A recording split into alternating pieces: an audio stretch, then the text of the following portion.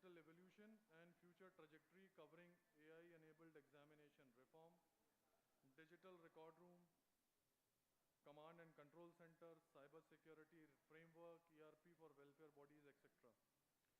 Together, these initiatives form the building block of a smart, safe, and sustainable maritime administration as envisioned in Maritime India Vision 2030 and Amrit Kal Vision 2047. It is only fitting to acknowledge the transformative leadership of Shri Shyam Jagannathan, Director General of Shipping. Since assuming charge on 3rd July 2023, he has redefined maritime governance by placing technology at its core, not as a support function, but as the fulcrum of regulatory efficiency, transparency, and stakeholder empowerment. His unwavering focus on green shipping, crew welfare, and digital transparency has culminated in ambitious projects like e-Samudra, and his contribution at the IMO continue to elevate India's voice on the global maritime stage. This vision document being released today is a testament of his commitment, capturing a digital roadmap that is scalable, interoperable, and future-ready. This conclave brings together technologists, administrator, policymaker, academia, and industry leader for a common purpose to deliberate, collaborate, and co-create a maritime future that is digitally empowered, operationally efficient, environmentally responsible, and globally benchmarked. The session today will cover diverse themes ranging from emerging technologies and regulatory digitization, shipbuilding, LRIT, DigiCom, maritime single window, ship recycling, etc. Each discussion is designed to converge on one focal goal, a seamlessly connected maritime administration that serves the nation and its global stakeholder with excellence. Let us treat today not as an isolated event, but as a decisive milestone in our journey toward maritime modernization. The website is not just an interface, it is a platform of trust. The booklet is not just a report, it is a vision document. And e-Samudra is not just an IT system, it is the future architect of maritime governance in India. With these words, I once again welcome you all to this IT Conclave 2025 and invite each one of you to actively participate, contribute, and shape the course of India's maritime digital transformation.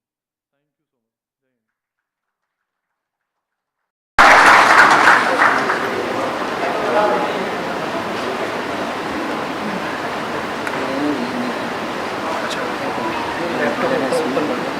Hind.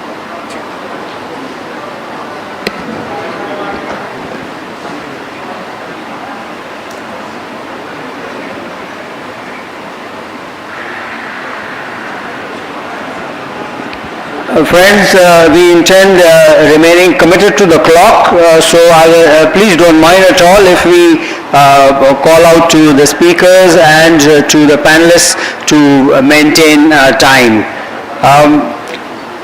Mr. Pradeep Sudhakar K is currently serving as the Chief Ship Surveyor at the Directorate General of Shipping, Ministry of Ports, Shipping and Waterways. In his present role, he heads the Naval Architecture Wing and is responsible for overseeing the implementation of key international maritime conventions such as SOLAS, load line, and tonnage. He plays a vital role in technical regulation, policy formulation, accident investigation, and represents India in various international fora and technical committees. I invite Mr. Pradeep Sudhakar K to please come up on stage and deliver his presentation. Please give a big hand.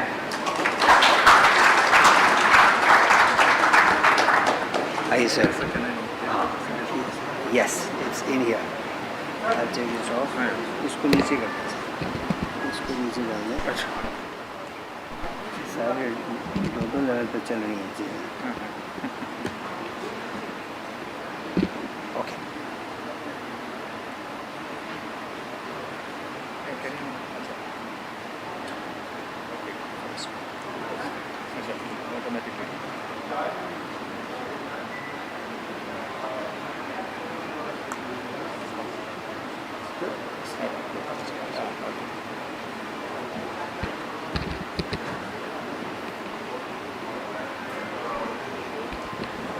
Hello. Good morning, respected seniors, my industry colleagues, and my dear friends. So, I am Pradeep Sudhakar. I am working in the capacity as Chief Ship Surveyor in charge with the Director General of Shipping, and I am heading the Naval Architecture Wing of this Directorate. And today I have been tasked to talk of two digital initiatives which Naval Architecture Wing is leading. So the first one is the comprehensive portal for shipbuilding and ship repair industry, so which is a new initiative.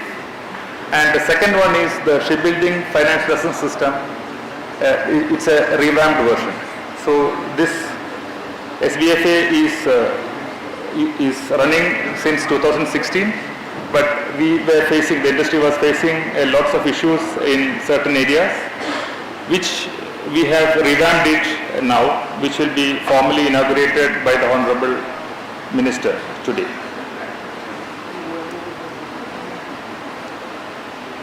So when I talk about this comprehensive portal, as I said, it's a new initiative. So the intention of this portal is to bring all stakeholders under one umbrella. So actually the objective is, the global competitiveness. Actually we are basically showcasing India to the external world. So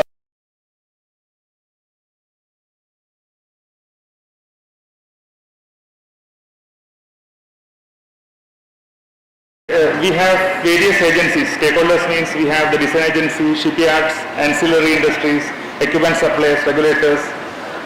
All the details of all these agencies will be coming in the portal. Their achievements, all the stuff will be there. Then also we also cover the workforce development through training and certification. So this portal is not meant for training, but all the training institute details and the kinds of certificates they offer will be covered in this. And also we promote the R&D and innovation. Again, this portal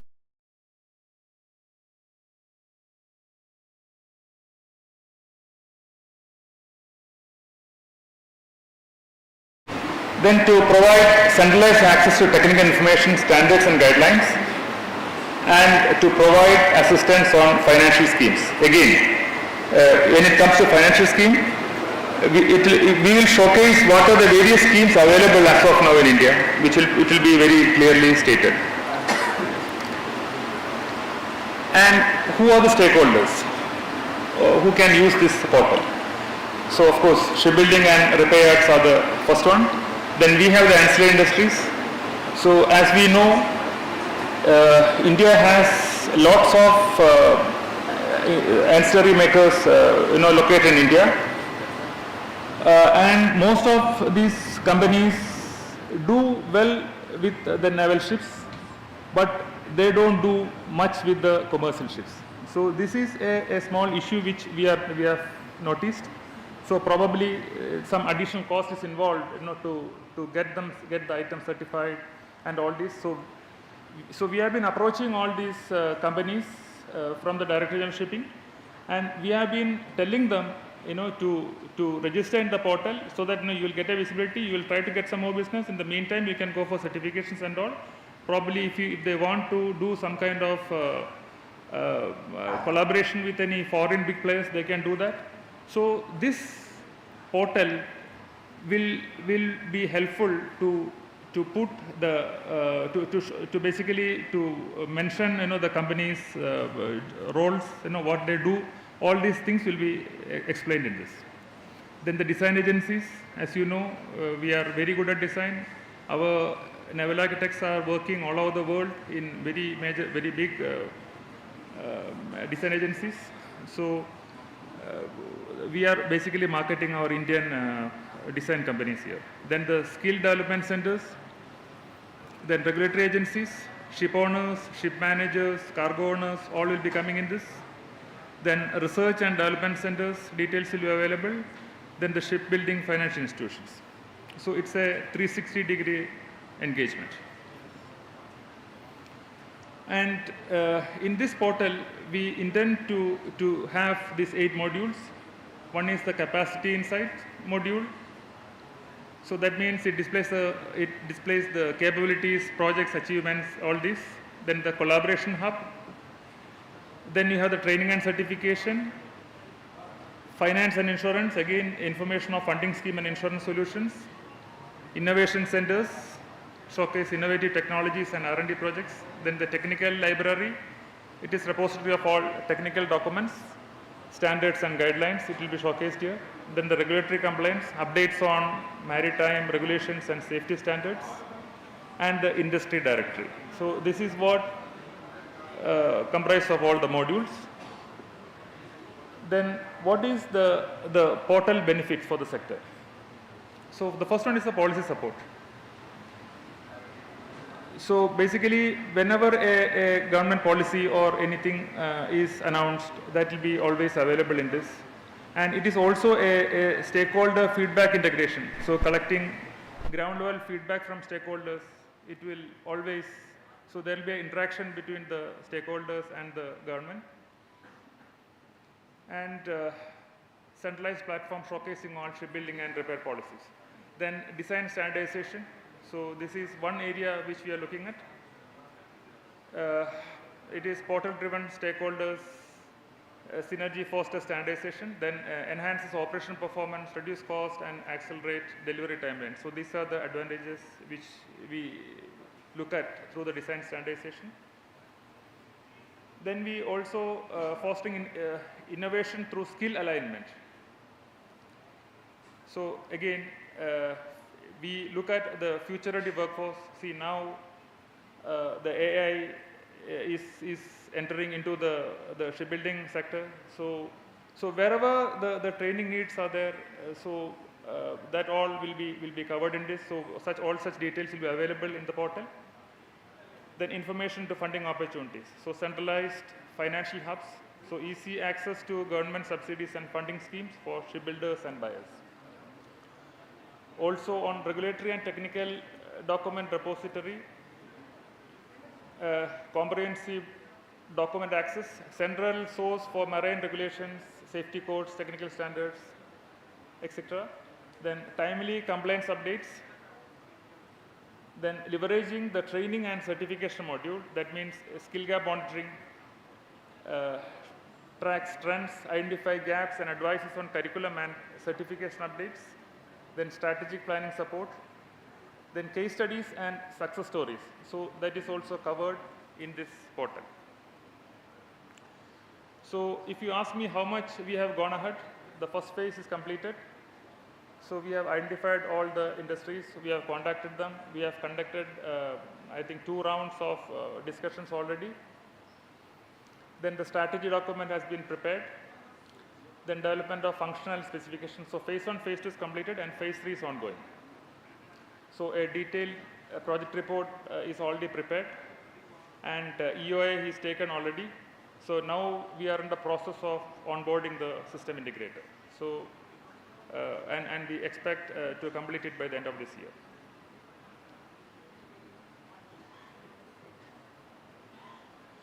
Now I will cover the shipbuilding financial assistance policy matters.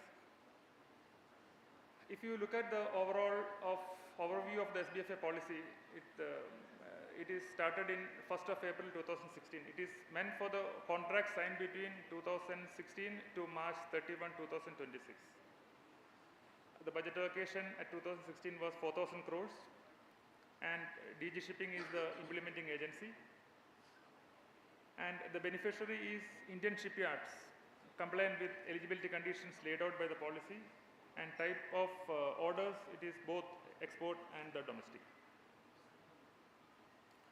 So there could be a question, is the policy going to extend after 31st March 2026? Yes, the new policy will be taking into effect after 31st March 2026, for which the drafting of the policy all are going on, actually started. So the SBFA program was launched to revive and promote the Indian shipbuilding industry by providing financial assistance to Indian shipyards for building ships. So only thing is the contract to be signed from 2016, between 2016 April 1st and 31st of March 2026. So all contracts signed between these two are eligible for the SBFA. So the purpose is to create a level playing field for Indian shipyards against foreign competitors, and of course support Make in India and Atmanirbhar initiatives. And another thing to note is the application is all processed through a web portal. So SBFA system flow is like this. First the shipyard registration, then once after the shipyard is registered, then the shipyard has to put up the application in the system. Then it is coming to DG Shipping, so we review it and we give an in-principle approval. And once the ship is completed, they have to apply for the financial approval. And once the financial approval is done, the payment is passed to the treasury, and say within 1 or 2 months' time, the money is paid to the shipyard, all in the online system.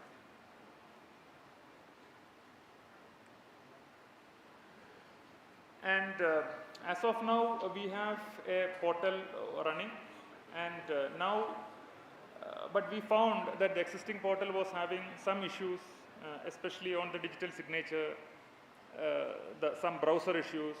So because of all these issues, which was detrimental, and we have to note that in this portal, the time is the essence. Actually, if there is any delay happening, the system will log by itself.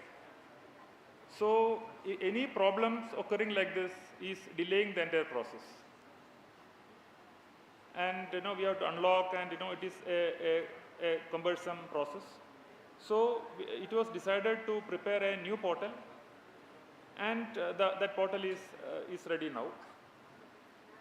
And as of now, all the legacy data has been already transferred to the new portal. So that is where we stand now, and it is in the testing phase. So we expect by 18th of August 2025, it will be open. And the training of the stakeholders also will be done in this meantime at least 2 occasions. It's a very user-friendly portal, but we will still do 2 stakeholders training. So what are the changes to the modules? So actually, as I said, there are 3 modules. One is the shipyard module. So in the new system, it's an interactive dashboard. So they can check the status of submitted or approved application. So this was not there before. All forms forming the part of guidelines are inbuilt. So now all the kind of formats used for reporting is already covered, is already made into the system. Then improved notification mechanism for timely alert on every action required from stakeholders. There is alerts through WhatsApp, I think SMS, alerts are coming. Then the real-time application status tracking. Then also capable of handling bigger documents. So for example, the contract document, all this stuff are supposed to be uploaded into the system. So in the new, in certain cases there was limitation of the memory. So now that is taken care of. Then audit trail to monitor changes happened in application.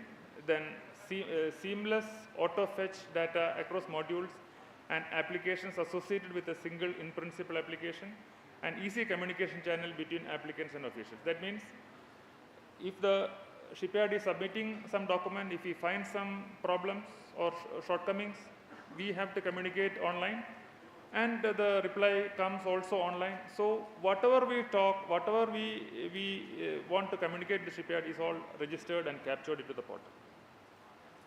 That is for the transparency purpose. And also we have the second is the DG shipping module. So these are the various changes we have done. Means the first is all the forms There is earlier the forms used to be typed and uploaded into system, so now that is no more required.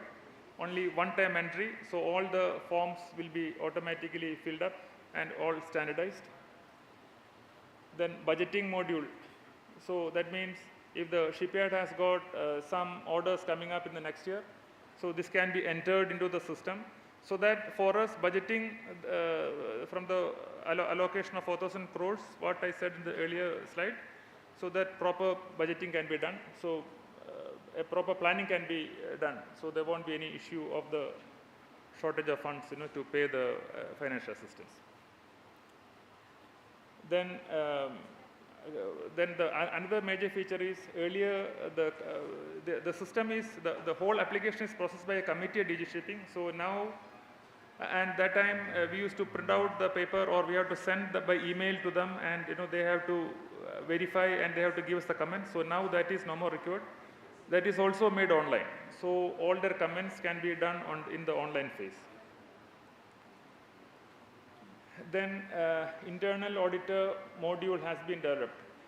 See, normally in the first phase we give 90% of the money after the thing is done, and after the internal audit only the remaining 10% is paid. So now that is also added into the system. So this was not there in the previous portal. So it is a totally revamped and with lots of additions, and it is more we have made it more user friendly and more faster. And the biggest thing is whatever were the problems of the delay, so that we have mitigated.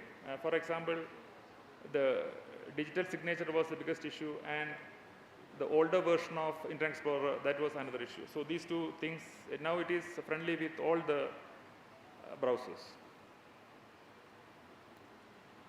And monitoring by the ministry. So ministry also have a login. So during every occasions or every meetings, lots of queries used to come to the ministry about what is the plan for the next year, what is the funding for the next year. So all such inputs are now captured into the system, and ministry also will be, and if you want to know how many bulk carriers were built in the last year, so that can be taken from the system. So what should be the budget for the next year, that is also accessible to the ministry. So it is made more friendly and more informative. So thank you so much for suffering.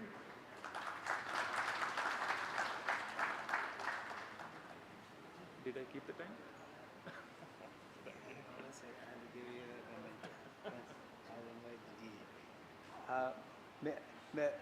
May I invite Sri Shyam Jagannathan to please come up and give away our token of appreciation, please, sir.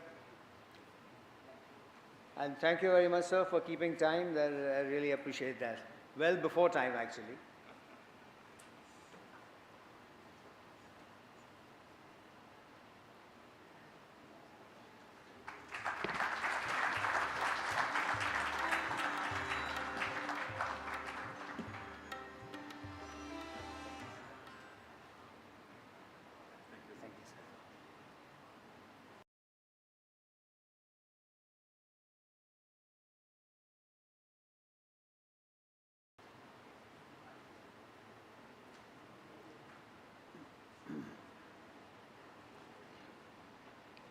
Shri Gopi Krishna C is currently serving as Engineer and Ship Surveyor cum Deputy Director General Technical at the Directorate General of Shipping, Ministry of Ports, Shipping and Waterways. He presently oversees key technical portfolios including ISM implementation, ship recycling, fishing vessel regulation and casualty investigations. He also serves as Port State and Flag State Control Officer, Lead Auditor for ISM, ISO, ISPS and MLC, and represents India in various IMO committees and international maritime safety and environmental forums. including as a national focal point in re-glitter and glow glitter projects. Please welcome Shri Gopi Krishna C.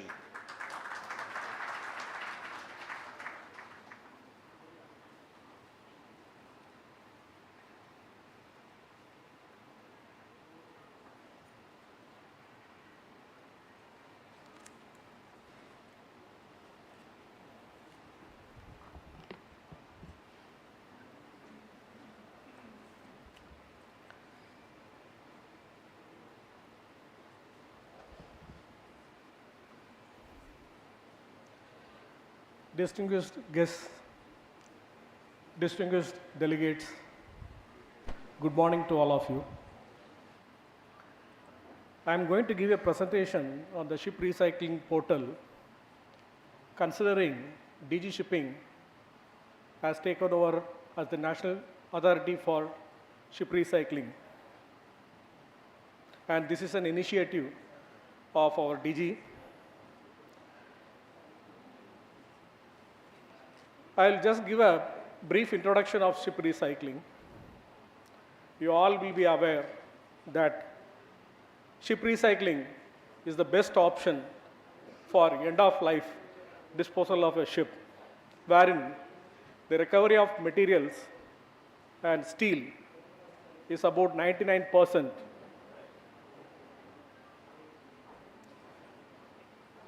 Facilitating the circular economy. The top 4 ship recycling countries in the globe, they are contributing about 90% of the ship recycling, in which India is one of the leading ship recycling nations, handling about 30 to 35% of the global ship recycling volume. It also provides 20 to 25% of India's ferrous scrap requirement, avoiding the import, and also facilitating the green steel ecosystem. Not only that, it also provides employment opportunity for the 15,000 workers directly and 150,000 workers indirectly.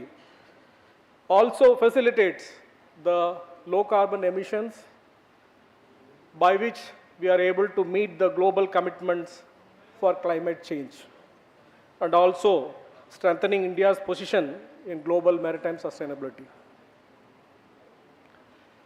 Coming to India, ship recycling, there are about 153 plots in Alang. Alang is the major destination for ship recycling in India, with the operational plots of 131 plots, having 115 HKC statement of compliance yards, whereas there are 2 other yards, one in Kerala, that is Steel Industries Limited, Kerala, that is called Silk. So there is one plot there, but it is not having HKC compliance. And also we are having one plot in Shyam Prasad Mukherjee Port in Kolkata that is not having HKC compliance. We all know that recently HKC entered into force on 26 June 2025. That is a legal binding global instrument for safe and environmental friendly ship recycling. HKC got adopted in 2009, whereas it took a long time to get entry into force.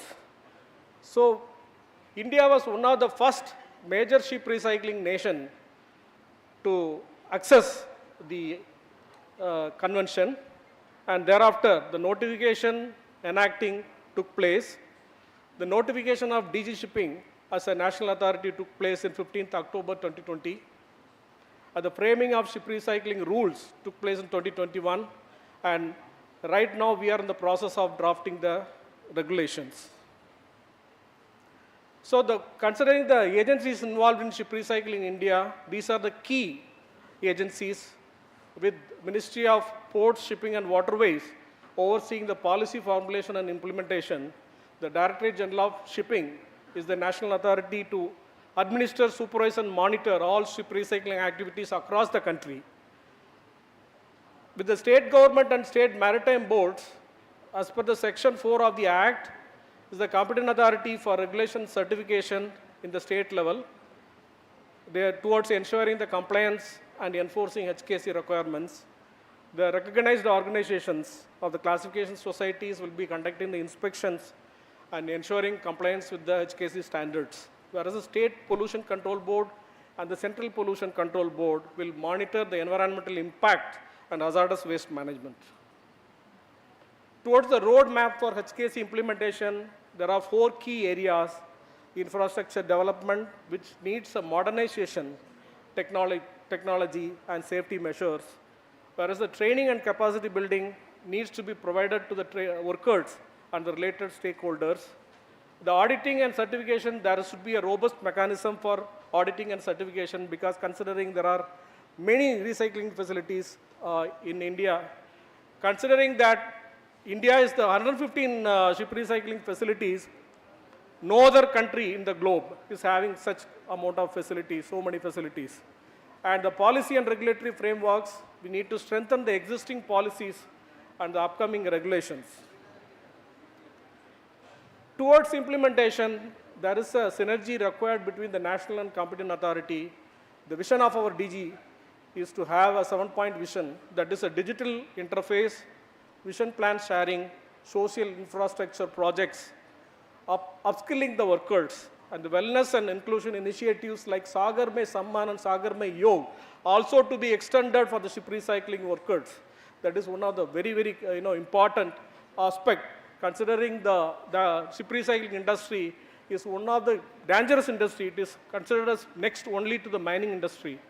So thereafter, the ISO standards like ISO 9001, ISO 14000 for the environmental management system, and ISO 45001 for the occupational health and safety management system also to be implemented. This is also our initiative of our DG. And then have a global stakeholder platform wherein we can promote our ship recycling at a global level, inviting all the stakeholders, not only in the national level but also in the global level. Considering the digital interface which is required for this portal, so these are the key modules and functions that are to be integrated in the module. So first, the yard facility, the registration of the yard facility and then licensing of it, the compliance requirements, the certification requirements, the ISO standards, and then survey inspection scheduling of all these, because considering there are 115 yards which are to be certified. Then the real-time data sharing between the national authority and the competent authority. Then coming to the workers' training records, their medical record certifications, and accident incident investigations, the grievance handling, and waste handling and disposal reporting, as well as the reporting mechanism necessary for the competent authority to national authority and from national authority to the IMO. And further to have the automated alerts and notifications.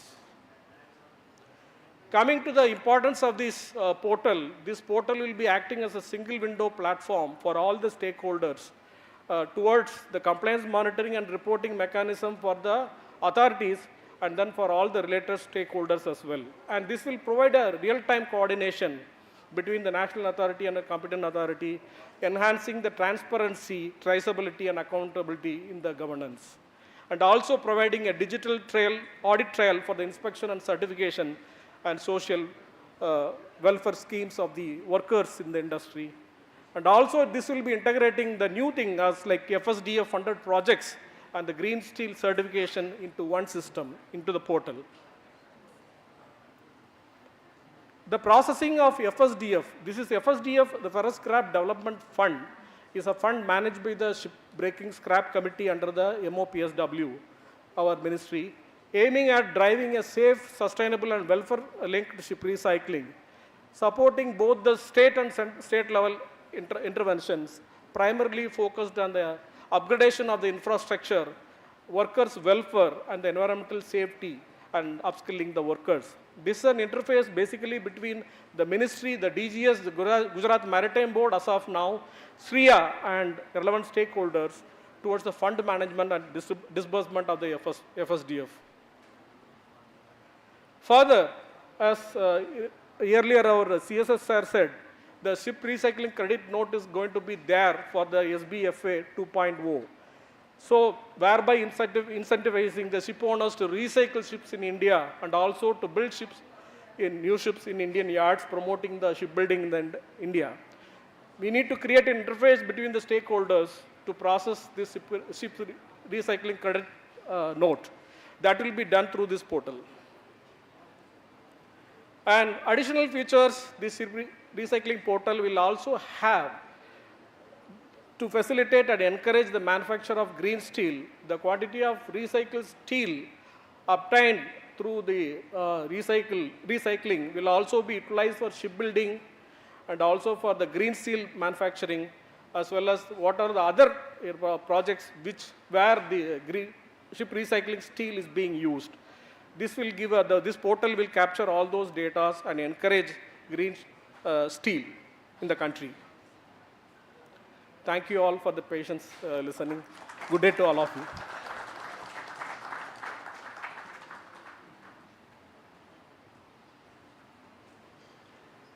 Sir, could you please, we would like to honor you with a token of our appreciation. May I invite Mr. Khopre to please come up?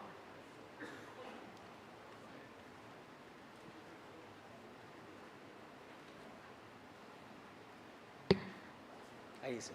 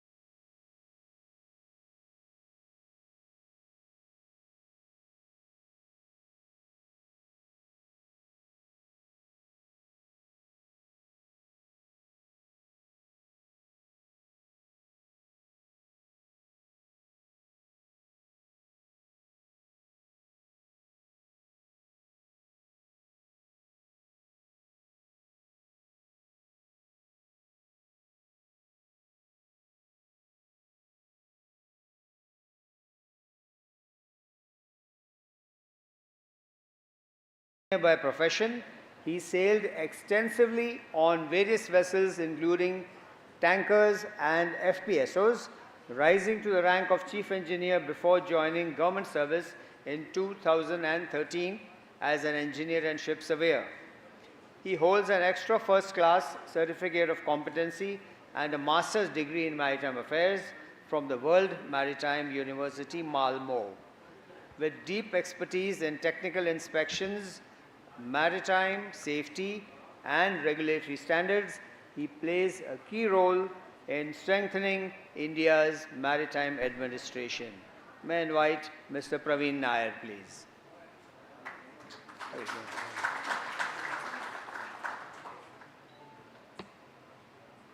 Thank you.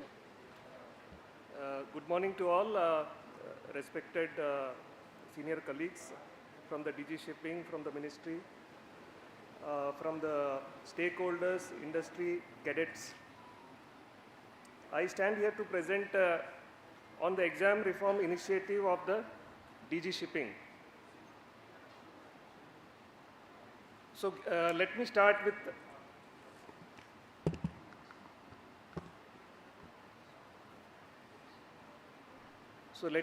with some history. The certificate of competency examinations from the known records have been undertaken by the Mercantile Marine Departments since the 1930s. As we all know, before independence, we had the training ship Dufferin, which started with training of cadets, and that is how we started with the certificate of competency exams in the 30s. Later, when the standardization was brought in by the IMO through the STCW convention, India was one of the first member states to ratify the STCW. Then on the right hand side, we can see the other examinations, the MTI exit examinations. and the ratings exit examinations. These two examinations are unique to India. The ratings exit examination was an initiative of the DG Shipping, which in 2004-05 they thought the quality of Indian ratings has to be improved.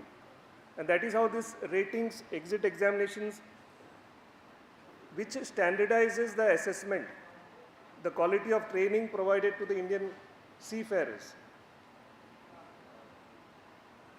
Then in 2019, as part of the digitization drive, the DG Shipping brought in the MTI exit examination.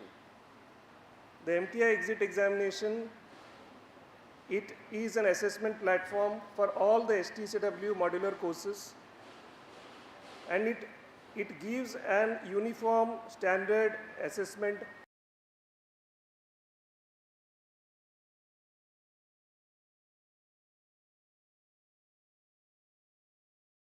These methods were very useful during the COVID pandemic times, when most of the training institutes has to be shut.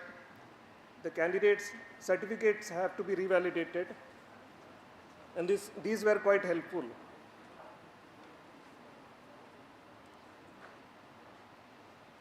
The STCW convention, as we see, and the compliance with regulation 1/8 is a quality standard. Every member state have to have a quality system for their examination and certification regime.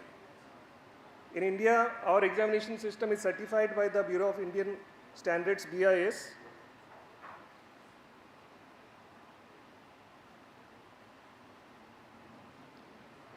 And this is something, a brief about certificate of competency. The Article 6 of the STCW, it is not a definition on the certificate of competency, it is a definition on the certificate per se.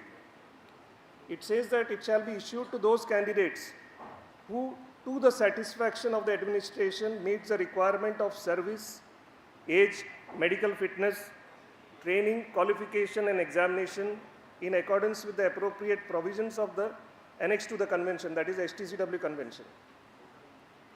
To comply with this, the STCW convention 1978, it has been amended, as we all know, 1995 and 2010. And in the Indian context, we have the Merchant Shipping Act 1958, which, as we all know, yesterday the Merchant Shipping Bill was passed in the Lok Sabha, so we'll have a new Merchant Shipping Act very soon. And to implement the Merchant Shipping Act, we have the Merchant Shipping Rules 2014. Before that, we had a Merchant Shipping Rule to complement the earlier version of the STCW, and this is the latest one, 2014. Our examination and certification platform is audited by the International Maritime Organization.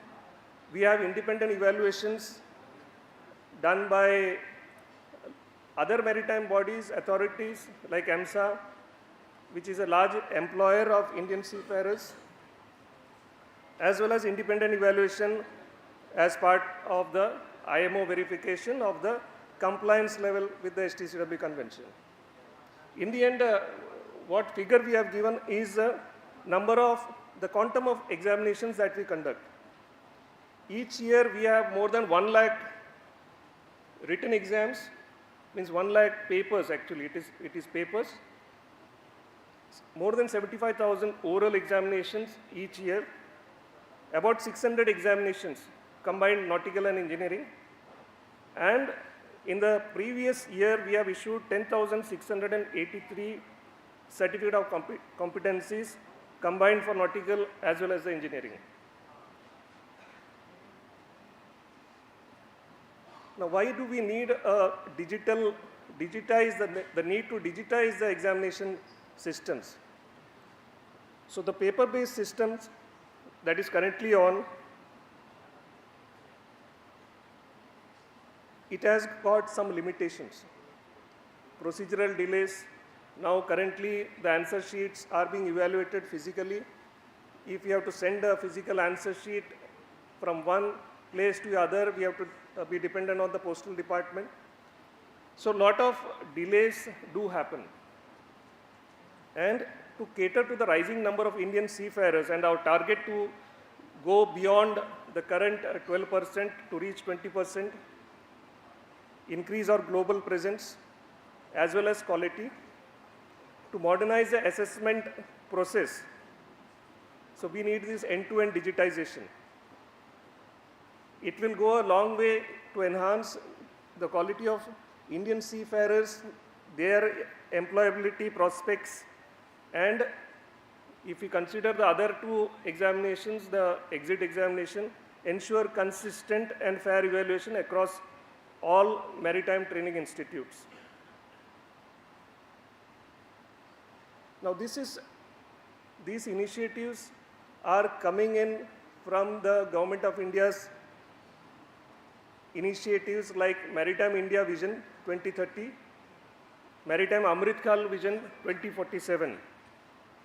The initiative 10.9, as you can see on the screen, digitize and upgrade COC assessment mechanism of seafarers through end-to-end digitization of evaluation, assessment and certification process. So what this initiative should result is, it should improve the service delivery to the seafarers. It is not only examination. The seafarers are dependent on the administration for a lot of other certifications, renewal, revalidation, proficiency. So the digitization is going to have a help in a long way in catering to the Indian seafarers' needs. And the theme 7 of the Amritkal Vision, develop world-class education, research and training. So this will go to improve the quality of training, certification provided by maritime institutes in India and to continuously sustain the competitive edge. Now competitive edge becomes very important, as we all know. We are in a very highly competitive global market. So the Indian seafarer always have to have that edge. So that is why we have all these vision documents, and we have the digitization to aid this, to put these vision documents into real-term gains for the Indian maritime industry. So the examination reform initiative, as we all know, we have Ernst & Young as our consulting partner, and we had gone deep. We have an RFP prepared, and these are the objectives, core features, impact, and scope of the digitization within the examination system.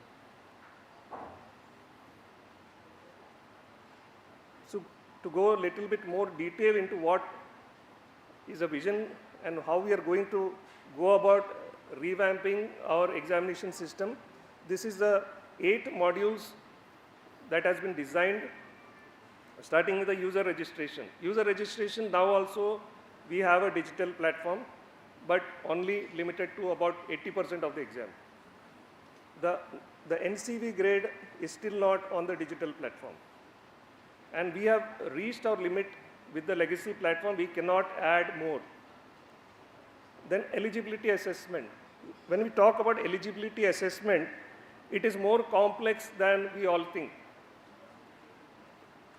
In the engineering grade itself, we have about 15 entry levels. For the nautical, it is about 10. So it is not very easy to say that one scheme fits all. We have a variety of backgrounds from which the seafarers come for the competency exams. And to add to that, we have the personnel coming from the naval background.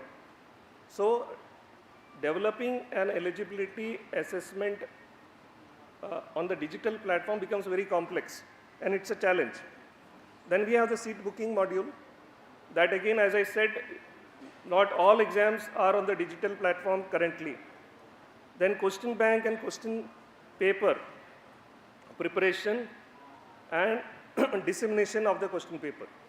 So this is not on the digital platform now, but with this digitization, this will soon be implemented. Conduct of examination. it is not on digital. Misconduct module, partially yes, if there is a misconduct, we have to go to the e-governance and do report and take action. Evaluation, re-evaluation, same thing, partially on the digital. Result publication and issuance of certificates, only 80%. So the DG Shipping, the Ministry of Shipping, we have got 3 parties to come forward. These are all government entities, the DG Shipping, the CDAC, and the National Testing Agency, NTA. So these 3 parties have come together to implement the examination reforms agenda of the Government of India.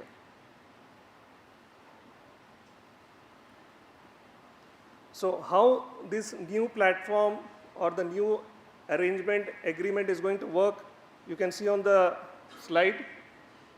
The first thing starts with the face recognition of the candidates at the entry.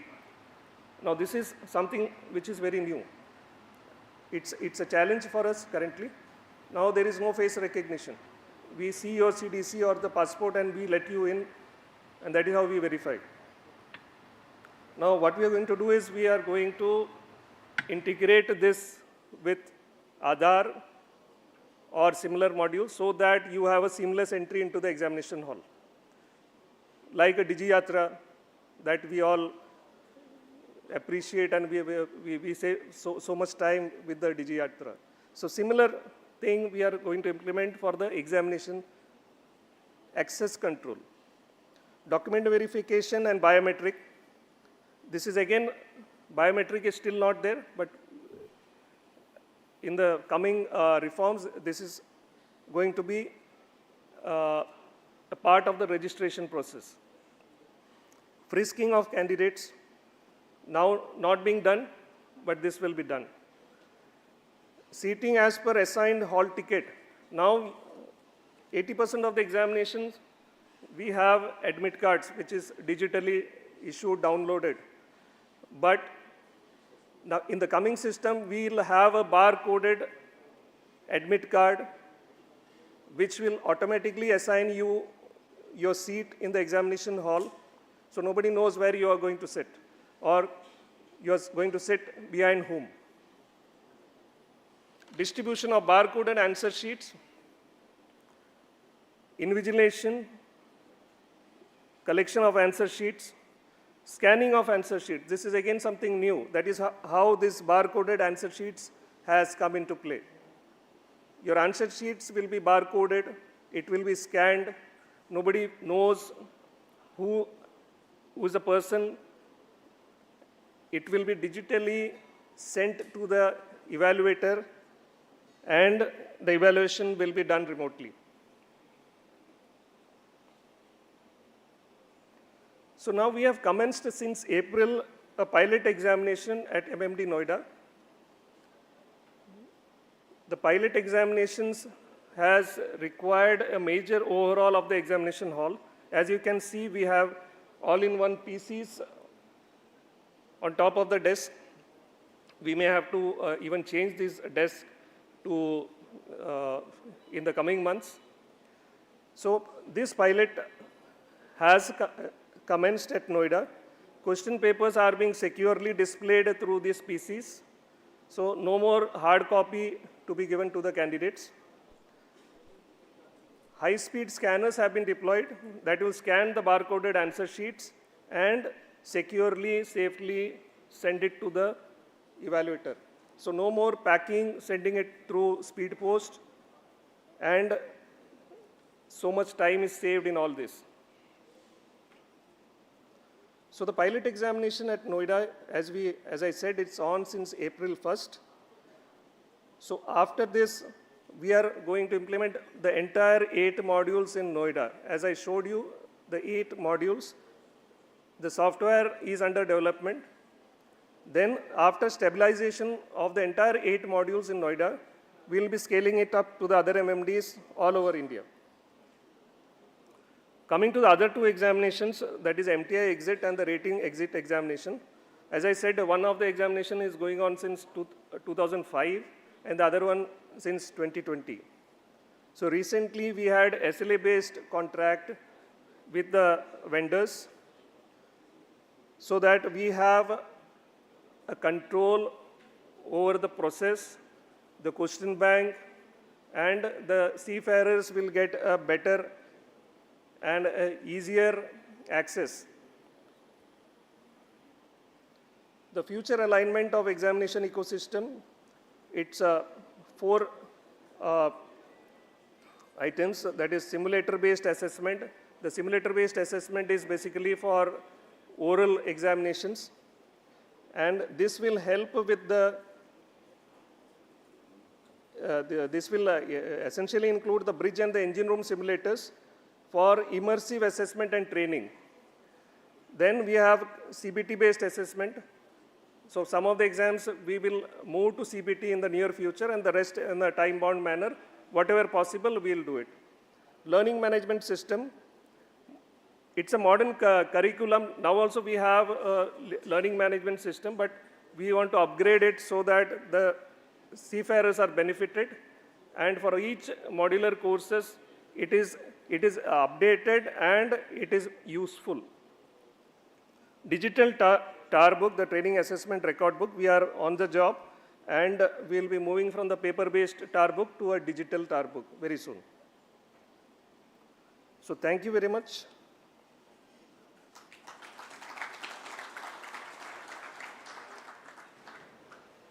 May I invite Captain MP Bhasin to please come up and honor Mr. Nair, please.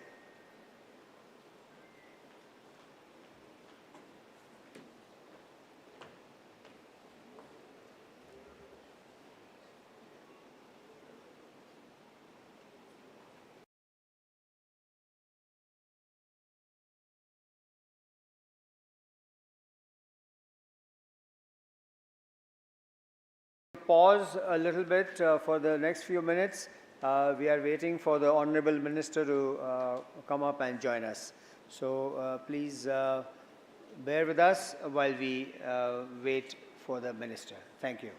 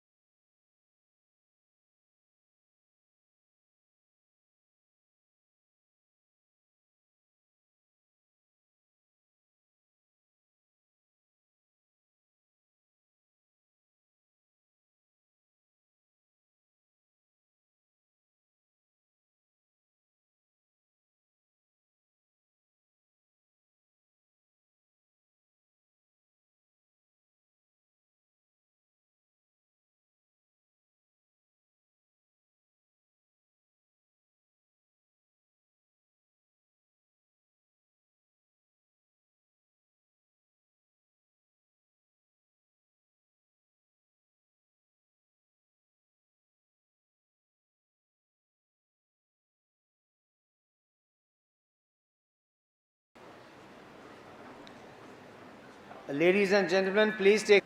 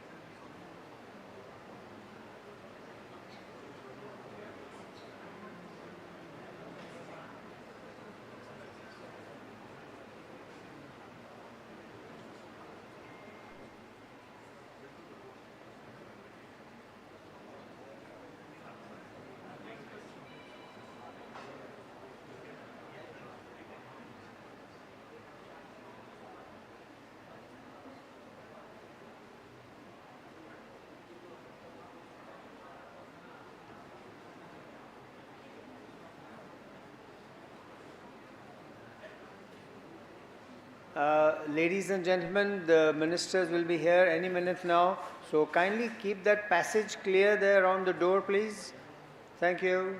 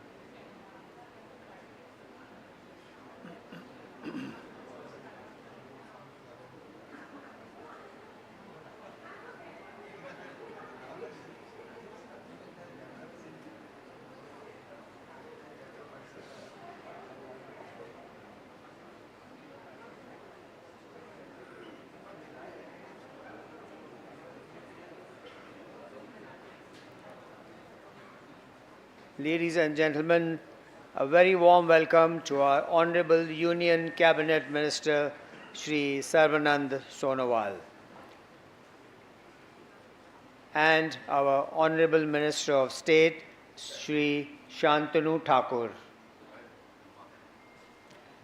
We will proceed to the lamp lighting session.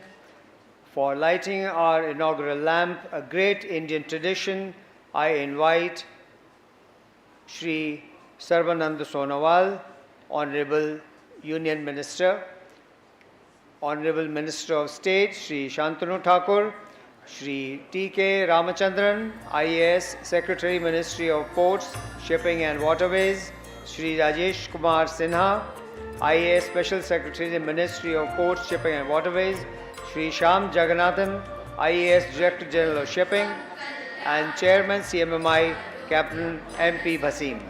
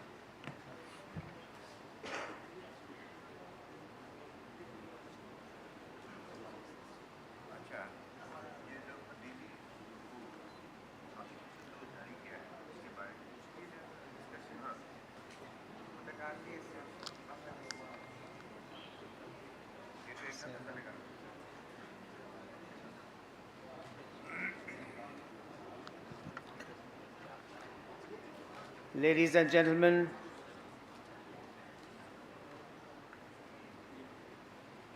I invite our Director General of Shipping, Shri Shyam Jagannathan, to please honor our Union Cabinet Minister, Shri Sarvanand Sonowal, with a bouquet and our deepest memento of admiration for him. I invite Captain Girish Fadnis to please come up and accompany Shri Shyam Jagannathan.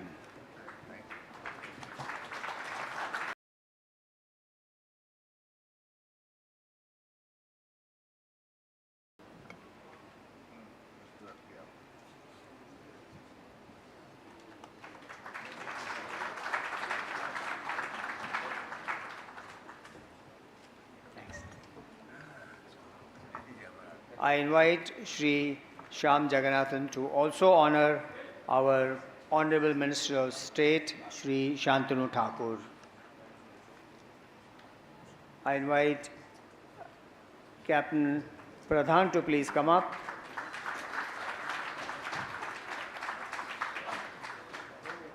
Name.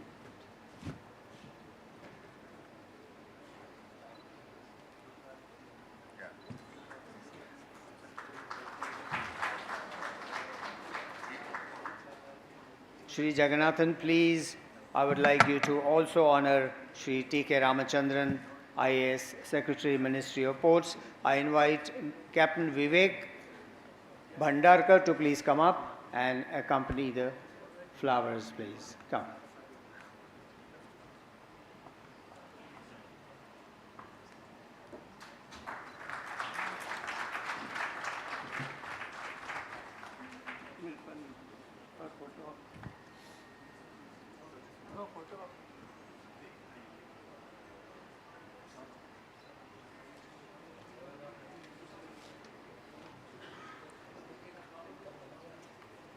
I invite Shri Shyam Jagannathan to please welcome Shri Rajesh Kumar Sinha with our floral bouquet and our memento.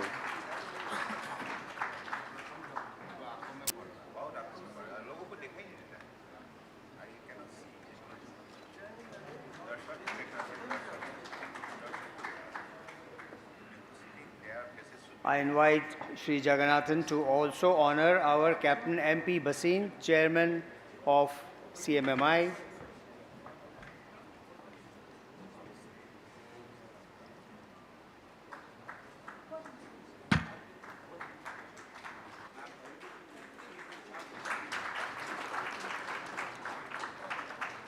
May we have Captain Pankaj Sareen up here on stage, please?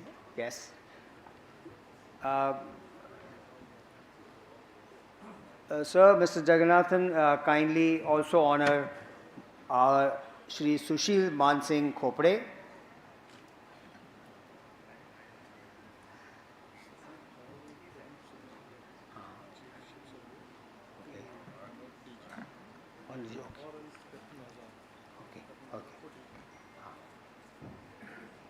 May I request Captain Azad to please come up and honor our very own Director General of Shipping, Shri Shyam Jagannathan, please. Captain Pankaj, would you like to come? Thank you.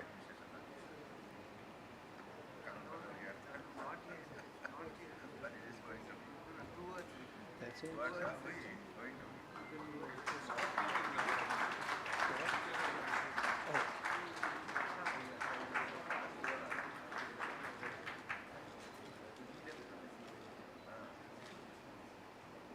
Captain Azad, could you please also honor Shri Khopde?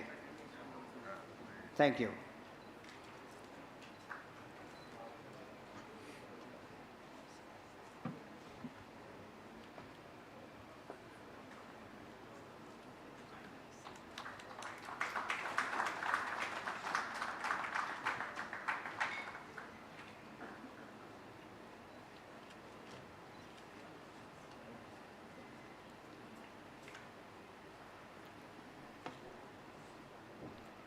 Thank you so much, ladies and gentlemen. We will proceed now. Captain MP Bhasin is the chairman, or as formerly known, Master of the Company of Master Mariners of India.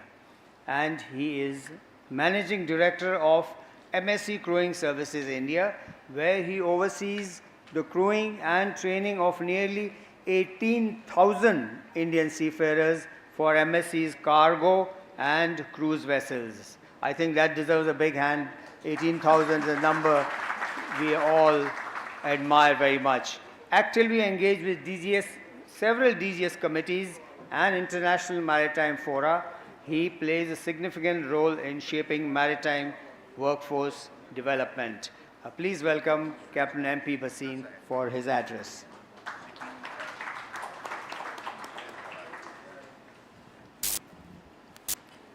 Good morning, everyone. Honorable Cabinet Minister Shri Sonowal ji, Honorable Shri Shantanu Thakur ji, respected dignitaries on the stage, off the stage, ladies and gentlemen. It's really a proud moment that today the Company of Master Mariners of India, CMI, has collaborated with DGS to do one such great seminar on technology.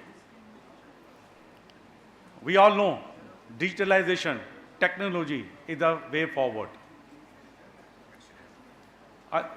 Many speakers will talk about it. Few of them have spoken in the morning. I'll talk a little bit about CMI. So the Company of Master Mariners of India was founded in 1957. As of today, we have nearly 4,200 members, master mariners and nautical officers, the largest nautical body of India. We have joined hands with DGS as well as with Ministry, as well as various other maritime fraternity in various aspects. Apart from doing our monthly technical lectures, we do various seminars on the knowledge sharing. Our delegates have been giving white papers and assisting DGS for the IMO. Our attendees have been going to UK to attend the IMO meetings. For decarbonization, which is the in thing, we have been a part and parcel of our members in the MBPC and MSC committees of IMO, along with the Director General of Shipping and the Ministry of Shipping. It does not end there, sir. The roadmap, what we have seen by holding hands, is huge. Though we have been doing traditionally the extra master courses, which is well aware, everybody knows about it. Recently, we joined hands with the IIM Mumbai, and one of the excellent course we started, Executive MBA in Logistics, Supply Chain and Maritime Management. I am so proud to say that the second batch has started on the 1st of July this year, and the first batch started last year on the 1st of August 24. These are the people which we went to the industry and found there is a gap between the top management and our nautical officer, our master mariner. Even the people working ashore for 4 to 5 years were given this chance to come up and do this EMBA. Apart from that, this is a technological seminar. We have recently launched e-library along with our sister professional company IMEI and MGI, where the books are given to the students and any candidate to go through at no cost to them. Sir, I will also like to tell that, sir, that CMI has also been a consultant with the fantastic program given by Director General of Shipping, the Sagar Mein Samman and Sagar Mein Yog. The CMI has been consultant in both these programs and given the people there. The road is not ending here. There is a long way ahead. I am also very thankful, even sir, I would like to say our ICS representative in IMO London is here today, present he was in Delhi and he came to attend, and he is also here. Our DG Shipping and MMD officials are sitting here. Our institute people are sitting here. The various sponsors are sitting here. I am really grateful all of us have come together to this August gathering towards the IT seminar. I end my speech here by thanking all of you. But before thanking, I must say, congratulate the Minister, sir. Recently, the bill was passed, which was a long-awaited thing. And I know how much time was spent by the Ministry and the DGS officials. And there are still 2 more to go. I'm sure we will get there, sir. Thank you.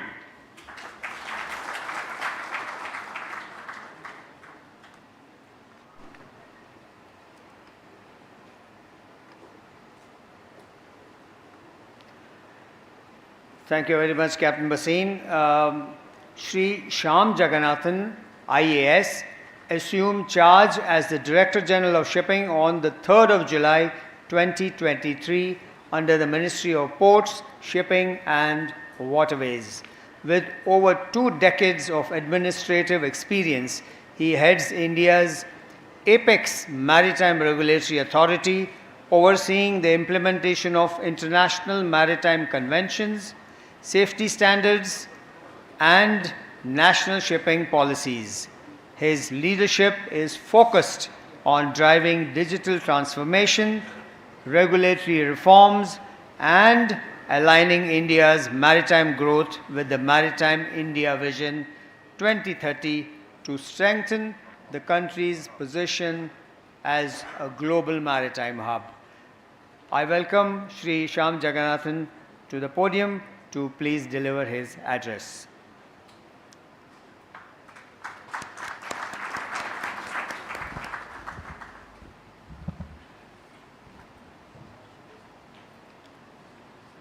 Honorable Union Cabinet Minister Shri Sarbananda Sonowal ji, Honorable Union Minister of State Shri Shantanu Thakur ji, respected Secretary Sir, respected Special Secretary Sir, my eminent colleague, Additional DG, the office bearers of the Company of Master Mariners, dignitaries of the dais, and officials from the Ministry of Port, Shipping and Waterways. The Honorable Prime Minister, sir, had given India for the maritime sector a vision document. This was the Maritime India Vision, which has clear deliverables till 2030, which flows into the Amrit Kal Vision 2047. And for the entire nation, in all the sectors, all citizens, along with the government, get together for the Viksit Bharat Sankalp. Today is a red letter day because under the leadership of the Honorable Union Cabinet Minister, Shri Sarbananda Sonowal ji, India has achieved major milestones. His leadership on the floor of the Parliament in passing the Merchant Shipping Bill,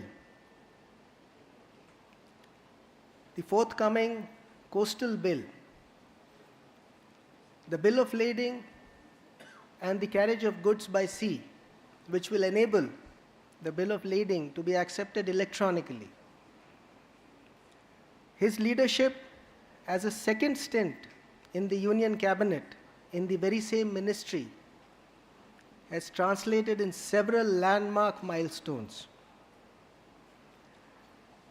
2 of the ports are now counted among the top 15 ports globally for efficiency, for port operations, for turnaround time, and for all logistical operations competing with the best. The increase in seafarers, we have crossed 12.5%, and we are happily moving on, full steam ahead to 20% and beyond in contributing to the global seafaring pool. For gender inclusion, the Honorable Minister spearheaded the Sagar Mein Samman, and we have seen more than 700% increase in participation by women in the maritime sector.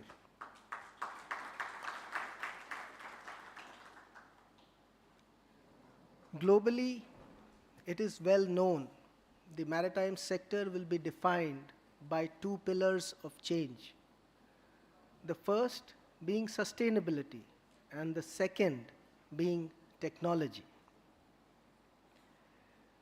Today, under the able leadership of the Honorable Minister, sir, the guidance of the Honorable Union Minister of State, the scrutiny and the continuous pushing by the respected Secretary, Shri T.K. Ramchandran, sir, and the Special Secretary, Shri Rajesh Sinha, sir, we are unveiling the roadmap for technology for Indian maritime. We are showcasing today partnership with other major institutions, the Center for Development of Advanced Computing, the National Testing Authority, our agency, which does exams like NEET. The same agency will now conduct our examinations and assessments of the competencies for seafarers. Today we are launching modules for the revolutionary e-Samudra, which will be the single digital interface for the Directorate General of Shipping while transitioning to the Directorate General of Maritime Administration. When we had the IMSAS audit, observations were made on our website needing to be more structured and informative. The Honorable Minister, sir, shall be launching the new revamped website today. We are talking of major technical platforms, the ship recycling portal, the Indian Global Safety Portal, the comprehensive shipbuilding and repair portal, the Maritime Single Window, an effective grievance redressal system, advanced technologies for the port-land vessel interface such as digital twinning, for maritime training using simulators and learning management systems, application of geospatial platforms for issuance of statutory certifications like the ISPS and the NSPC, and at the end, ready visibility through an integrated dashboard in the command control system. I am indeed grateful to the leadership by the Honorable Minister, the respected Secretary, sir, and it is with their blessings we have reached this level of evolution. I am also grateful to our partners, not just the CMMI, but other industry bodies such as IMEI, who have walked with us in a very rich partnership contributing to the Indian maritime. We look forward to your advice, hand-holding, and course correction as we traverse this journey of technology. It is a privilege to be here,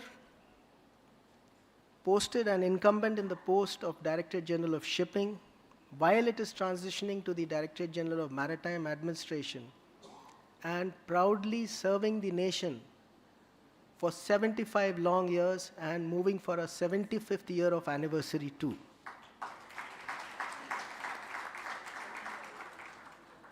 We rededicate ourselves and pledge to the Honorable Minister, respected Secretary, that the Directorate will continuously work to ensure safe, secure, smart, and sustainable shipping, and be true to its motto, Sagara Sapantu Santu, may the oceans be navigable. Thank you for the opportunity. Jai Hind.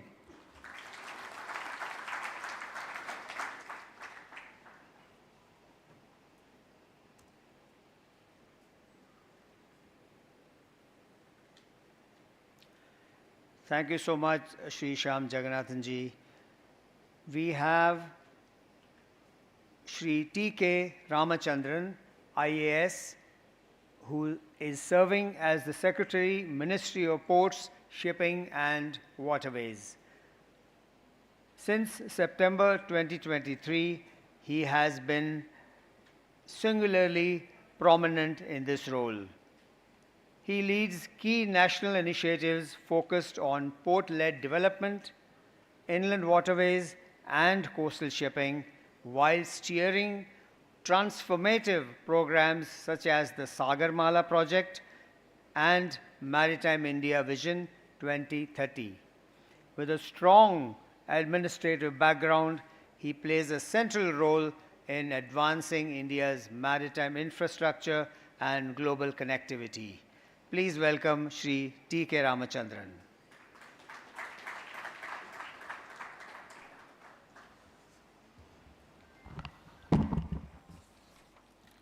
नमस्कार माननीय पत्तन पोत परिवहन और जलमार्ग मंत्री श्री सोमानंद होनवाल जी, माननीय राज्य मंत्री श्री शांतनु ठाकुर जी और मंच पर उपस्थित हमारे DGS, additional secretary, special secretary और सीएमएमआई के representatives, dignitaries, colleagues, industry leaders, technology partners and members of the maritime community. I deem it a privilege to address this gathering at the IT Conclave organized by the DGS, which underscores our shared vision of building a maritime sector that is efficient, transparent and globally competitive. Like was said earlier, safe, smart, secure and sustainable operations of the DGS. As you are aware, some of these events represent a culmination in some ways and an ongoing journey in some ways of several steps that the ministry has been taking over the last few years. The vision, the Maritime India Vision 2030, and the Maritime Amritkal Vision 2023, which was released by the Honorable Prime Minister in 2023. The Maritime Amritkal Vision 2047, which was released by the PM in 2023.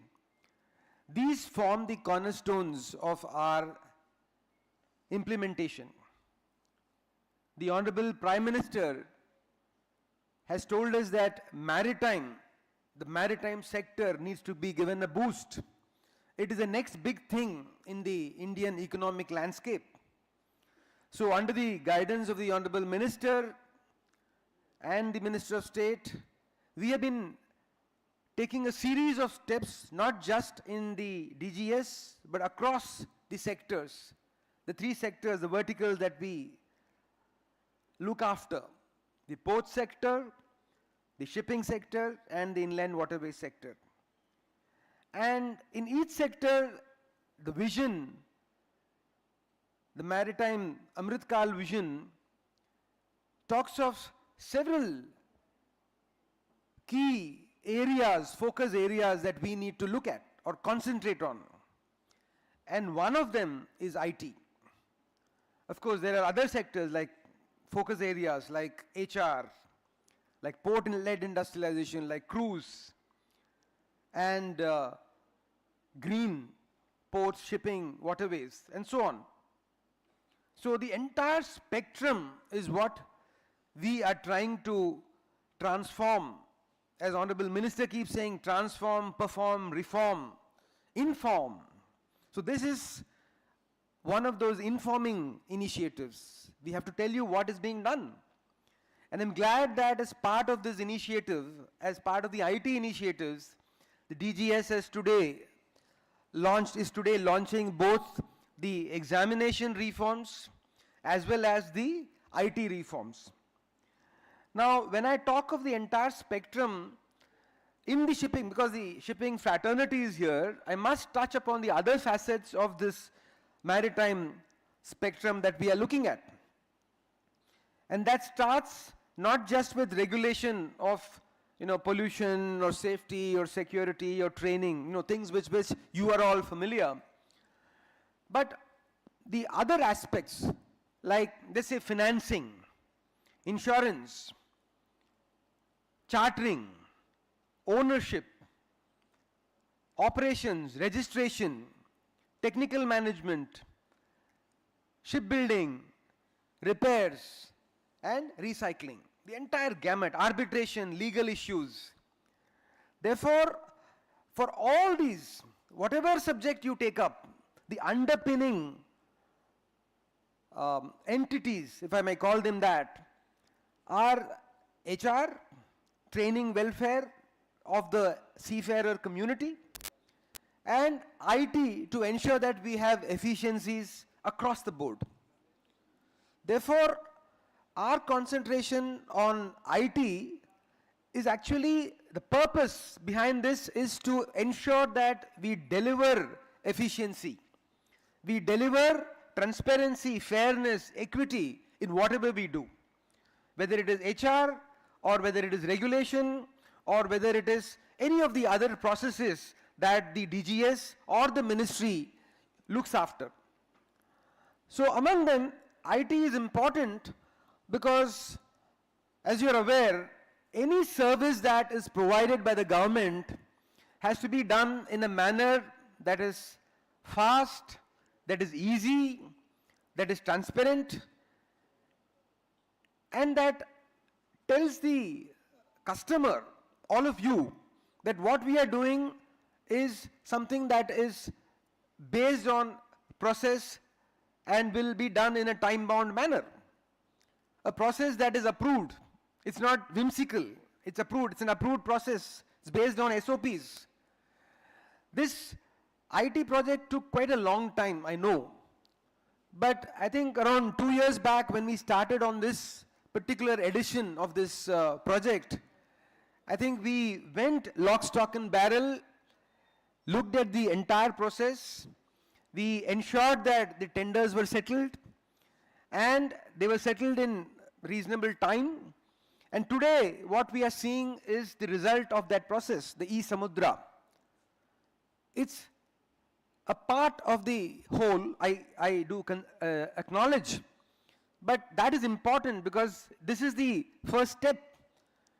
The next step will be, of course, backward, forward integration, add more modules, make it more accessible through a mobile app and so on. But the first step has been laid, and that is important. So e-Samudra, like was explained, will be across the board.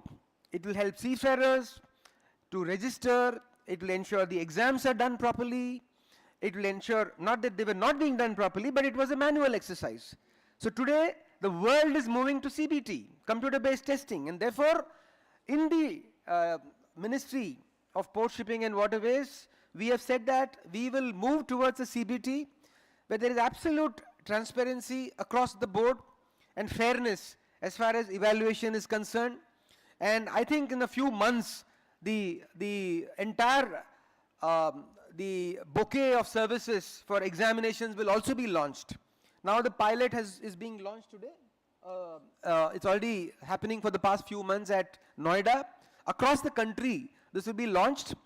So it's an important milestone because over the years, we have seen how, manual exams can get vitiated. So computer-based tests are a means to ensure that there is uniformity, standardization, as well as ease of offering the exam. And many of you might have gone through this exam process, and therefore you understand exactly what I am referring to. So these two things are very important steps, I think, in the annals of the history of the Directorate General of Shipping, and I hope you will be able to appreciate it, understand it, and also give us feedback as to what else we can do.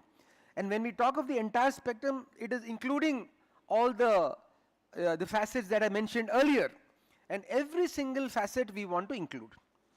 Finally, I'd like to talk about the regulatory reforms that are being undertaken by the ministry. And as you might have seen, the pleasant news this morning with the shipping bill, merchant shipping bill having been passed in the Lok Sabha, and the COGSA bill being approved by Rajya Sabha, earlier the Bill of Ladings bill, and two more bills, the Indian Ports bill and the Coastal Shipping bill. So enormous transformation is happening, and you will, of course, be cognizant of this transformation. It is important that you are cognizant because you tell us, you are as seafarer community, you tell us, you give us the feedback as to what is important and what should be done. Parallelly, as you are aware, this year's budget talked about the Maritime Development Fund, then the improvements to the Shipbuilding Financial Assistance Scheme, and finally, clusters for shipbuilding. These three are in advanced stages of approval, and I'm very glad that maybe within a month or so we will have these out as well. And they augur, and it's a very, they augur well for the shipping and maritime industry.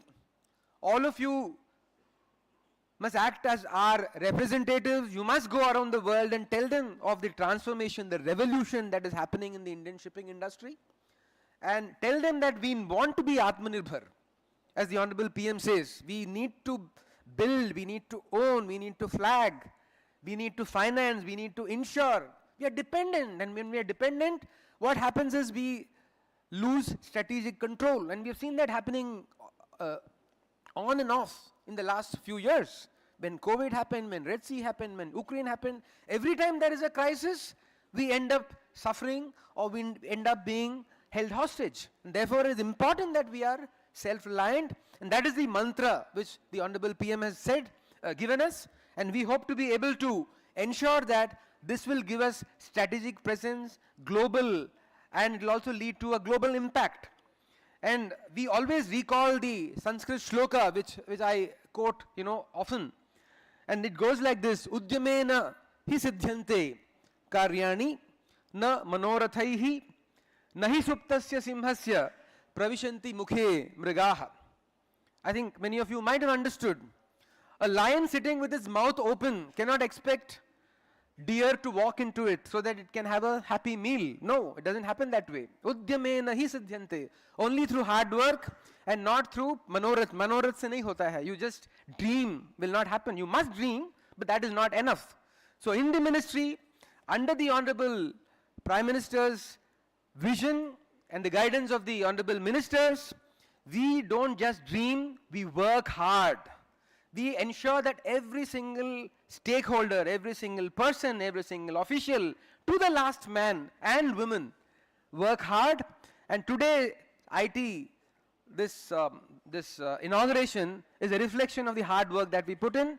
May God bless you, and let's move ahead and let's have many more such events celebrating many more achievements. Thank you. Jai Hind.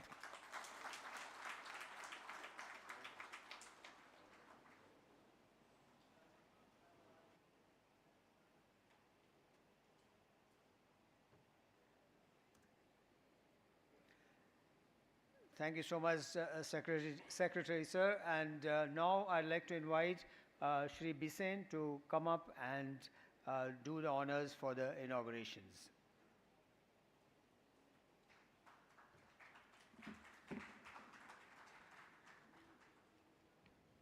Sir, it is with immense honor and gratitude that I now request Honorable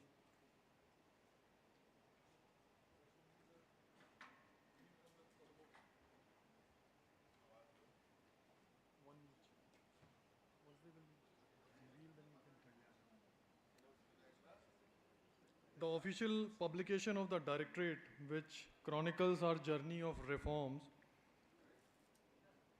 innovation and institutional strengthening, and four.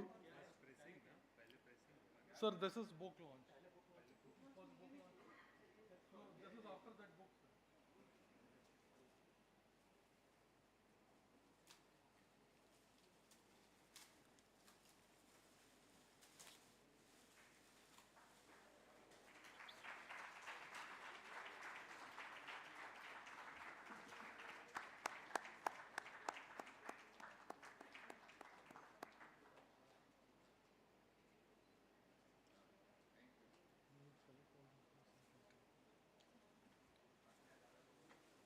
I will request my team to keep this website video ready for the inaugural.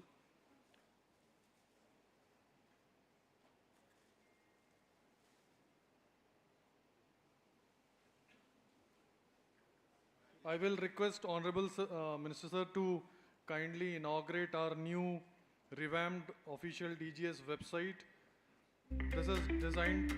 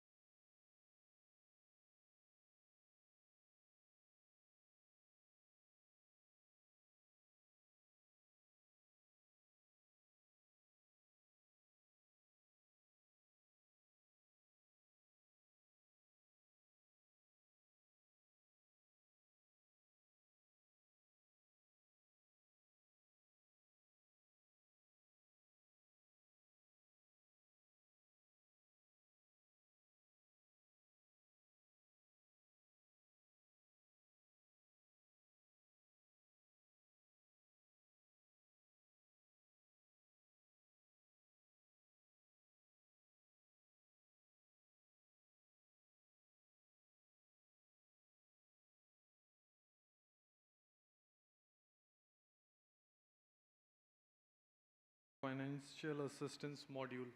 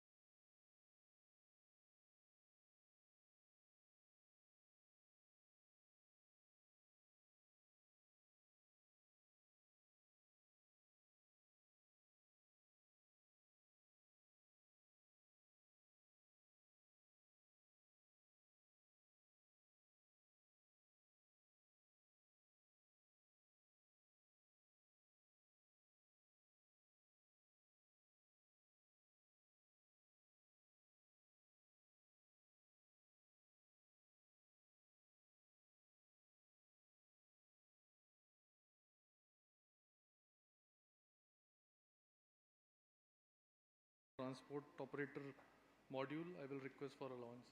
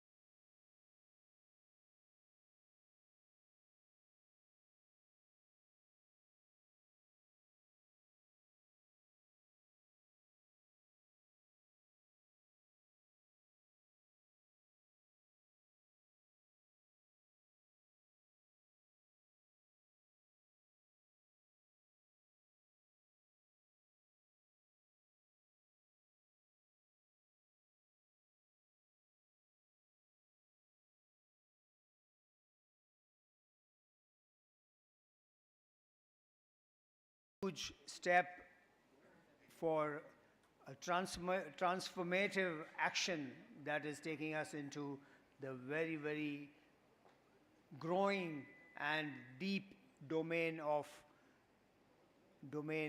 these wonderful websites. I think deserves a big, big hand, please.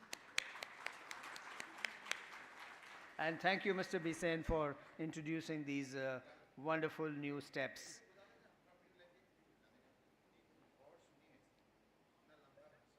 Shri Shantanu Thakurji is the Union Minister of State for the Ministry of Ports, Shipping and Waterways, serving in this capacity since June 2024. He was re-elected to the 18th Lok Sabha in the 2024 general elections from the Bangaon constituency in West Bengal. As a dedicated public representative, he continues to contribute to the ministry's efforts in strengthening maritime infrastructure, promoting inland waterways, and supporting the vision of port-led development in India. Please welcome Honorable Minister of State, Shri Shantanu Thakurji.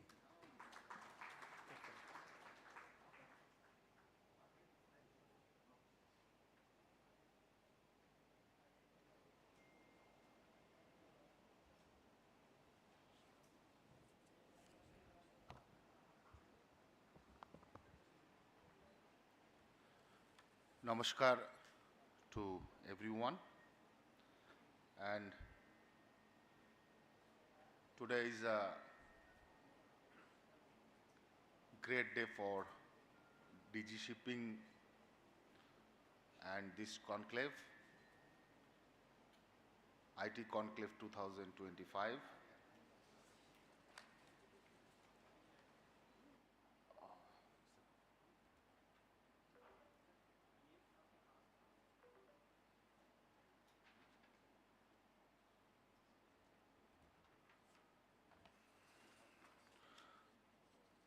On the dais, respected Sri Sarvananda Sunwalji, Honorable Minister of Port, Shipping and Waterways,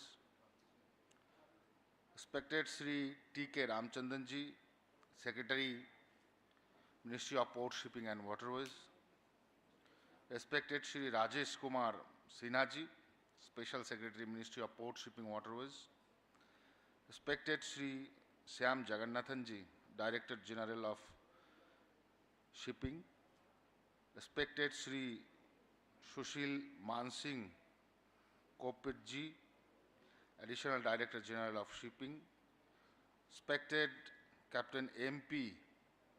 Vasanji, Chairman, Company of Master Marines of India, distinguished guests, ladies and gentlemen. It is truly an honor to be here today at this important conclave, one that marks a new chapter in India's maritime journey, a chapter defined by technology, innovation, and a renewed commitment to efficiency, transparency, and growth. The maritime sector has always been a cornerstone of our economy and trade. But in today's rapidly changing world, governance must evolve to much global standard and expectations. Citizens and stakeholders alike demand services that are faster, simpler, and more transparent. And technology is the enabler that will help us meet that aspirations. In line with Prime Minister Sri Narendra Damodar Das Modiji's vision of Digital India and Maritime India, the Director General of Shipping has taken bold steps to transform maritime administration through digital innovations. One of the key milestones is the launch of the new DG Shipping website. This has not just a modern interface, it is a gateway to easy round-the-clock access to vital service and information for seafarers, ship owners, and stakeholders across the country and abroad. Another landmark initiatives in the launch of the first phase of the Samundra platform, a digital transformation project that will eventually unify over 60 maritime processes into the single integrated systems. Inspired by the Honorable Prime Minister, emphasis on minimum government and maximum governance. Digitalization and modernization of our examination and certification system is also done. This technology-enabled reform will make the process faster, more secure and more transparent. आज का जो ये दिन है बहुत ही महत्वपूर्ण मैं समझता हूँ इसलिए कि एक बहुत बड़ा चेंजेस होने वाला है और बहुत सारे विषय को भी हमने आज इधर इनॉग्रेशन होते देखा हूं। मैं मानता हूं आपका पार्टिसिपेशन एक बहुत ही महत्वपूर्ण फ्यूचर लाएगा और आज का ये हिस्टोरिक मूवमेंट फ्यूचर बिल्डअप के लिए एक बहुत बड़ा महत्वपूर्ण भूमिका भी पालन करेगा। इसके साथ मेरा बात को और नहीं बढ़ाते हुए इसी पर आज मैं बात को विराम देता हूं। सबको मेरे तरफ से और एक बार हार्दिक अभिनंदन, नमस्कार करता हूं। जय Hind.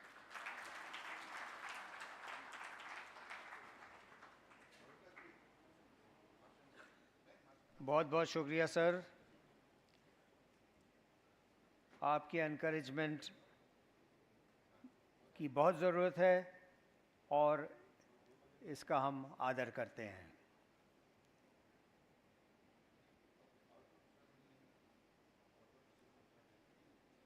Honorable Union Cabinet Minister Shri Sarvanand Sonowal is presently serving as the Union Cabinet Minister for the Ministry of Ports, Shipping and Waterways.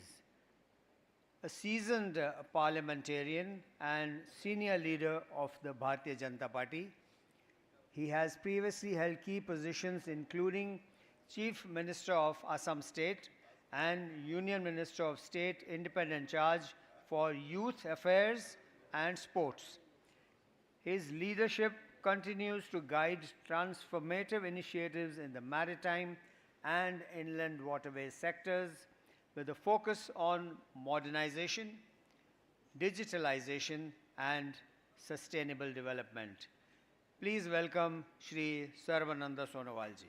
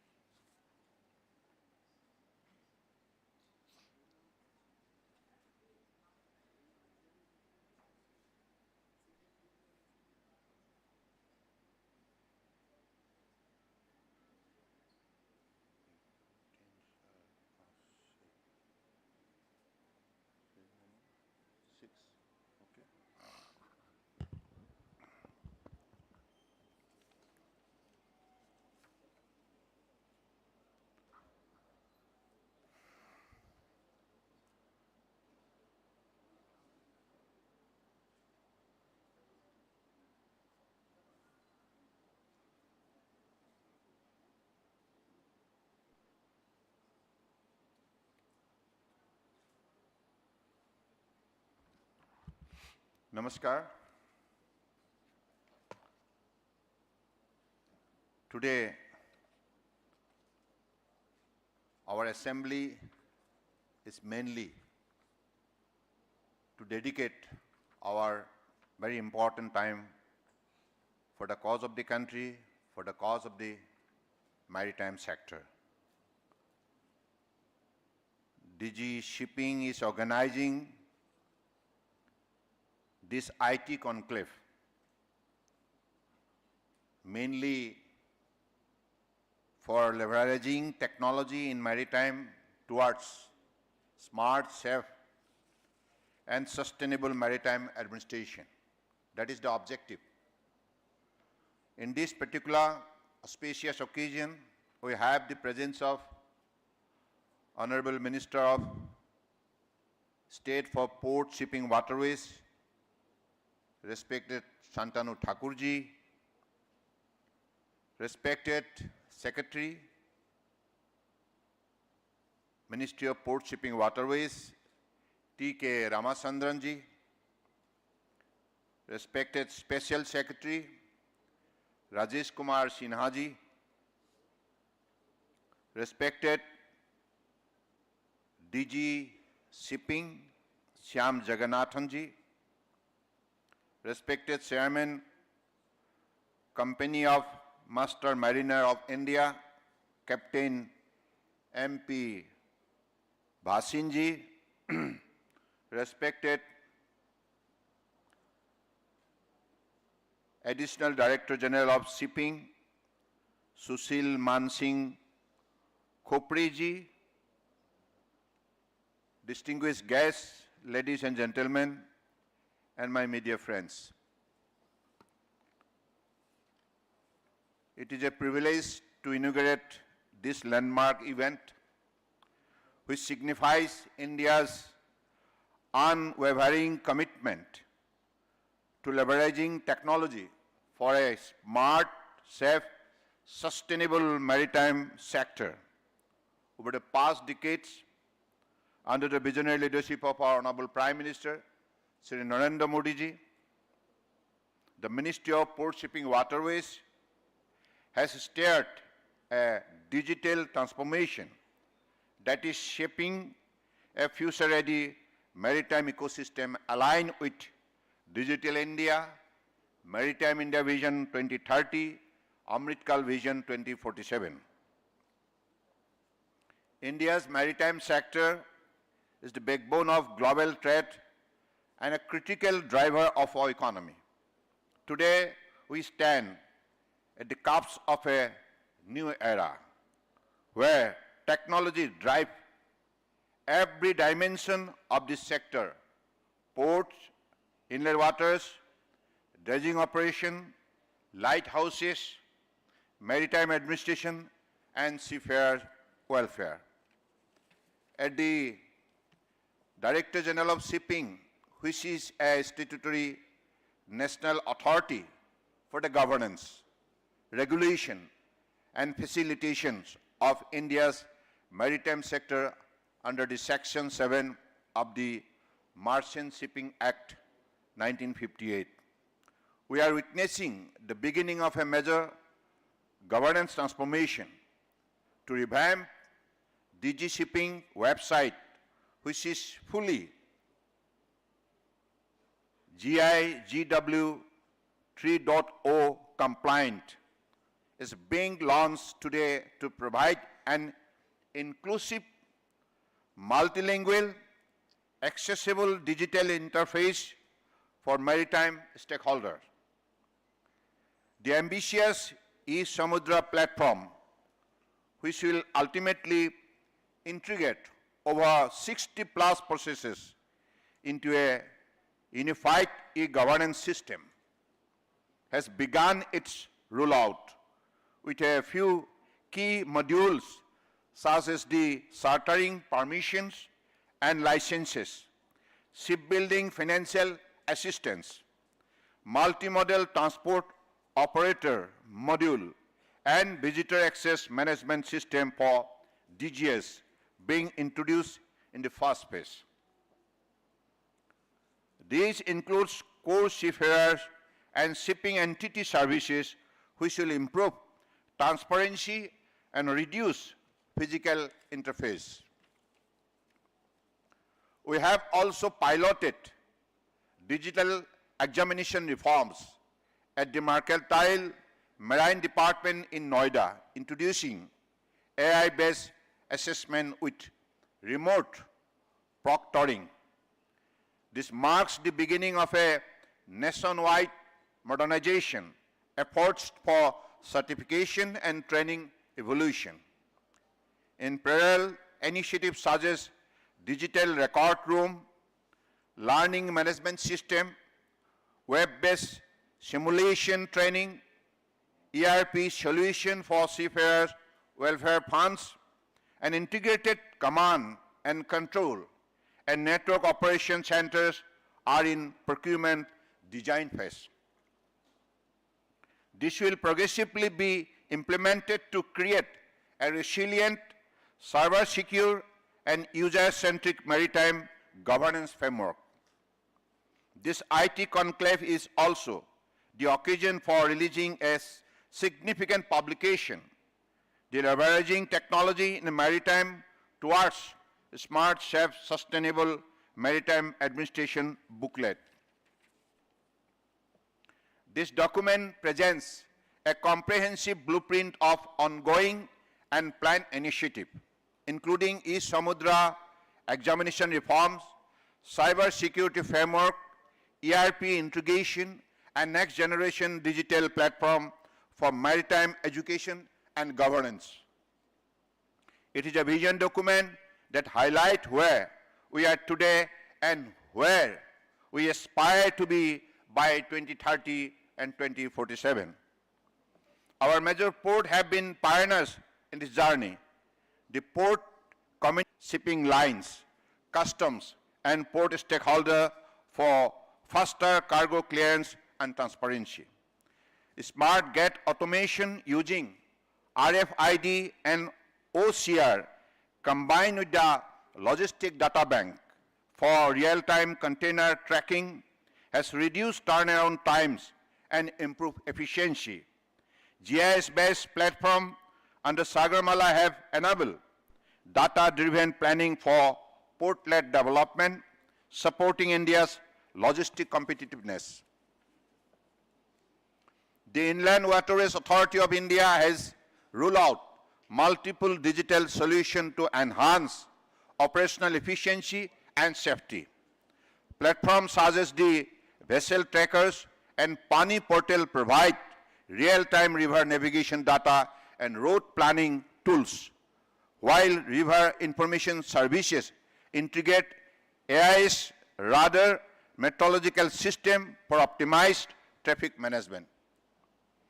The cargo data portal ensures real-time traffic analysis, and Jalwan and Navik, a single window system for vessel and crew management, streamline regulatory compliance for inland shipping. This innovation not only makes navigation safer, but also improve turnaround time, reduce logistic cost. The Director General of Lighthouses and Lightship has also embraced technology-driven governance. It pioneers the online light use collection system in 2015-16, integrating payments with Bharat Kosh and NLP system, enabling real-time transparent review collection. The rollout of e-office in 2019-20 has digitized file management across 9 regional offices, while the recent website revamp has improved public engagement and service delivery. Further, the initiative for online collection of visitors' fees at lighthouses, currently under implementation, will enhance financial governance and convenience for citizens.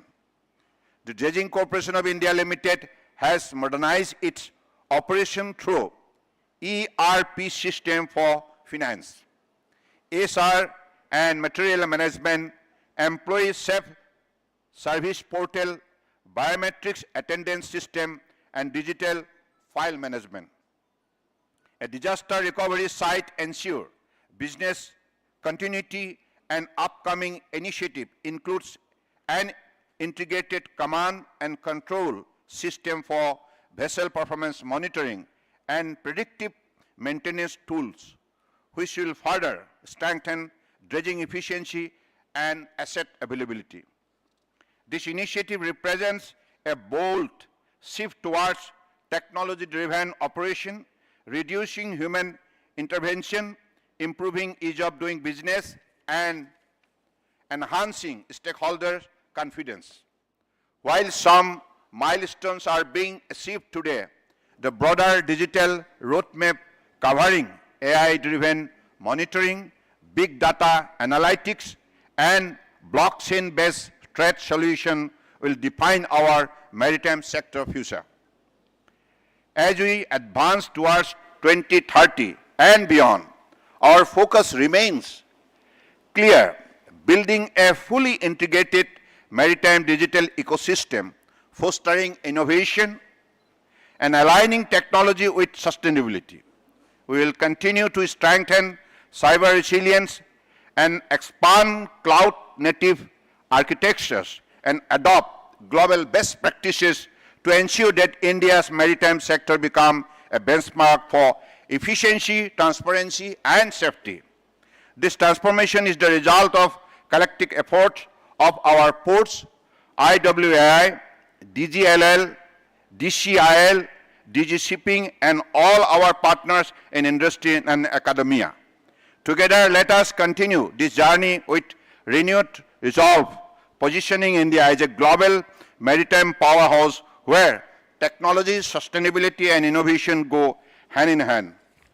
With these few words, I want to conclude, but here, I am delighted to see your presence in this particular August gathering, and your presence will definitely incorporate invaluable suggestion, recommendation, observation for the future course of action.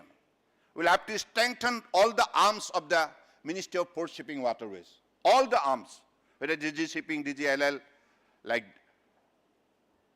Dredging Corporation of India, Inland Waterways Authority, ports, all the arms we want to strengthen. So that is why, in the days of artificial intelligence and robotics, what are the best technological solutions we could bring out to make ourselves one of the leaders, top leaders of the maritime nations. So, in this sector of shipbuilding, we have clarified our standpoint for the future course of action. By 2030, we want to one of the top 10 shipbuilding nation in the world. By 2047, we will be one of the top 5 shipbuilders in the world. So that is the power of our vision of our Honorable Prime Ministers. So Prime Ministers, he has been giving us a lot of importance, lot of scope, and he's inspiring us day and night through his hard-working ability, vision, and dynamism. And I believe this is a golden moment for all of us to rise to the occasion and stand tall in the world. We will have to register that we are the best maritime nation in the world in all the vertical. With these few words, I again extend my special thanks to all of you present here today, and DG Shipping, he has and his colleague have already expressed their views, but the question stands as long as we all go hand in hand, public-private partnership, isn't it? So that is the chemistry. That is the chemistry we want to empower. Because if chemistry is strong and holistic, then definitely we could achieve our goal. With these few words, I conclude. Jai Hind!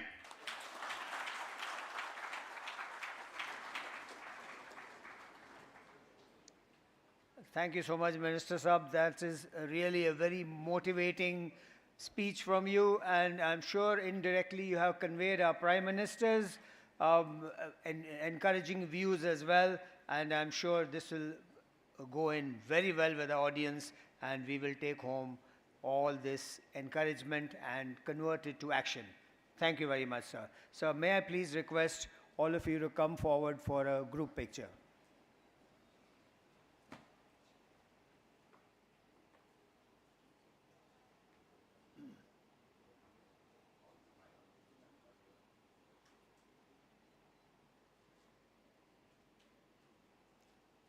May I request the working committee of CMMI also to please come forward?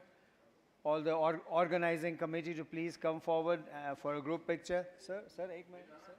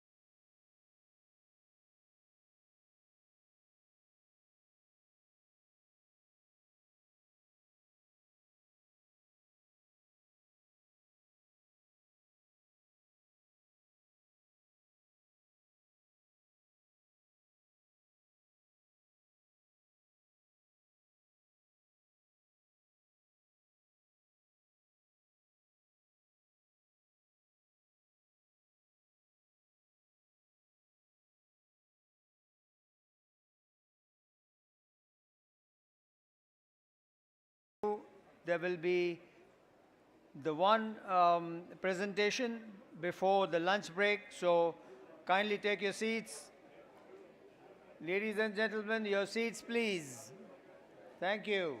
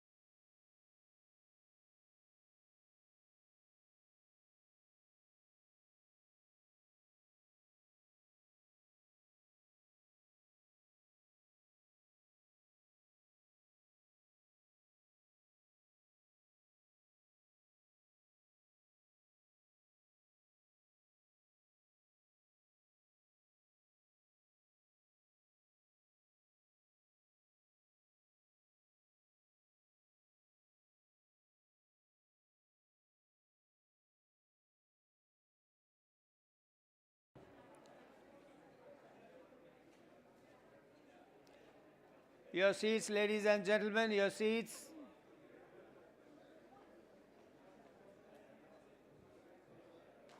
कुर्सियों पे बैठ जाइए.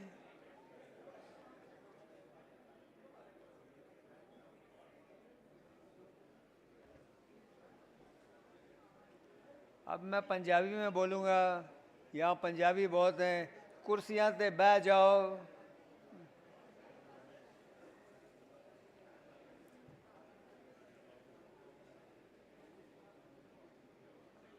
I'll have Captain Harinder Singh here, please. Captain Harinder Singh is currently serving as Nautical Surveyor, cum Deputy Director General, Technical at the Directorate General of Shipping, Ministry of Ports, Shipping and Waterways. With over 28 years of maritime experience, including 16 years of sailing and senior technical roles, he presently heads the Casualty Branch, DGCOM Center, and the LRIT National Data Center. Ladies and gentlemen, will you please take your seats? बैठ जाइए please, बैठो.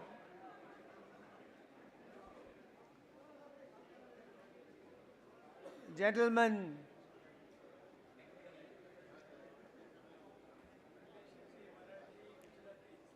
अभी मराठी में बोलते हैं सगळे बसा आता. गुजराती में क्या?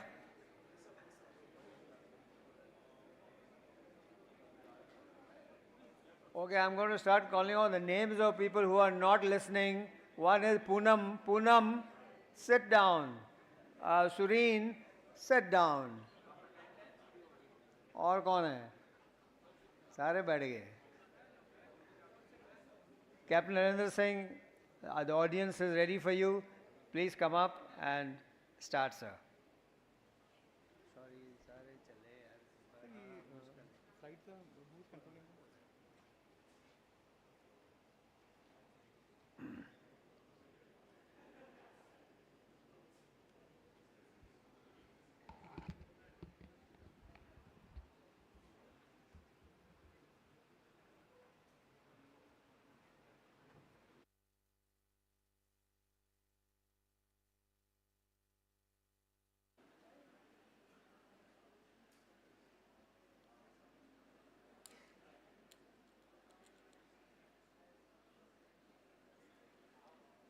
Good morning, distinguished guests, esteemed delegates, and dear colleagues.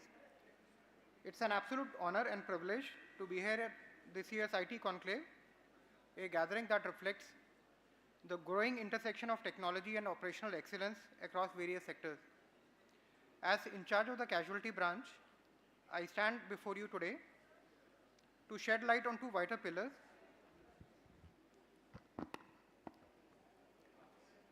that upholds the safety framework of our maritime domain, the Safety and Casualty Management Portals, and the Long-Range Identification and Tracking System.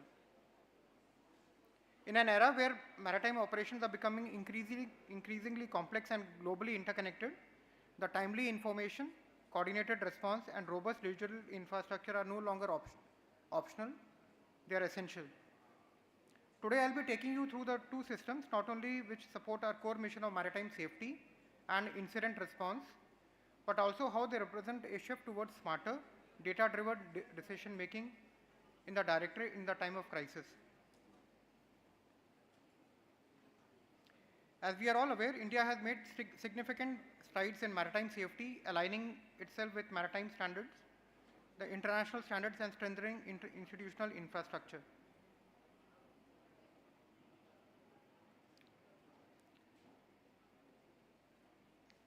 And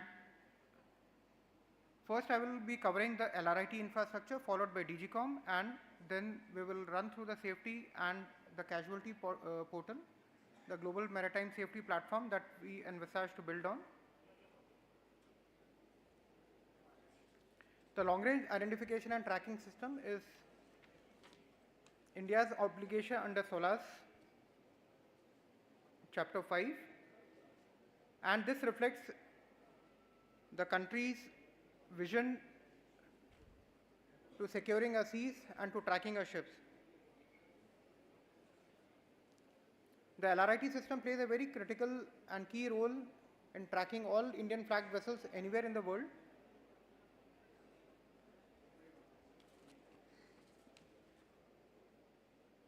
I request the participants, if you can please keep quiet. It's not good to say, but it's pretty disrespectful. The LRIT system is used for tracking of Indian flagged vessels anywhere in the world, and it is also used to track the foreign flagged vessel within 1,000 nautical miles of the Indian coast. And apart from tracking of the ship, the system is used for the security and compliance, and it's also used for search and rescue operations around the Indian coast. The Indian National Data Center, which is housed in Mumbai,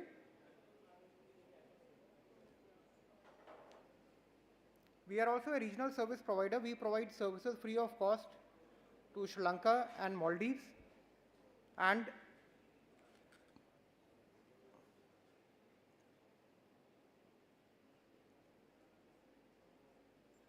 we are also in the process of providing the services to Myanmar. Though that process is on, it is yet to be finalized. I will just run through the infrastructure of the long-range identification and tracking. It starts from the shipborne equipment. From the shipborne equipment, the information is relayed to the communication service provider, the initial inputs regarding the ship's position, the geographical location, the speed course. This information is provided to the communication service provider. From there, the information is related to the application service provider, and then the information is given to the data center, and then to the data distribution plan, and eventually to the end users. And in India, we use the services of CDAC. CDAC is our application service provider. It is an in-house application which has been developed. We are not dependent on any foreign agency or global agency for providing this service. And the communication service provider is the BSNL, who provides this service. And the prominent features of the LRIT system, this include the accurate location of the vessel, tracking of the vessel, and the system is built adhering to the international guidelines, the IMO standards which are set out for the LRIT system. And as you are all aware, this LRIT system is also designated as a protected system. This in fact is the only protected system in the Directorate General of Shipping, and it follows the guidelines, the IT rules guidelines which have been developed by the National Critical Infrastructure Protection Center, Delhi. And this LRIT data center is periodically audited, that is annually audited by the IMSO, and this system is also compliant with the ISO 27001 guidelines. And the services rendered by the LRIT system include the search and rescue, position reporting, environmental monitoring, vessel identification, tracking and monitoring, safety and security, regulatory compliance, and operational efficiency. And the importance of LRIT center can be gauged from the fact that in the recent two incidents, one was involving sinking of vessel MSC ELSA 3. Immediately, when we received this information, we started tracking the vessels. Two vessels were tracked which were there in the vicinity of MSC ELSA 3, and immediately information was relayed, and the actual ground position was known to the DGCOM center. I'll just play a quick video.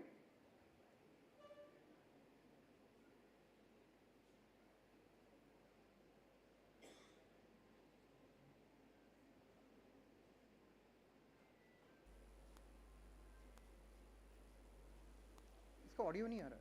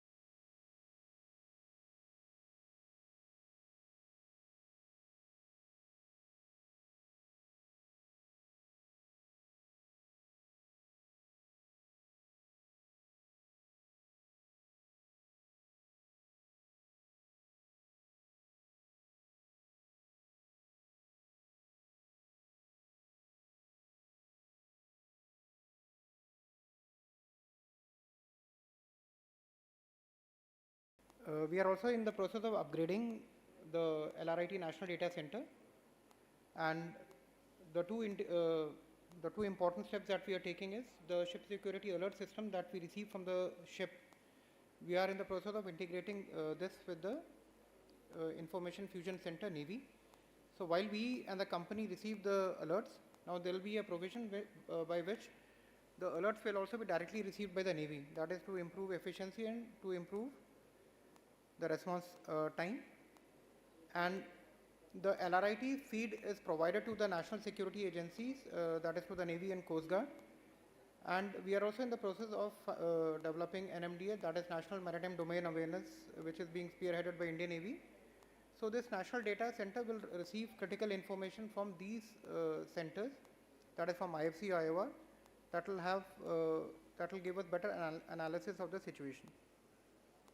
And next I come to DGCOM Center. DGCOM Center is also housed in the same premises where we have our National Data Center. And the essence of the LRIT Center and DGCOM Center are essentially different.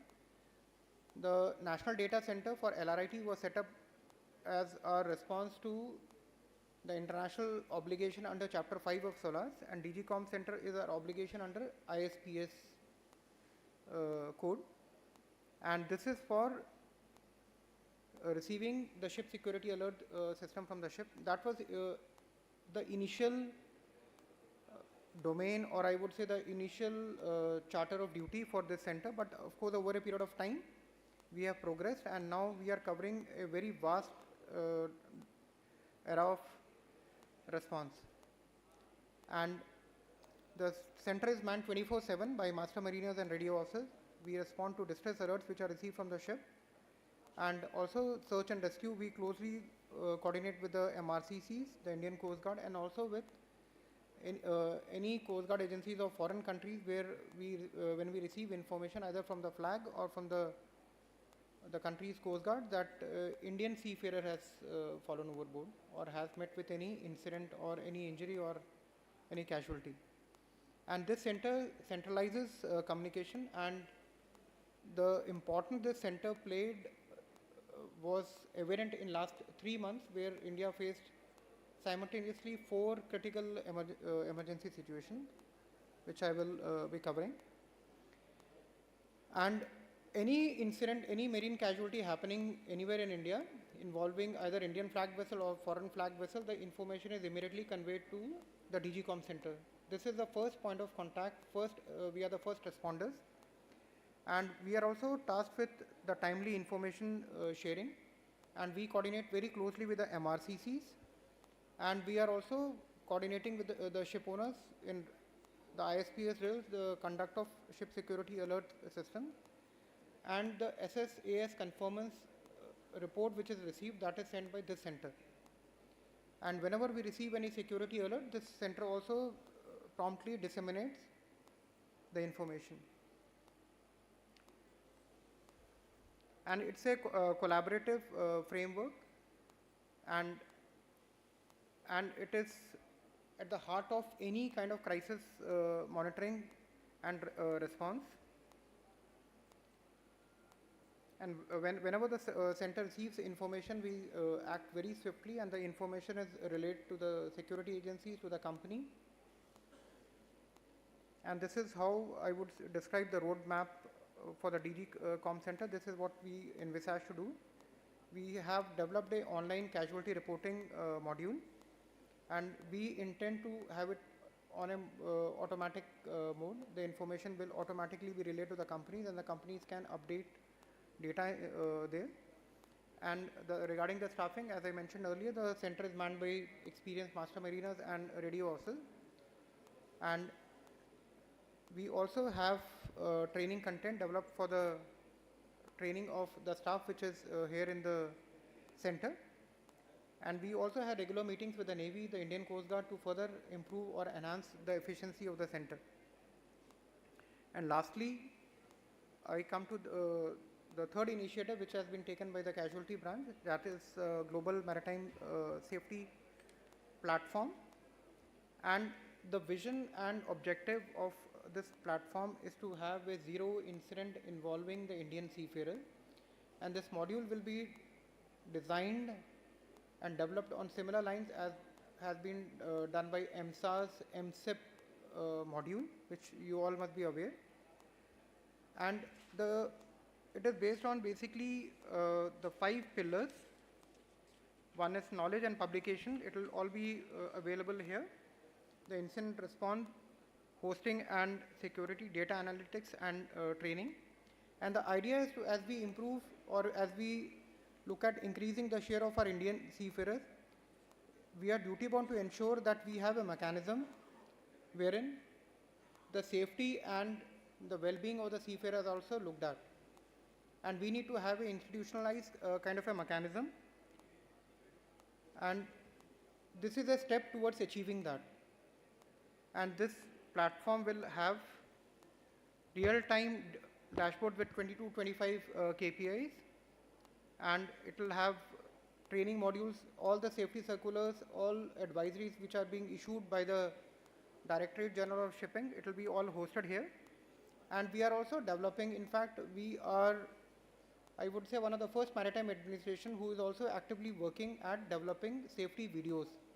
Whenever any incident is reported to us, we analyze the casualty, we analyze the incident, and now we have started developing safety videos. And last year we came out with a very detailed publication regarding the accident investigation or the accident incident which were reported to the Directorate General of Shipping. But over a period of time we realized that the publication alone does not have that kind of a reach. So this year also we came out with a very comprehensive publication in which the analysis trends were done, which is available on the DGS website. And to take it further and to have a better outreach, we are developing multilingual videos. And we look at developing about 40 to 50 videos over a period of next 3 years for the seafarers, for the training institute, so that the seafarers understand the importance of safety, the importance or the learnings from the past incident. And we'll also be coming out, we come out with the annual publication. Now we'll be coming out with 6 monthly publication to have a better connect.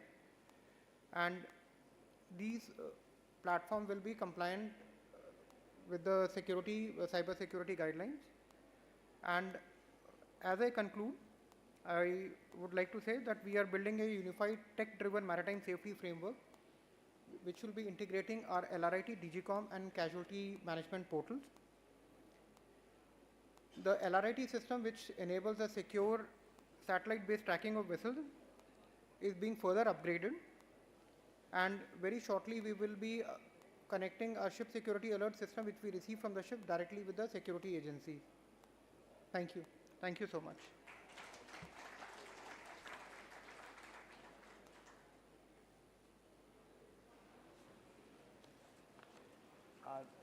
May I invite Captain Bhasin, no, Captain Azad sir, please come up to honor our dear friend Captain Harinder Singh.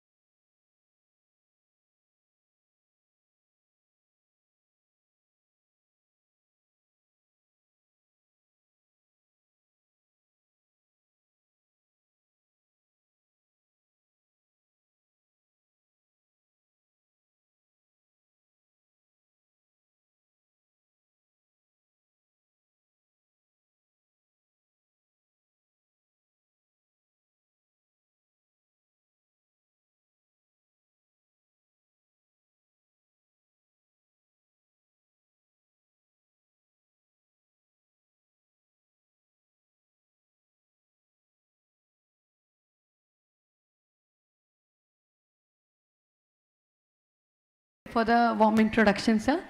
May I request everybody to please be seated?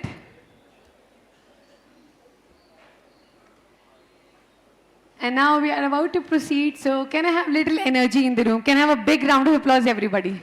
Yeah. Thank you for being a wonderful audience. Now we are proceeding further. Ladies and gentlemen, may I invite Captain Daniel Joseph NS to please join us for the presentation SWFS and SPFO ERP plus Seafarer Outreach Sagar Mein Yog and Sagar Mein Samman. Please give him a big round of applause. A very warm welcome, sir. There, right? Yeah.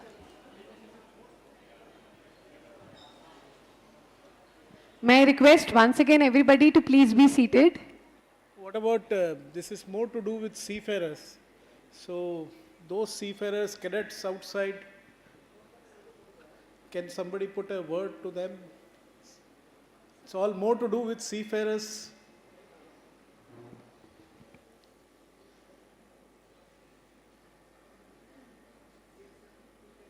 Normally other hotel mein you see ghanti. Yeah. Okay. What about,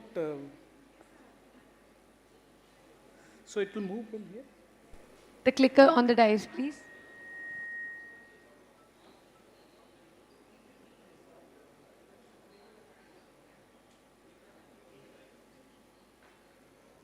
Cadets around, cadets, can you put a word to seafarers because it is more to do with them?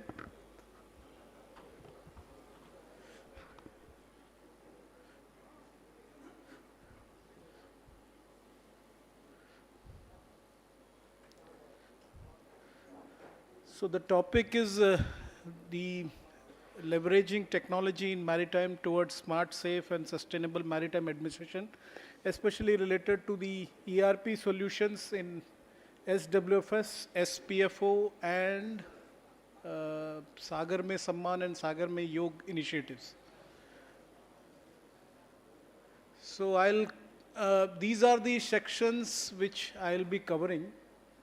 So first I'll be giving you a general overview of the seafarer section, the SWFS, the modernization of SWFS, what are the plans, SPFO, modernization of SPFO, Sagar Mein Yog, Sagar Mein Samman and Sagar Mein Yog initiative. I'll just wait for a few minutes because cadets are coming and they will settle down. Please, cadets, please settle down quickly.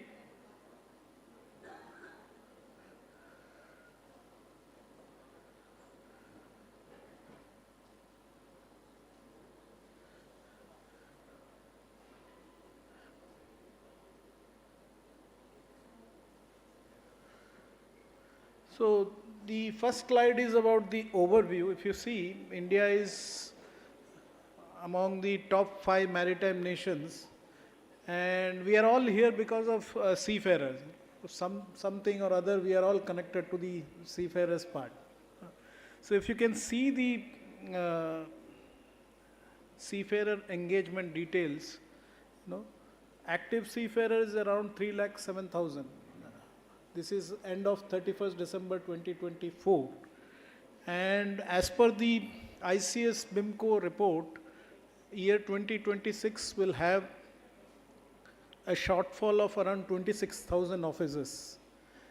But due to the current geopolitical situation which is prevailing in Russia, Ukraine, and other countries, so this figure is definitely going to rise, and in my estimation, it is going to be around 75,000 officers shortage.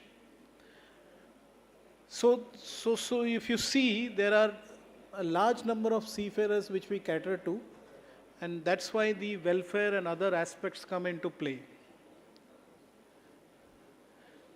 I'll tell you about the SWFS, Seafarer Welfare Fund Society. This is a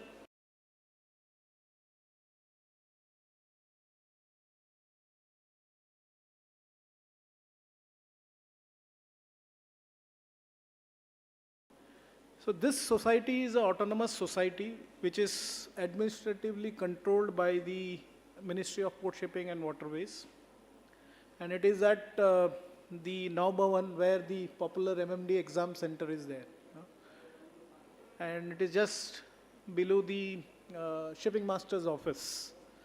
It was registered in 1964 and with the main objectives of for providing welfare facilities to Indian seafarers and their families. So this is a society which is registered under the Societies Registration Act 1860 in the year 1964. And the main objectives of this society is to provide welfare facilities, as I told you, and it also acts as a custodian to manage the gratuity of Indian seafarers since 1983. So this is a quick overview of the funds which are there and how the funds are collected. If you can see, there are three funds: Welfare Fund, Administration Fund, and Seaman Gratuity Fund. So these are by the other parties, shipping stakeholders, INSA, NUSI, MUI. So if the companies, RPSL companies are engaging seafarers, so they have to pay this amount pro rata. Basically it is for as per MLC RPSL rules, rupees 6,000 per person per annum in pro rata basis. And for other vessels, for NCV it is rupees 400 and other things are there which are mentioned in this slide. Similarly, for gratuity it is 8.33 of basic for Indian vessels, and basically if you can see it is throughout 8.33 for others also. So now the big part, if you see this, the administration fund has a huge amount of 39 crores, welfare fund which has a corpus of 743 as of 31st March 2025, and Siemens gratuity fund is around 735 crores. So if you can see, 5% of the welfare fund contribution goes to the administration fund. Similarly, from the gratuity, 5% goes to the administration fund for administrating the society. So now what does this society does?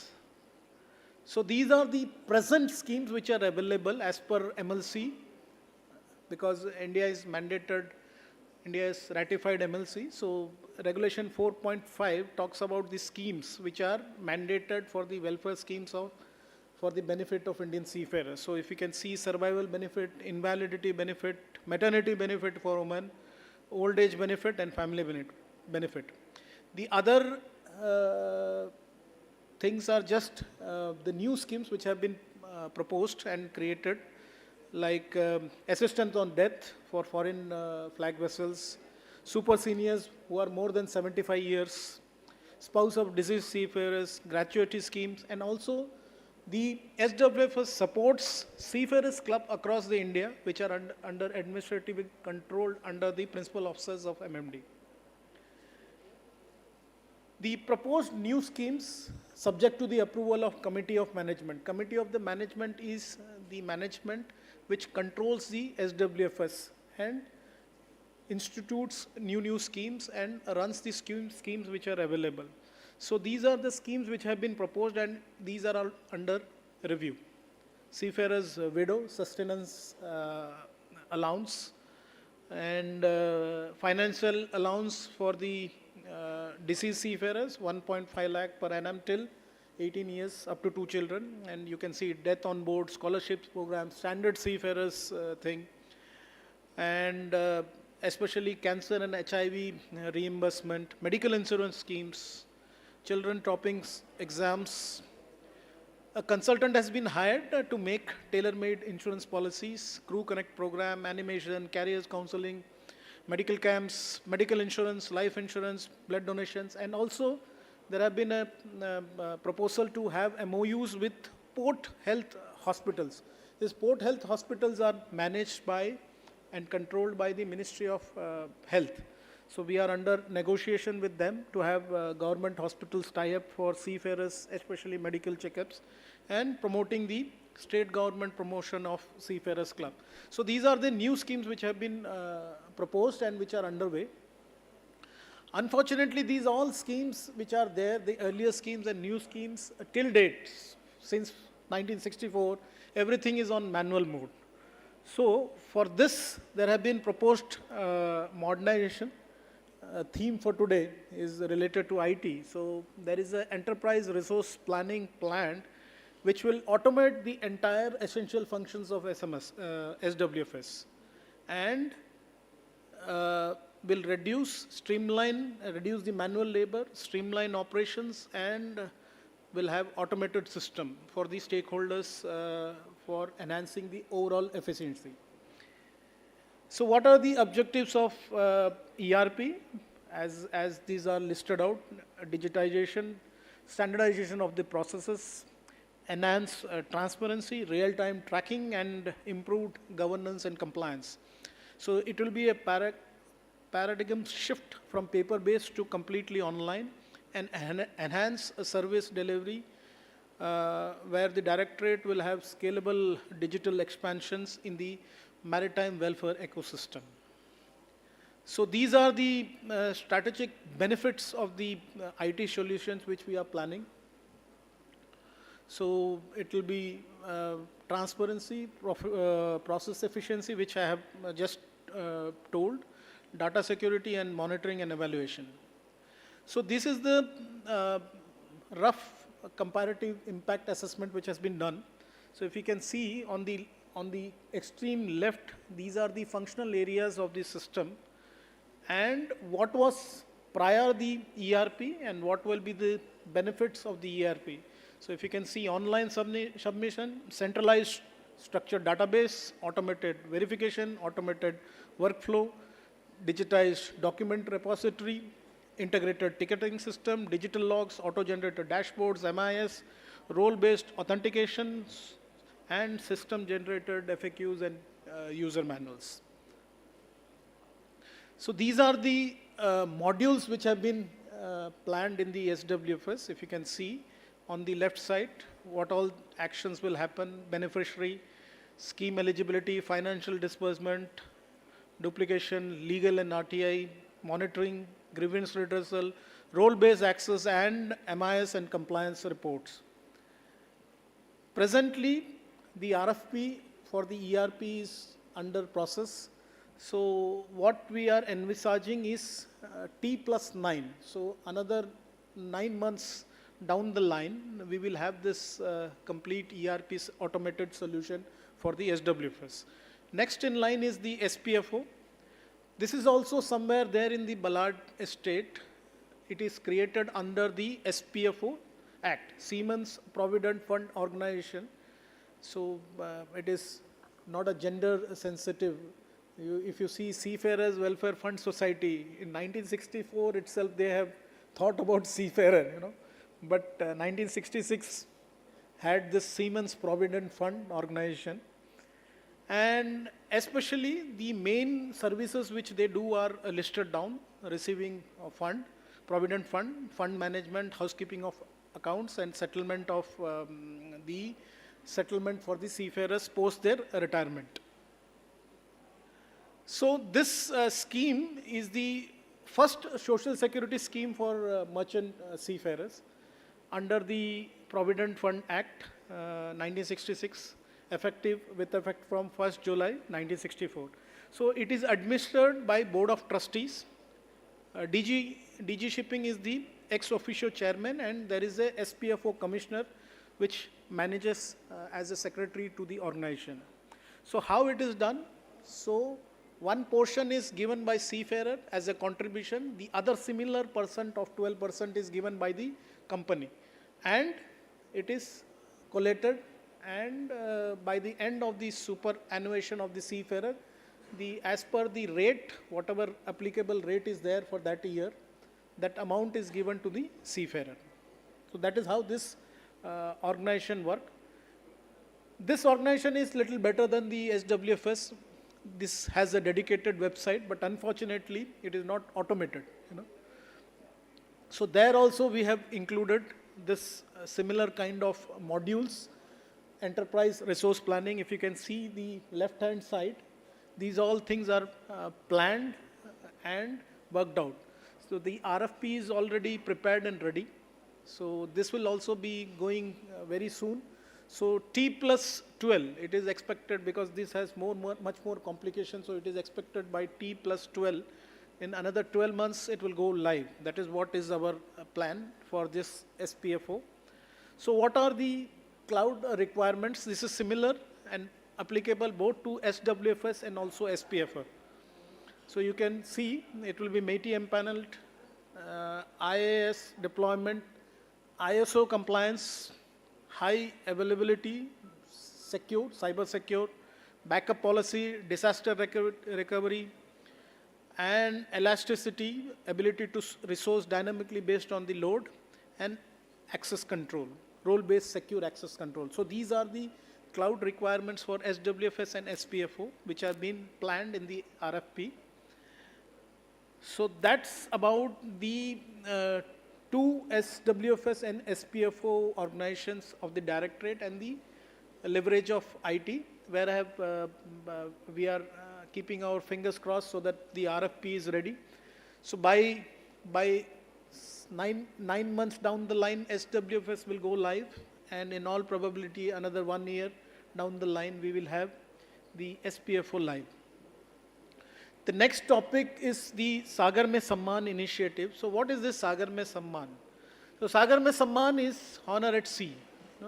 So it is a flagship initiative of the directorate for transforming the maritime sector into more inclusive and equitable domain. So this is as per the Maritime India Vision, MIV 2030 document, deliverable 10.15, where it supports the commitment of diversity, equity, and inclusion in line with international maritime standards. So official launch of the draft policy was done on 18th May 2025 during the International Day for Maritime in Women in celebrations in Mumbai Hotel Taj.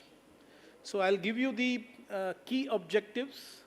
So if you can see the impact, there has been a 739% increase in the registered women seafarers from the year 2015 to year 2024, December. So 1699, we have 14,255. Though the amount, the figure is less, but there has been a progress. That's why this initiative has been done, so that we can improve upon and build upon this aspect of the Sagar Mein Samman.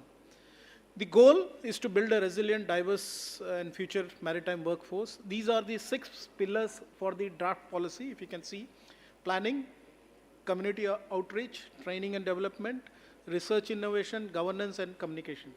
So I'll run through the milestones which have been achieved so far in this initiative. So October 2023, the earlier Global Maritime India Summit, this concept was launched in line with the Maritime India Vision Deliverable 10.15.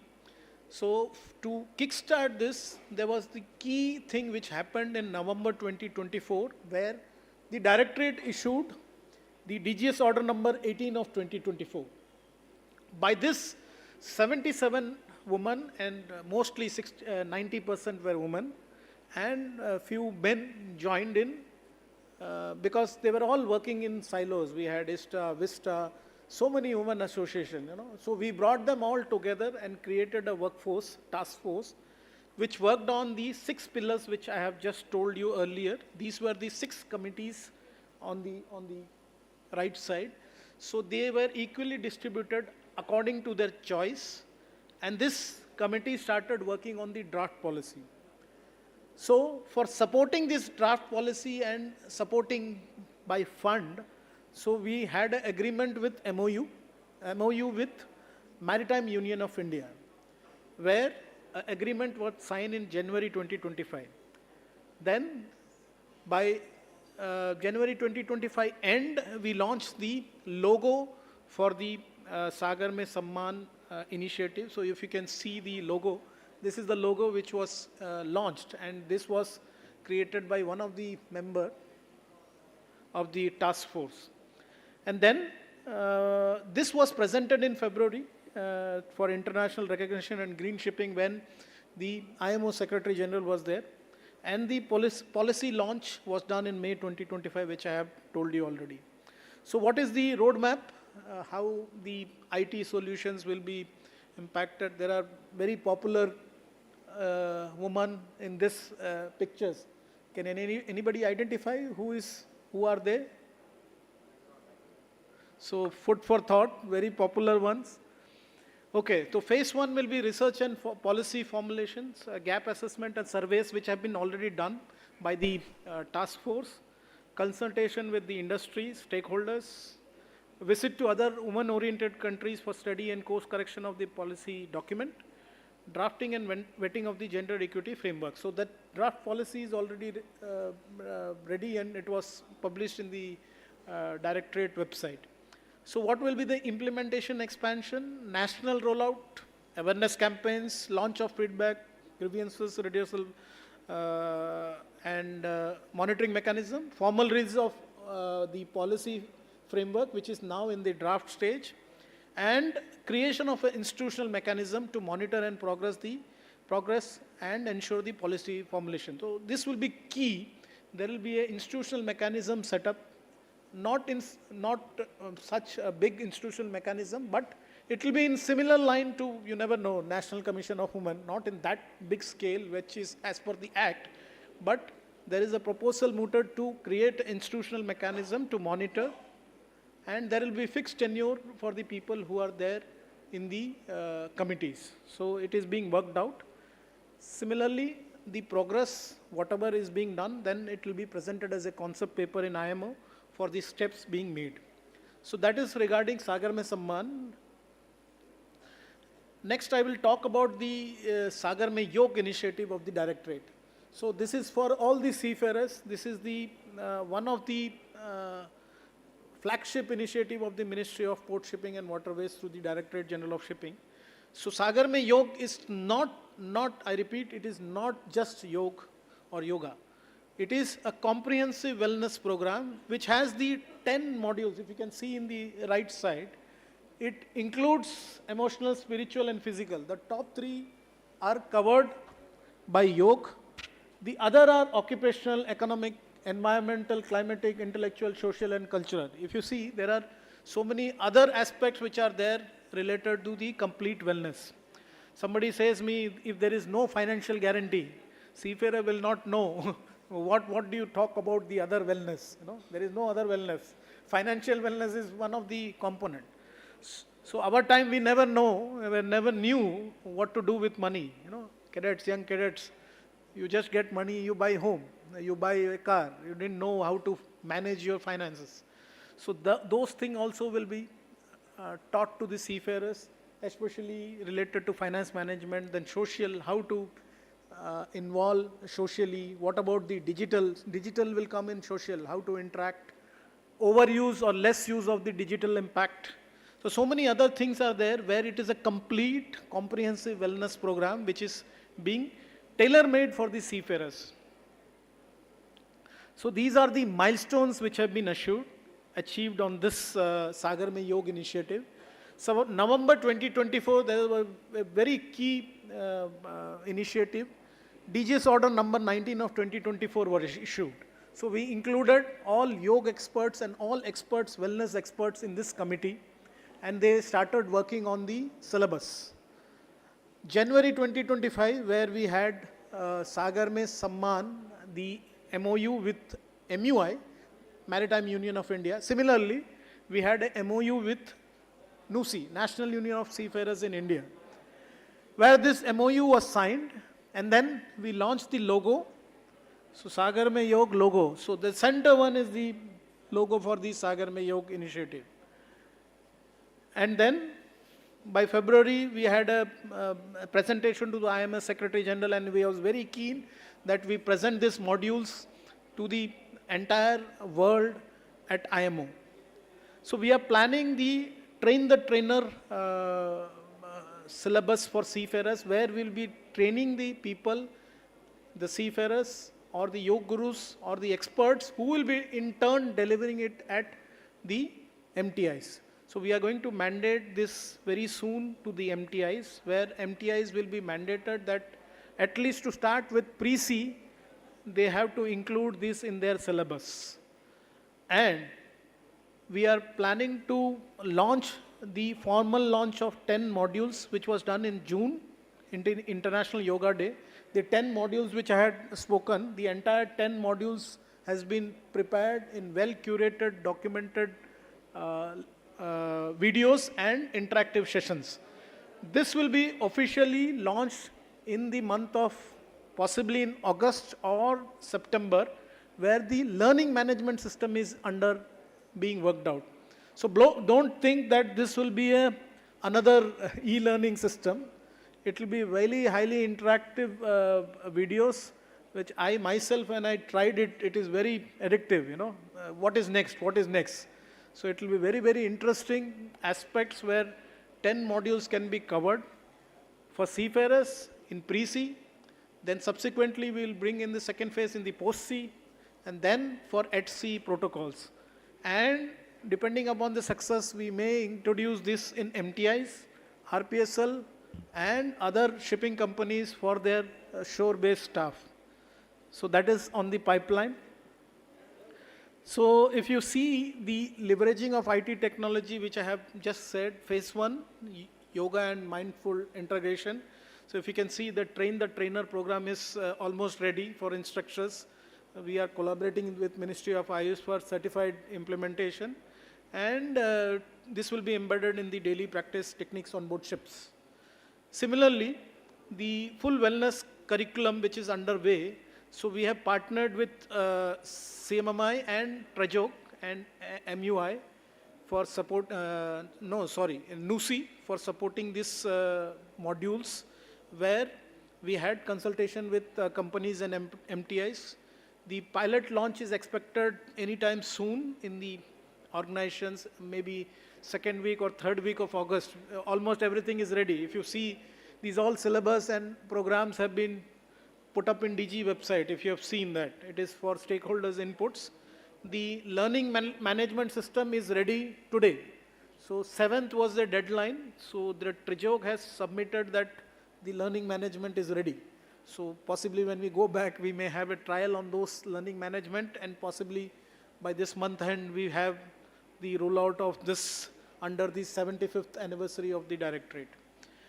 And subsequently, we will issue as a DGS order for mandating in all the institutions, and a concept paper will be prepared for IMO for global recognition and for the global best practices to be followed by other countries.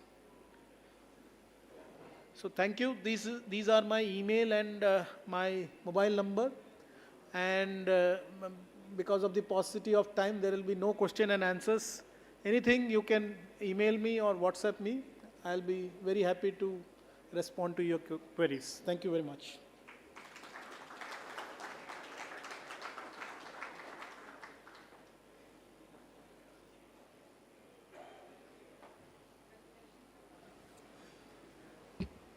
Well, thank you so much, sir. Please stay with us. Everybody, please put your hands together for such a wonderful presentation. Thank you. And now may I invite Mrs.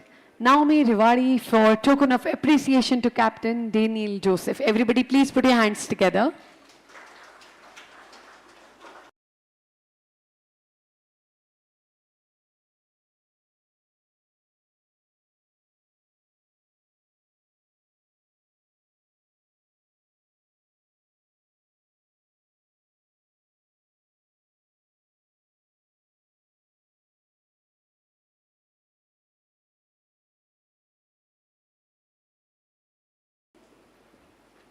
Ladies and gentlemen, proceeding further, now it's time for me to invite Shri Dipendra Singh Bisen, Deputy DG, to please join us, and the presentation name is Website and Social Media Engagement Cybersecurity Framework for Maritime System E-Samudra. Zordar taaliyan ho jaye. Everyone, can I have a big round of applause for Shri Dipendra Singh Bisen.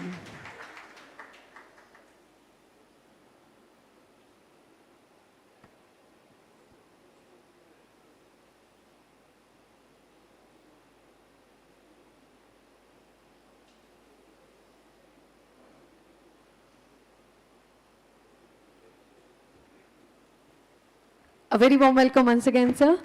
And we are looking ahead. एक बार जोरदार तालियां हो जाए. Everybody, please put your hands together. Thank you so much. So I have to give 3 presentations. So I will rather start in a reverse. So I will take the third one first because the gentleman has to catch one flight. So even the Directorate General of Shipping has engaged one agency which is doing gap analysis for cyber security. And this subject is no longer optional, it is now very critical subject. As a global maritime operation embrace digital transformation, the gain is efficiency, connectivity are undeniable, but so too are the threats. We are witnessing a sharp rise in sophisticated attacks from ransomware targeting ports, etc., which A3S will be covering. Presently, as we were not having any policy framework available with us on cybersecurity, so A3S has already drafted. We will be coming with those policies very soon, maybe by end of this month. As we move forward, the message is clear. Cybersecurity is not just a IT concern, it is a cornerstone of operational safety, business continuity, and national security. So I would like to call upon Shri Sagar Gupta from A3S to make a presentation on cybersecurity. You have his presentation.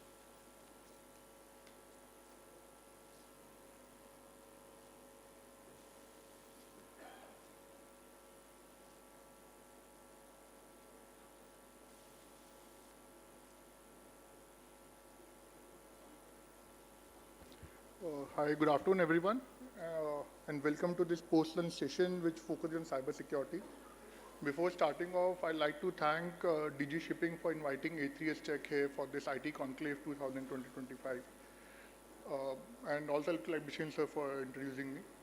So before we start off, we have been talking about IT initiatives and digital initiatives which have been undergoing at DG Shipping for the past few months, and a lot of them are planned in the near future also. But what is important is that, while we are going digital, are we digitally secured? Because India wants to build up a digital economy, a digital nation. But at the same point of time, it is equally important to make sure that the nation is not only digitally up there, but it is digitally secured up there. So my presentation would focus on what are the new cybersecurity threats which are emerging in the maritime industry, and what are new challenges which are happening, and broad contours on how we can prevent from being attacked through cyber security threats. So before starting off, A3S Tech is a more than 10 years old company, and we are empaneled with certain within MEIT, and they're providing cybersecurity services to a lot of organizations across the sectors. So why is cybersecurity important in shipping, right? I mean, that is the first question which comes, because when I talk about shipping, we're talking about water, we're talking about ocean, we're talking about ships. Then how come cybersecurity comes into picture? Because when we talk about cybersecurity, we're talking about servers, we are talking about applications, we are talking about, IT team working on it, right? But if we look at some of the facts, then cybersecurity, then if we look at the shipping industry itself, then it is covering approximately 90% of the global trade, right? A lot of digital integration is happening wherein multiple devices, multiple platforms are coming together. They're getting integrated with each other. So we have ships and ports which rely heavily on your GPSs, ECDIS, AIS, SCADA for different activities and operations, right? Then we also have some of the high impact targets are in shipping industry because it's a very high value industry in terms of money and dollars which are involved. And one important aspect is the fourth one, where we say most of the ships today, they lack a real-time cybersecurity monitoring, right? What I mean here is, say if a ship is in ocean waters, right, and there is a cybersecurity attack on that ship itself, then how quickly can we, be aware of that, and how quickly can we monitor and, come back from that attack? So that is something which is lacking today. To start off, I'll share a couple of recent cybersecurity incidents which have happened. So first instance is dated for May 2025, which happened in Red Sea, and it was near Jeddah port, in which GPS spoofing is a kind of cyber attack which happens, in which basically we send multiple signals to the GPS, and the GPS malfunctions, and it doesn't know which direction to go to, where it is standing, and the ship can be navigated to a wrong direction. So this is a cyber attack which happened for MSC Antonio in May 2025. A more recent attack, which is for July 2025, happened on the Russian coast in Red Sea, in which a tourism and marine excursion company was attacked by a ransomware attack, in which the the financial information and the personal information of all its customers was compromised. In fact, India has had its own experience with cybersecurity attacks. There was an instance at JNPT few years back. We can all recollect that. So this is not something which is an alien concept. There are proofs, there are evidences available in which shipping industry has been heavily impacted by cybersecurity. This is for your information perspective. So if we look at this website, MCAD Maritime Cyber Attack Database, this website monitors cyber security incidents which are happening or cyber attacks which are happening throughout the world, specifically in the marine industry. So you can get your updates here, what kind of attacks are happening, what is the modus operandi, which areas are being impacted, which kind of attacks are more in operations. You can access this website and you can monitor yourself for the recent updates on cyber security in maritime sector.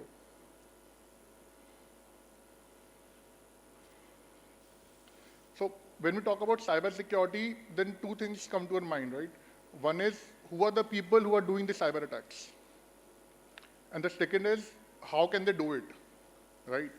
So the first point here would be, when you talk about who are the people who are doing it, I mean, there can be a lot of them.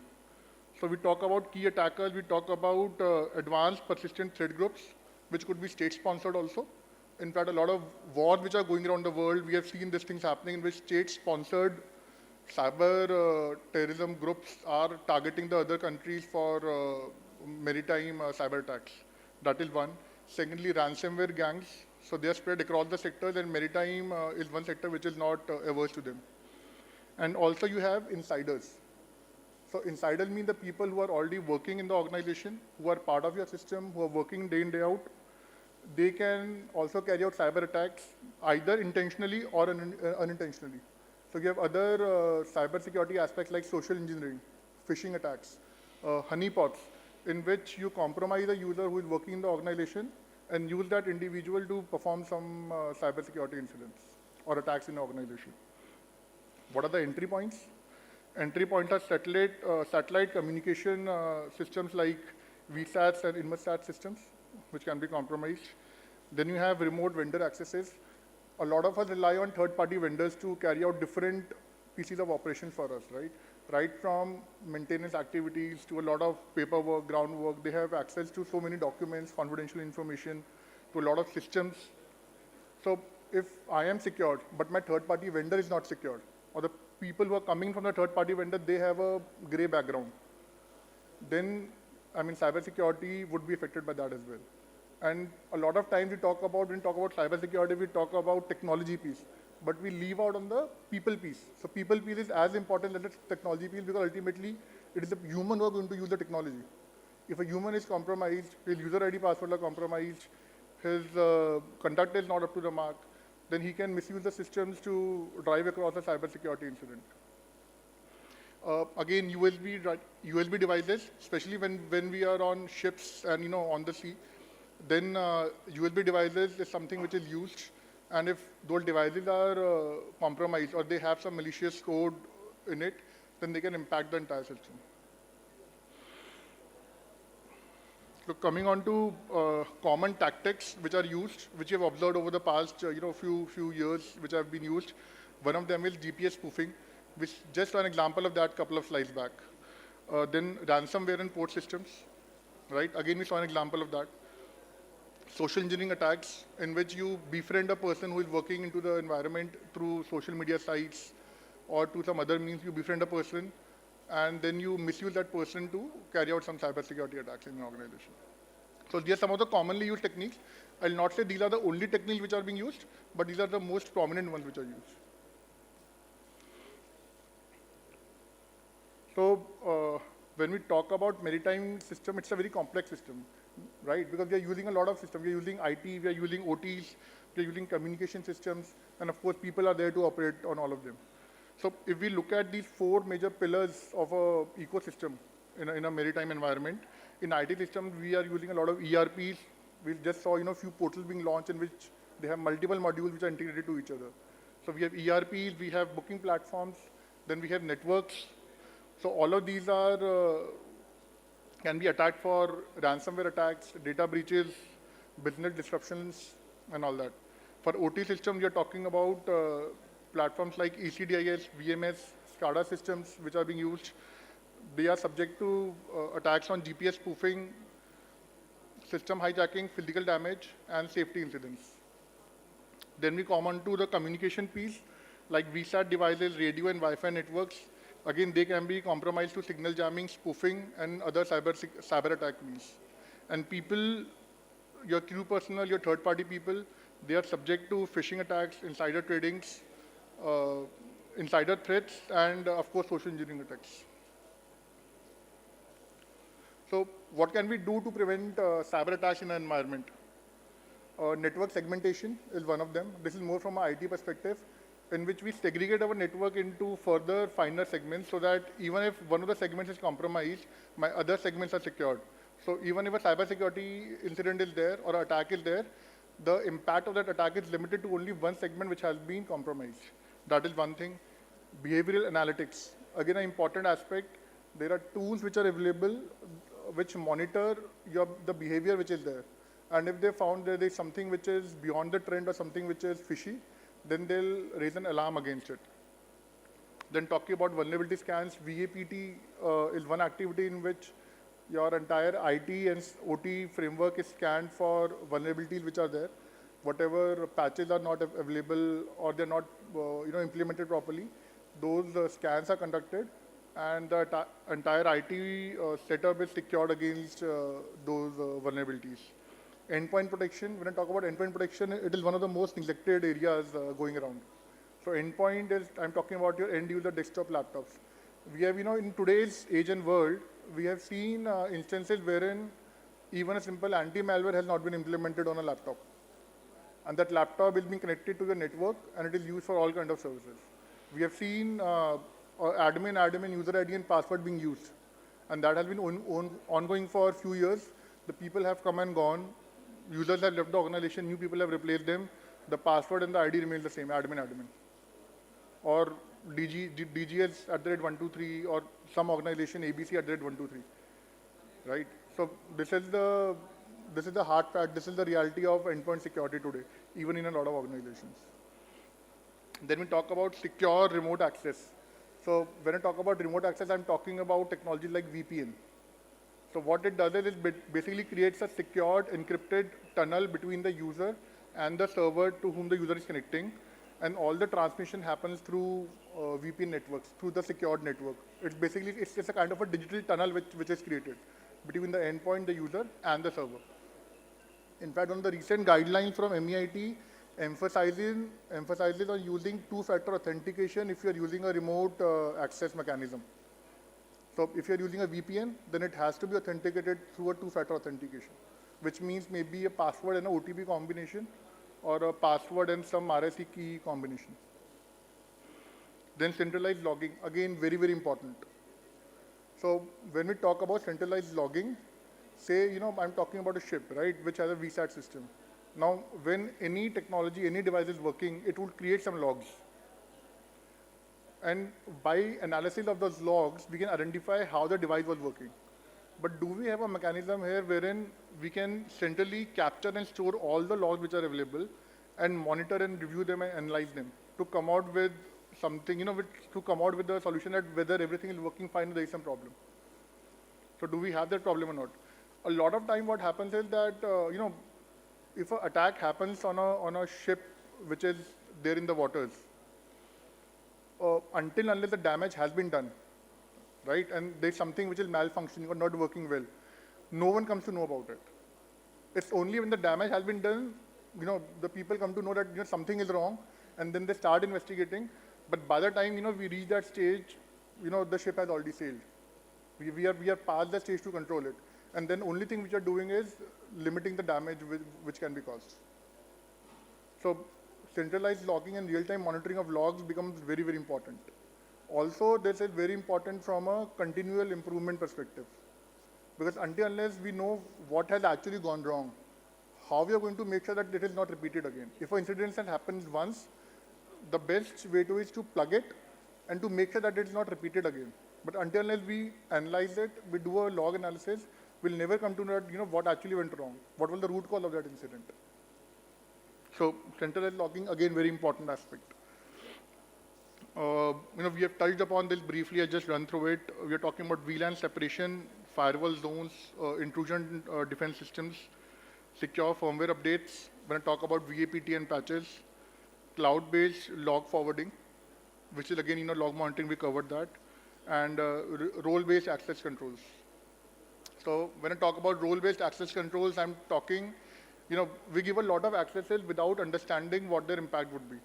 But ideally, the access to any environment should be given only on the basis of the role which the user has in the organization. If we give him a role which is more than that, it could lead to major repercussions. I've seen instances wherein a lot of financial frauds were conducted, a lot of data leakage happened because a person working at a lower department in a hierarchy had access to someone who was higher up in the system. And they continued to milk that user ID for a lot of illegal activities till the time it was found out. And in some cases that got undetected even for years. So these are some of the frameworks which can be referred to.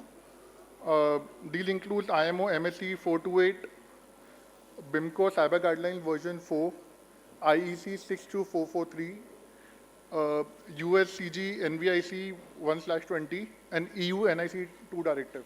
So these are certain frameworks which can be referred to.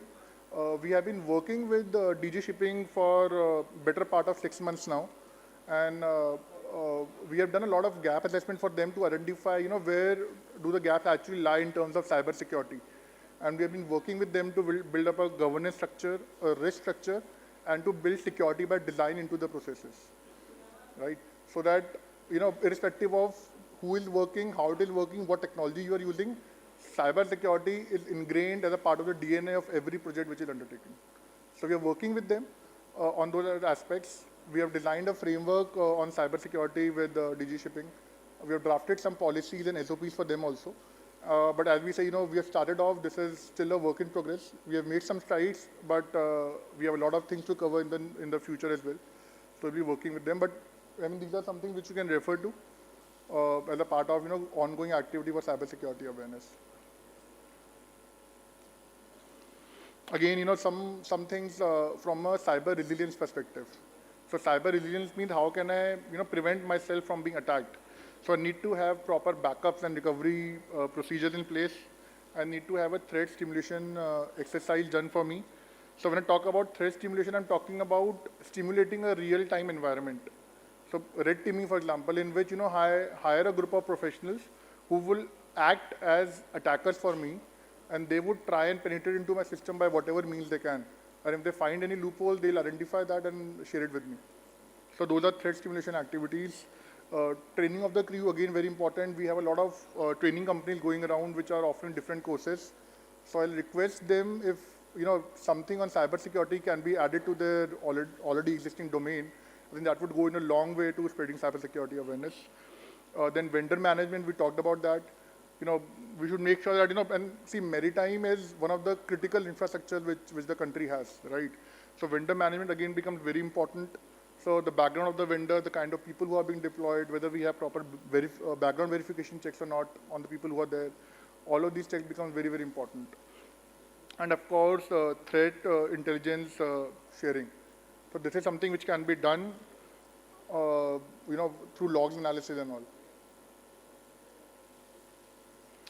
So few takeaways, as a part of this presentation, cyber attacks are actually becoming more sophisticated, and the complication is going to increase in the near future because now you don't have people who are sitting behind laptops. Now you have bots who are sitting behind laptops, right? A human may have a level, beyond which they cannot think.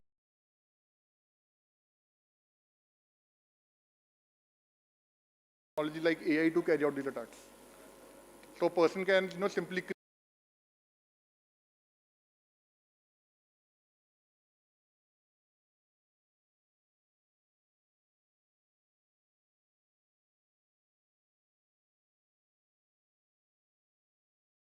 technology now.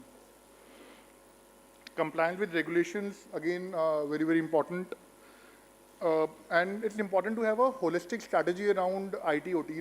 A lot of organizations carry out cybersecurity in silos. We got application secured, we got mobile app secured, we got API secured, we got a data center secured, right? But no one a lot of organizations miss out on a holistic approach to cybersecurity. Whether as an organization are we secured or not. So that is something which is very, very important. So, like it said that the future of shipping is undeniably digital, but it is imperative to have it secured also. I think we are running a bit short of time, so we won't have any time for question and answer sessions. But I'm there, I'm seated there. If any of you have any questions, feel free to ask me there, and I'll be happy to take all your questions. Thank you, everyone. It was a pleasure being here.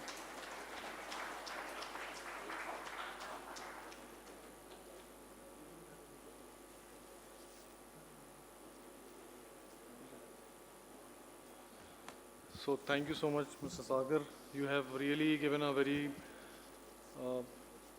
insight into the cyber security, especially in the maritime sector, which is required, though as it is a critical sector, and we generally ignore this cyber security part. Now I will request to move on to the second second presentation on new DGS website. So everybody has witnessed in the morning session that our new website has been launched by the Honorable Cabinet Minister, Sri Sarbanan Sonowal, sir. The earlier platform, which was developed somewhere in 2013, was developed on .NET, was quite static. The earlier website which we are, it is still there. So subsequently in coming days, we will be switching over to from the new website, from the old website to the new website. Next.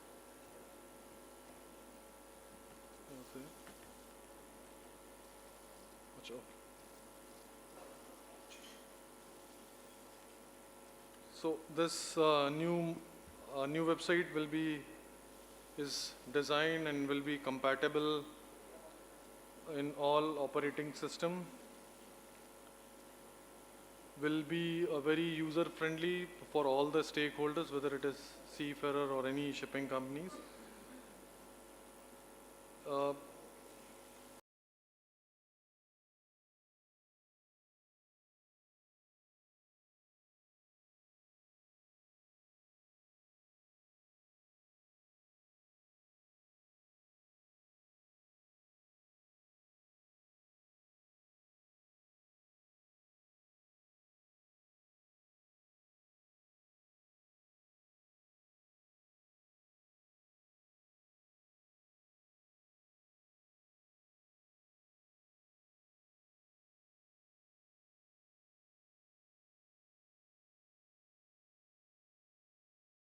Will be there. This new website is aligned with the new Maritime India Vision 2030 as well as Amritkal Vision 2047. It is already certified, moving for STQC certification. This is earlier one is GIGW1. This one is the latest one, GIGW3. VCAG 2.1 accessibility features. In this, we have a very big section of social media. which was not there. So DG Shipping has gone to all social media, whether it is Facebook, Instagram, X, as well as LinkedIn. So this is, as I have told you earlier, website is having, we are facing a lot of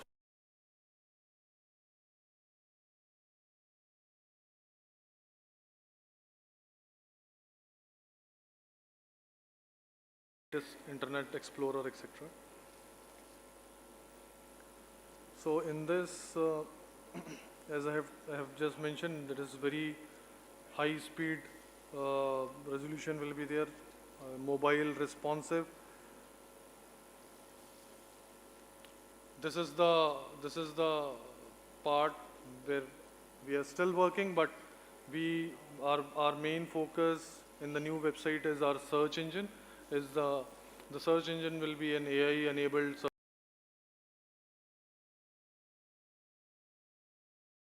like fuzzy search, keyword prediction, etc. This we will try to make it more user friendly, putting bilingual autocomplete supporting both Hindi as well as English language. In this search engine, you will see the optimized performance is around 0.03 millisecond load speed across devices. So it will be easy for all the users to access any circular or any DGS circular in order for that instance. We have kept this thing also in mind, security features. So it is certain certified ISO 27001 ready framework. This website we are going to host on CDEC server, which is quite secured server, and then it will be multi-layer authentication, role-based access control will be there for this new website. We will be doing regular VAPT and penetration testing for proactive defense. These are some of the features which we have incorporated in our new website with safety and security. So as I have already mentioned, this is Indian Global Maritime Safety Platform.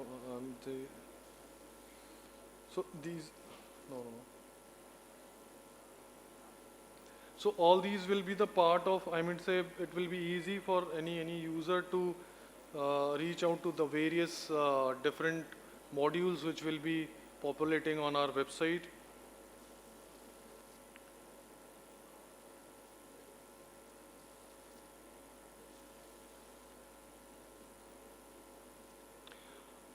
Earlier in the previous website, it is very difficult to find the who's who, contact directory. So we have made it very, very user friendly. Role and responsibility of each and every officer as well as the staff, we have very clearly indicated in this new website. Every branch is having its own dedicated media gallery. Along with that media gallery, we have FAQs also in every branch as well as wing.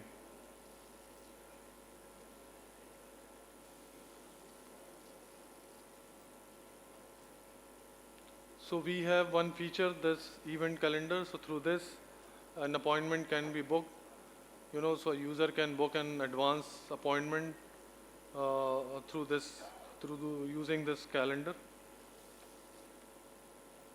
They can even schedule. There will be a QR code. Through this, they can reach out to VMS, and through that VMS, they can schedule an appointment with the officer. This website is, user can do font resizing. It support dyslexia support, keyboard navigation, and then screen reader compatibility for visually impaired. So lot of features we have in this new website. Yes, we have added Google Map into this. Then how far it is, our office connectivity by rail, road and by air. Lot of informative I mean, say there is one section in each branch and wing. There is a dedicated video of the HOD of that branch and wing. And then followed by, there will be a lot of informative videos in every branch media gallery. We have kept profiles, we have added profiles of previous DGs, so previous DG's profile will also be there. Message from DG, additional DG, CS, NA, CSS will be part of this new website. We have added few very important external and internal links, international links. We will be updating in a very quick time all the notices, results, etc. on this new website.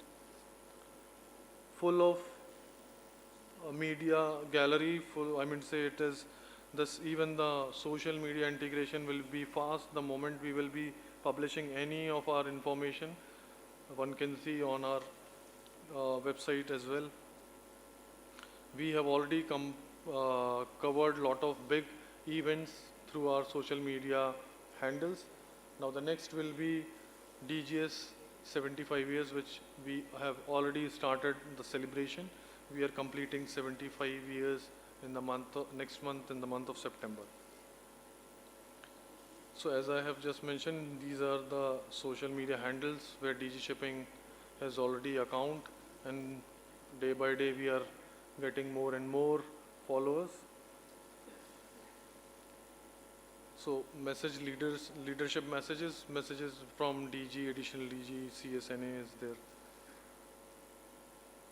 Every branch is having a dedicated sub-page. Under that sub-page, lot of information is there. So when user earlier has to keep on searching, I mean say the relevant information. So either they can directly go to the search engine or directly to the respective wing or branch, and then they can go and to their sub-menu page, they will get the required information. We have dedicated MMDs section for MMDs, Mercantile Marine Department, Shipping Master Office and other allied offices. Before I end this presentation, I would like to call upon the team from Immortal. So Immortal, they have a stall here. So Immortal has done a very, I would say they have done hard work. They're working with us for last 7-8 months. And because of them, this new website was possible. So I would like to call upon the entire team, please come. And I also want to call upon Mr. Shivam also from our Tier 1 PMC.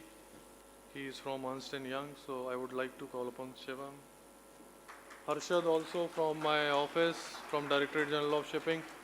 Harshad, if you can come to the dais.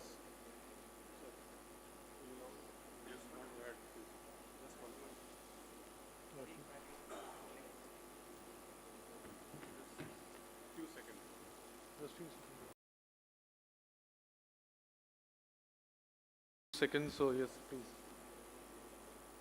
Thank you very much, sir. Sir, it was a great journey and learning experience for all the Immortal team. This was never going to be happen without the support of all the DG sir, ADG sir, everyone out leadership out there. It's an immense pleasure working with the complete DGS because this is a new sector for all of us. Maritime is a new sector. You can think of IT. IT is, dispersed across different sectors. But learning maritime, we tried best to our capability to meet the expectation here. Thank you from the warm and our gratitude to all the leadership from DGS. Thank you. So I will request additionally, sir, also for a photograph with Immortal team.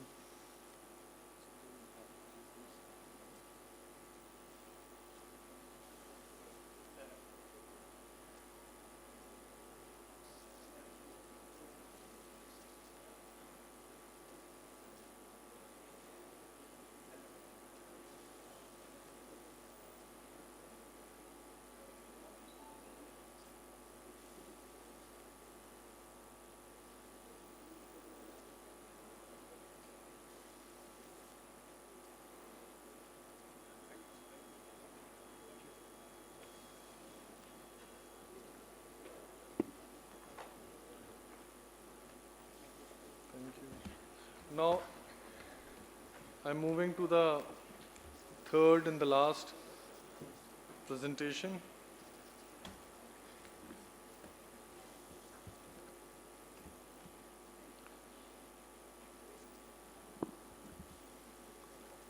So this is the one, again, in the morning session, 4 modules from e-Samudra. So total out of 15 modules, 4 has been inaugurated today. So e-Samudra,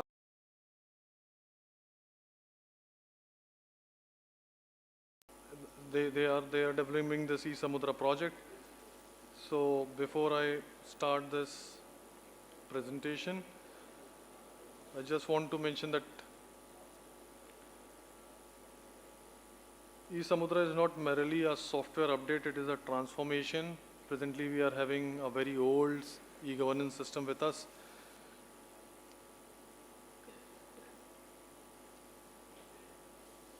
So our present system, though functional, were increasingly constrained by evolving demands of digital governance, especially in the area of cyber security, scalability and mobile responsiveness and data-driven decision making. So there was a compelling need for automation, integration and a robust digital backbone that could support advanced features like real-time alert, intelligent dashboard, multi-channel communication and secure access platform. So this is just about the first about the Indian maritime sector. So I have already covered this. So new, if you will see, new Samudra platform will be a step towards making a modern integrated single platform covering around 72 services through this just one single platform, which is the e-Samudra. Benefits of e-Samudra will be, it will be mobile app, real-time tracking of application, alert notification, single sign-on to access all modules, integrated payment via Bharat Kosh. So we are integrating with Bharat Kosh, Aadhaar and PFMS integration, dual factor authentication, real-time MIS report will be will be possible through this, and analytical dashboard. Sorry. So this platform is designed to serve not just as a portal, but also a living digital environment, adaptive, secure, and user-centric. At this juncture, I would like to underscore that the technological realization of this vision has been possible through the efforts of CMS. So I would like to call upon Mr. Ram Mohan from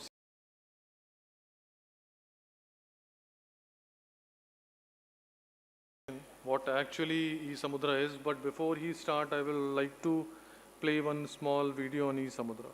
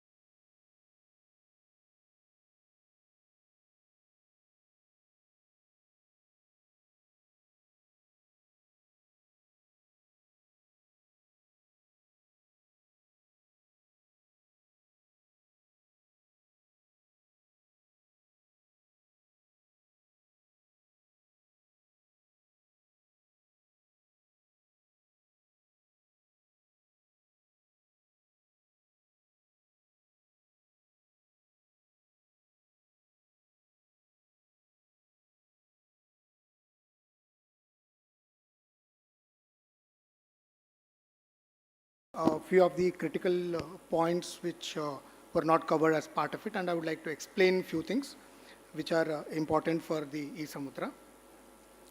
So there were many challenges in the existing system, and e-Samudra was envisaged to make sure that both the stakeholders, it could be ship owners, seafarers, or the DG officials, are having a unified single platform in which the operations can be done. So we have used the latest Microsoft technologies, and we have deployed it on AWS Cloud, which provides the flexibility of the expansion. Then multiple modules which you are seeing, 72, are integrated into one application. It's not that there are individual separate softwares, and then interconnectivity is a challenge. So it's an integrated solution, and we have integrations with multiple departments.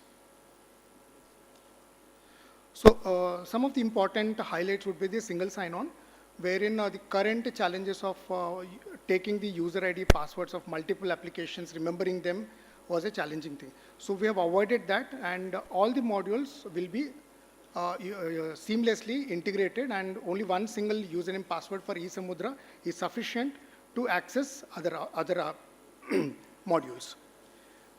We have introduced a mobile app under the e-Samudra DGS in Play Store and Apple Store. So by downloading that, based on the role, you will be getting the notifications. If you are a ship owner related application forms, whatever you have submitted, then based on the workflow, alerts will be generated, notifications will be generated, and also the certificates generated you will be able to download and keep it in the mobile. Those are the functionalities. And the current challenge of notification alerts not being there, that we have solved through the mobile app, and also SMS and email gateway. Then a couple of other important things are the integration with Bharat Kosh, wherein the payments can be made seamlessly, and also PFMS, which makes the DGS officials fund transfers much more easier. And all these workflows are going to be in an integrated solution, wherein the queries need not be generated through an email. Through the application software itself, the query can be generated and the reply can be received. So this is the home screen, where the landing page, which will be for e-Samudra. Using this screen, the DGS officials and all the stakeholders will be logging in. And if a specific stakeholder has got access to multiple modules, he need not go to other module. Using the same login, he will have the access, and within his login itself, he can access the other modules also. Then this becomes an important aspect, because many of the complaints which we have seen is that, I don't know what has happened to my application form. So here we have provided those options of alerts and notifications, and advanced alerts also. If there is some certificate which is expiring, that notification also can be generated maybe 1 week's time ahead, and then can be sent to his mobile and email and SMS also. So the generic e-Samudra application workflow would be, the stakeholder applies for his services. These application forms are internally will be landing on the dashboard of the respective DA or DDG level based on the type of the service. And if at all there are any queries, that query is raised, and then the alert comes into the stakeholder saying that there is a shortage of document, so these documents are to be submitted. So when those things are resubmitted, then the DGS office gets the particular document once again, and then they process it. Once when the final approval is provided, then alert is generated again saying that your application has been approved. Then these are the stakeholders who are going to use the e-Samudra.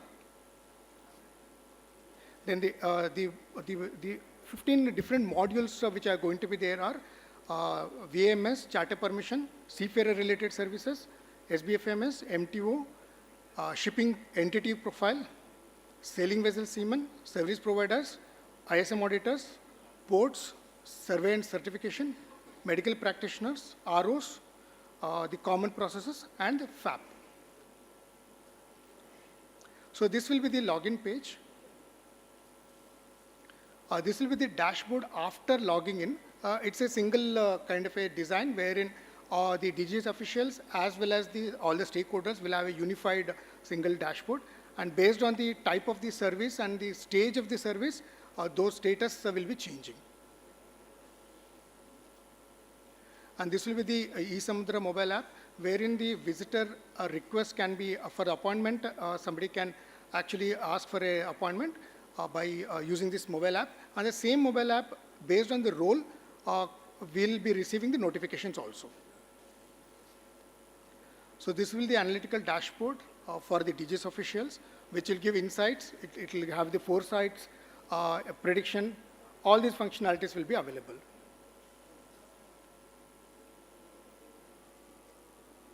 Thank you so much for the opportunity given. Bisin sir, can I ask my team to come?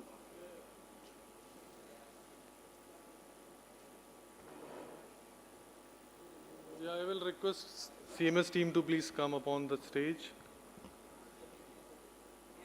I will request even additional DG sir to please come for a photograph, sir.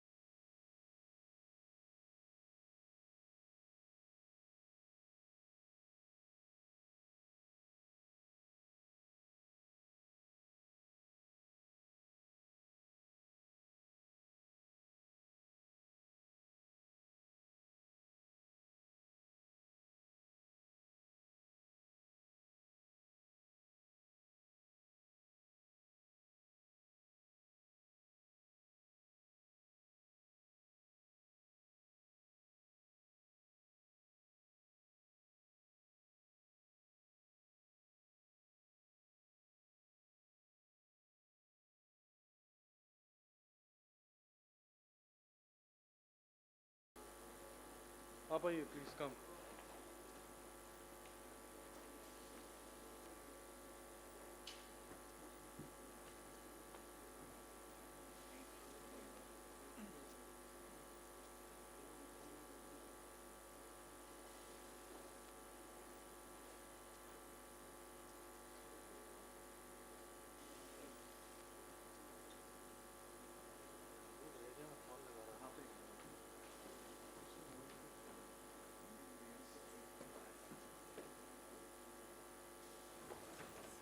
Do the felicitation, please.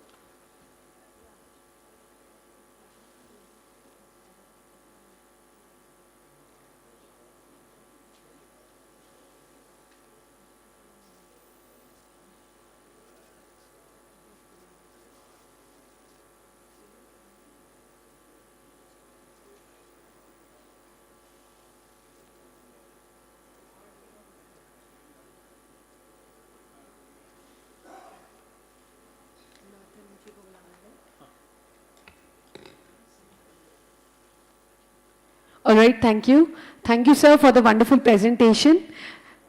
We have a token of appreciation.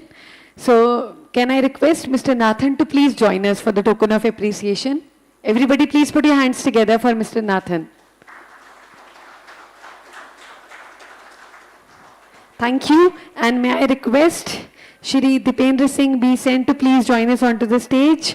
Mr. Sagar Gupta from A3S Tech, please join us. Mr. Ram Mohan from CMS and Mr. Mukesh from Immortal, please join us onto the stage, everybody.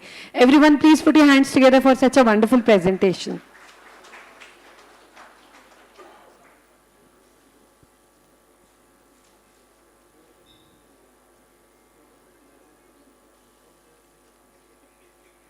Thank you, sir, for such a wonderful presentation. May I request Mr. Nathan to please proceed with this token of appreciation. Everyone, louder applause. Thank you.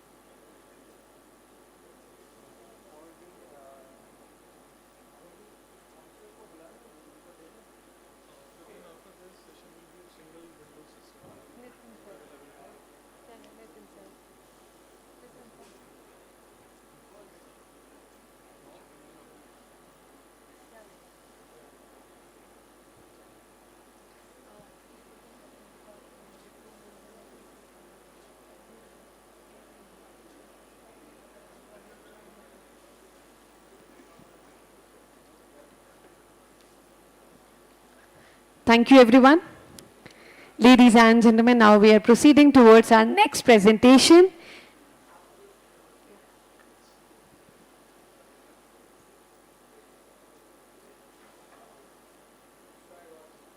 Podium mic, please.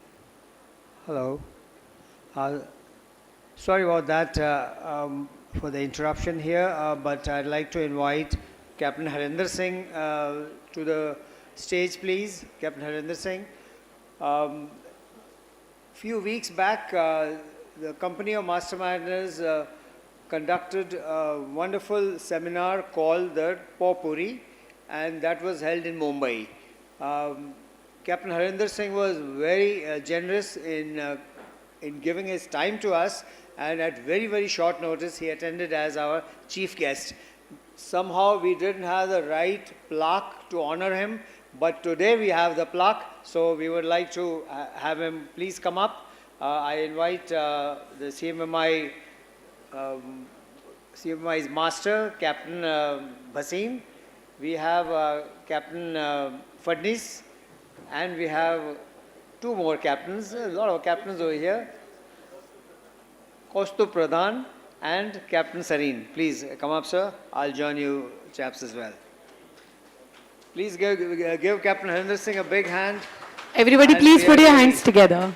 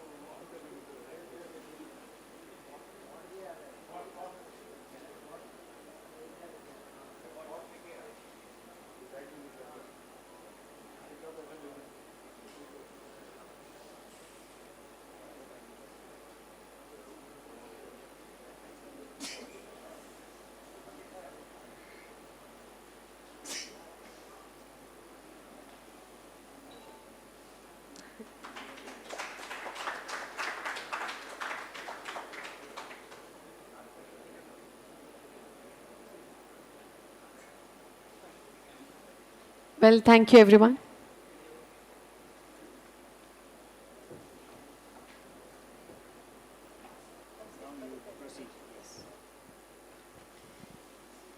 Well, thank you, ladies and gentlemen. Now we are proceeding further. May I have the pleasure to invite next Shri Arvind and Captain Nitin.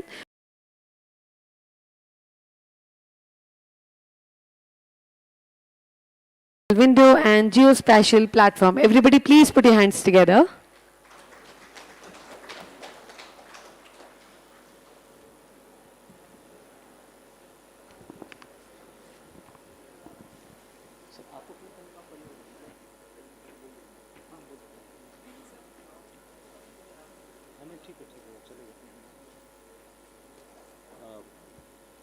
Namaste and good afternoon, everyone.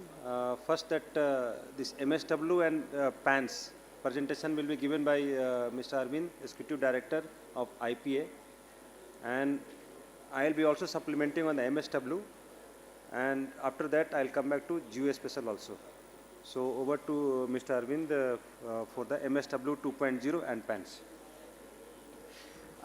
Good evening, everyone. I know it's very high time for the tea and all the faces are very lazy kind of thing, so I would not take much time. And my presentation will be the focus on enabling a digital wave of change through Sagar Setu and how the MSW 2.0 and PANS will be acted upon the Sagar Setu. So this is my three sections. Basically, Sagar Setu, how the Sagar Setu is driving maritime digital transformation under the aegis of the Ministry of Ports, Shipping and Waterways. The second section is the steering the MSW toward the next wave, that is the MSW 2.0, the next version of the MSW. And for the PANS, we are targeting how the PANS will be strengthening the port efficiency for the Indian ports. So first section regarding the Sagar Setu. This is the recently launched by Honorable Minister Sir on 26 June 2025. The Sagar Setu is basically a centralized platform for all maritime stakeholders, which is designed for basically for vessel and cargo documentation, promoting faster and paperless logistics. It's a robust message exchange platform integrated with different kind of the port, terminal, operating system, trade and regulatory bodies like custom, that is the main interface is the IceGate, Port Health Organization, FOIS, ULIP, DGLL and DG Shipping, etc. It's a design based on the microservice architecture and it's a basically built on the IBM message exchange platform, and which is presently handling more than 19 lakh messages transaction per month. So this is the slide is showcasing how the Sagar Setu is integrated with different kind of the stakeholders, like 98 EDI messages related to POS, TOS and enterprise business system of the port. IceGate, there are around 8 messages. ULIP, there are 11 messages. MMD, one main messages are interchanged. DG Shipping having the 7 file forms related to MSW. Similarly, FOIS having the 5 forms. Navy having the 4 vessel related message via SFTP. Similarly, the new interface like Maitri having the 8 messages, and this first phase is for the JNPA and DPA port.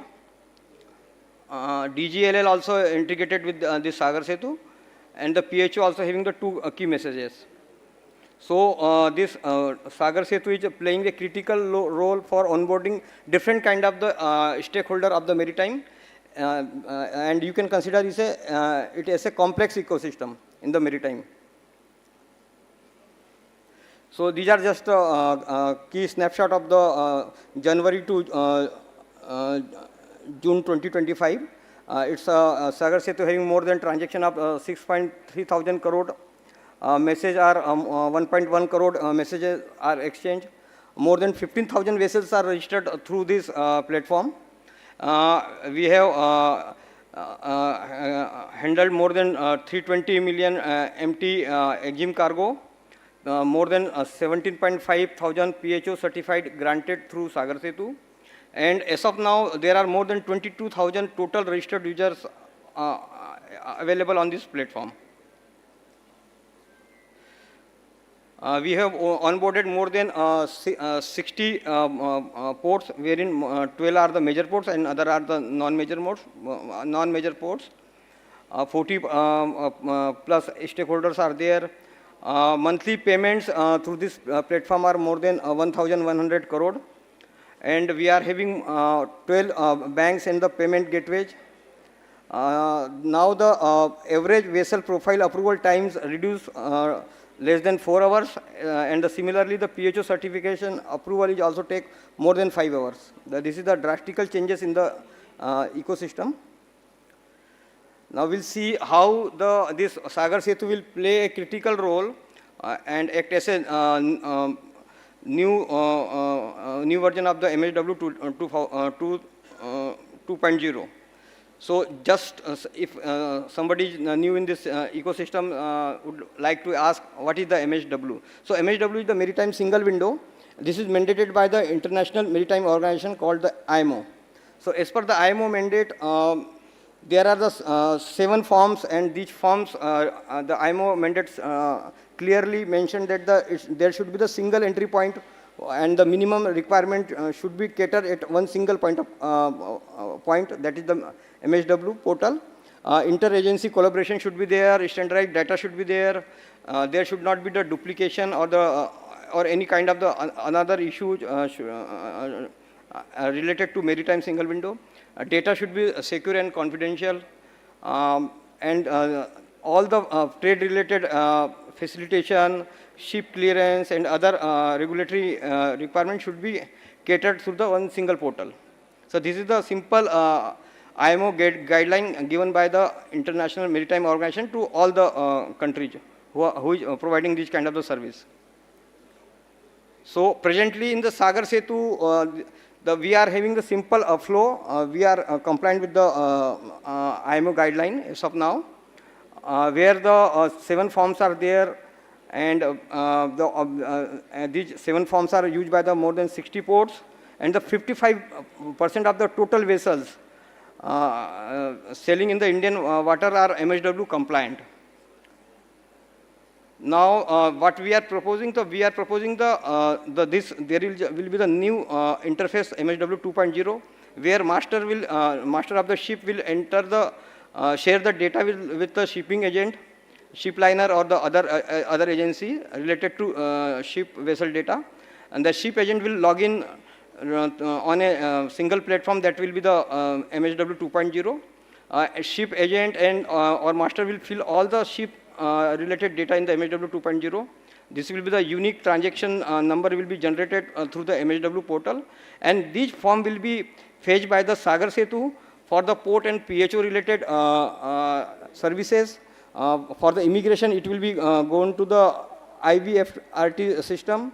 Similarly, custom related information will be populated to the ICE gate as well as the SCMTR. These are the things that we are going to implement shortly under the aegis of the Ministry of Shipping, Port Shipping and Waterways, and the custodian will be the Director General of Shipping, and we are proposing this will be developed on the open technology stack. Some indicative technology stack are given here.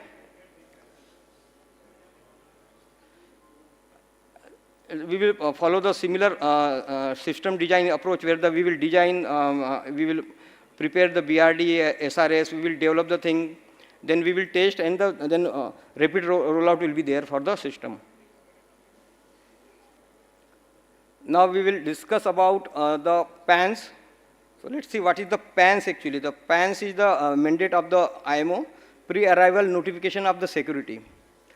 So as per the IMO, there should be the standardized information format. There should be the notification to the designated agency like the Navy, Coast Guard, DGLL and DG Shipping, etc. There should be the custodian of this kind of the entry. The DG Shipping will act key role here. Security verification rights will be the security agency like the Navy, Coast Guard, etc. And it will be the integrated with the ISPS code and the other kind of the mandate of the IMO. So we are proposing here the vessel in the PANS vessel, when the vessel will enter into the Indian Ocean. It will be like to have a journey to the Indian port. The vessel plan arrive at the Indian port. There will be the notification before the 96 hours of the arrival of the ship, and in case of the departure, it will be the 2 hours of the departure. So the data from the Sagar Setu will be populated, or from the MSW will be populated here, because all the ship registered information will be captured from there. And the agent will submit the PANS or the related file forms in the PANS system, and the notification will be sent to respective authorities. And after that, this ship will be allowed to enter into the Indian ports. There will be the mandatory check of the PANS and the file forms in the Sagar Setu system, and the agent perform the activities in the Sagar Setu system for all the regulation and other things. This will be also developed by in the open source technology stack and developed by the Indian Port Association, and the custodian will be the Director General of Shipping. Similar approach will be there to design, development, testing, and the rollout. So I would like to invite Captain Nitin Mukesh to take it further.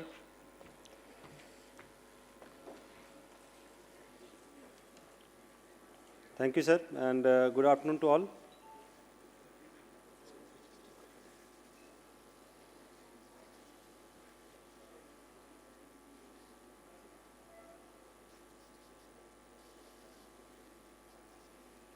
Due to the shortage of time, I will skip a few slides because it should not be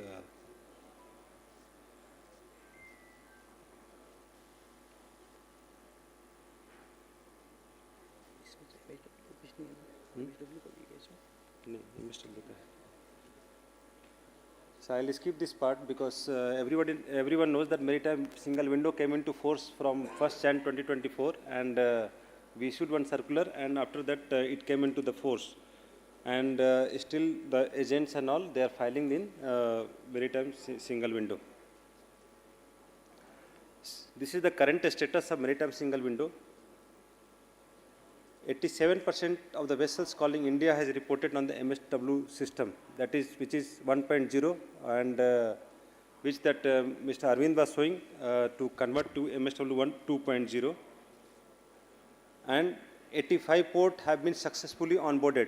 This Director General of Shipping, we conduct weekly review meeting and the monthly review meeting with the ports, and we request ports to join into the maritime single window, and due to this they have joined. But still there are challenges. Custom and immigrations are not yet integrated. There are problems with the MSW 1.0, locator codes, and a lot of problems are there. That's why we are going to MSW 2.0. And in this MSW only, we have proposed PANS module also, but separately. The why change was required? Change was required because that agent has to go to everyone like custom, immigration, PHO, Coast Guard. Now there will be single window system. That's why to reduce the manual process, to reduce to go to everyone, to duplication effort and lack of transparency, the single window system came. This is the operation flow with the maritime single window. Shipping agent, step 1, everyone knows. Step 1, shipping agent submit the notice of arrival at the MSW portal, that is Sagar Setu. Step 2, step 3, step 4, step 5. This was the technology with the MSW 1.0. Autonomous data warehouse, secure API player, unified dashboard for all agency. But now we are going to change it, which the Mr. Arvind has shown it, that it will come to MSW 2.0. But still process is going on. The benefit of the maritime single window, everyone knows. This is a centralized platform. IMO compliance was required by the India. That's why it has been taken. Efficiency, compliance, digitize and automations, secured and accurate data, audit trail and traceability, and integration with other system. This MSW can connect with other national and international system also for the better coordinations. The PAN system already has been explained by Mr. Arvind, so I will skip this slide. PANs. What was the roadblock? Why this MSW 2.0 was required? Roadblock was the lack of integration with the key agency, no validations of workflow for fall forms. No one was knowing that where the fall forms was going. Weak monitoring of mandatory submissions, declining compliance across ports, no pool mechanism from IceGate. Custom and immigration was not integrated. So this custom were not taking data. Only the ports were taking the data. And there was lack of integration between PANS and MSW. And now what will happen? The data will be filled up by the agent on the NLP portal, and from the NLP portal the data will be taken to MSW and the PANS in the both system.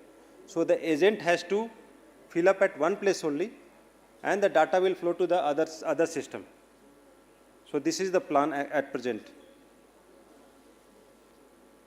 So this is also the view of Maritime Vision 2030, the smart ports through digital intelligence, integrated stakeholder ecosystem, operational efficiency and turnaround gains, data-driven policy and infrastructure planning, ease of doing business. This is the most important, and the global alignment, because both MSW and PANS are the IMO requirement, and this India need to comply with. Sustainable and resilient growth.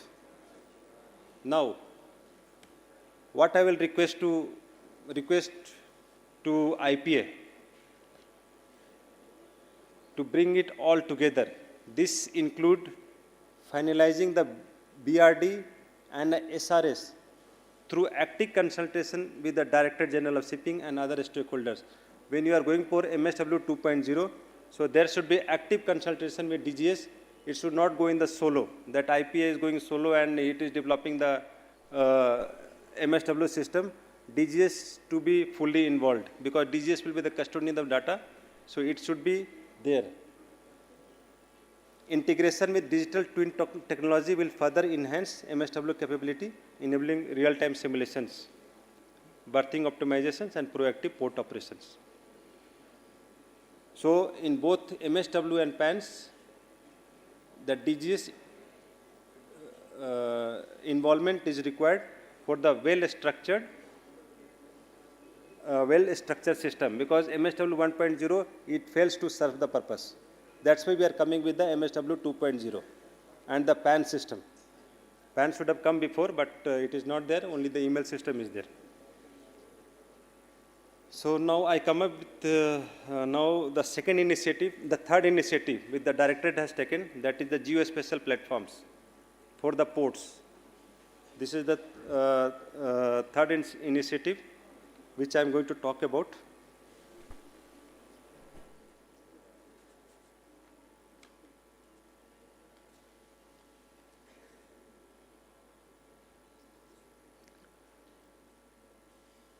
This is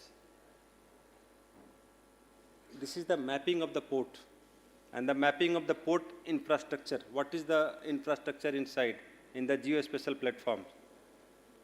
So actually what is happening now, we do not know what is happening inside, when the ISPS, when the NSPC, what all certificate is expiring, where is the crane is based and all. So in the geospatial platforms, everything will be there, whatever there is inside the port.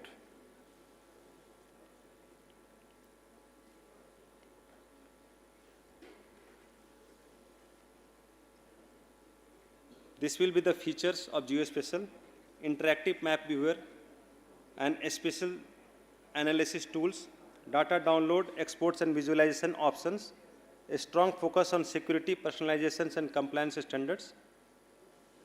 So why this geospatial for port is required? Current systems are fragmented and inconsistent. No unified real-time view of port infrastructure across agencies. Limit disaster preparedness and coordinated decision making.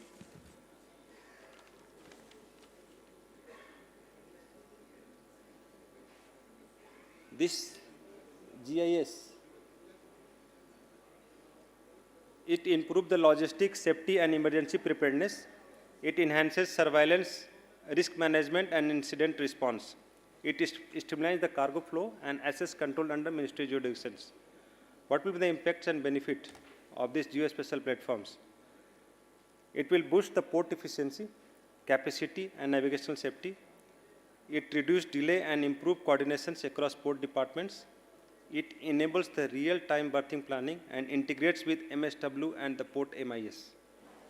It supports India competitiveness and regulatory efficiency. What is this project covers? The geospatial project covers comprehensive mapping of port infrastructure, including berth, terminals, warehouse, roads and rail links. Whatever is there inside the ports, it will be covered in these geospatial platforms. So if you want to know where is the warehouse inside the port, in case of disaster also, or in case of disaster planning also, we will come to know where is the warehouse, where is the rail located, where is the crane located. So in one click of the button, you will come to know, suppose in the Kandla, what is there in the Kandla, what is inside the port. You are sitting in Delhi, but you are coming to know in for the Kandla port or for the non-major ports, whatever it is there.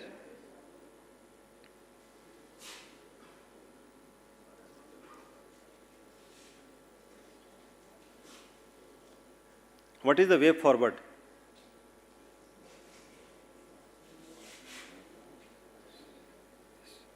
This way forward is the standardizing the spatial governance, defining a techno-commercial framework, and aligning with the Maritime Vision 2030. So this is the way forward, and we have already making a guidelines for the geospatial platform, which will be circulated to all the ports, and the ports need to make the geospatial platforms, and it will be integrated to the either to the ministry or either to the DG shipping, it depends. Once the port makes the geospatial, and we have done the pilot project with 2 major ports and 2 non-major ports, and they are making with the different vendors, and it is quite successful. So after we make a guidelines of these geospatial platforms, which is already in process in directorate, so it will be rolled out to the other ports also.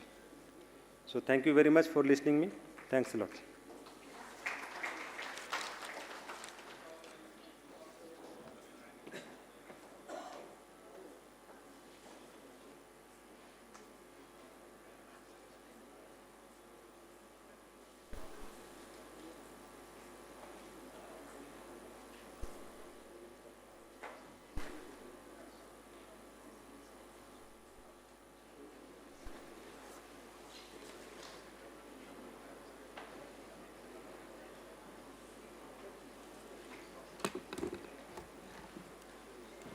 Thank you so much for such a wonderful presentation. Now, to do the honors, may I invite Captain Vivek to please join us onto the stage for token of appreciation. Everyone, please put your hands together for Captain Vivek.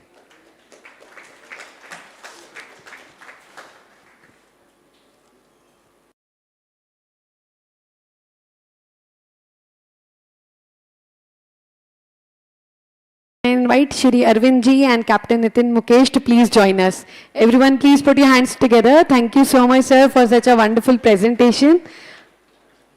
A small gratitude, sir.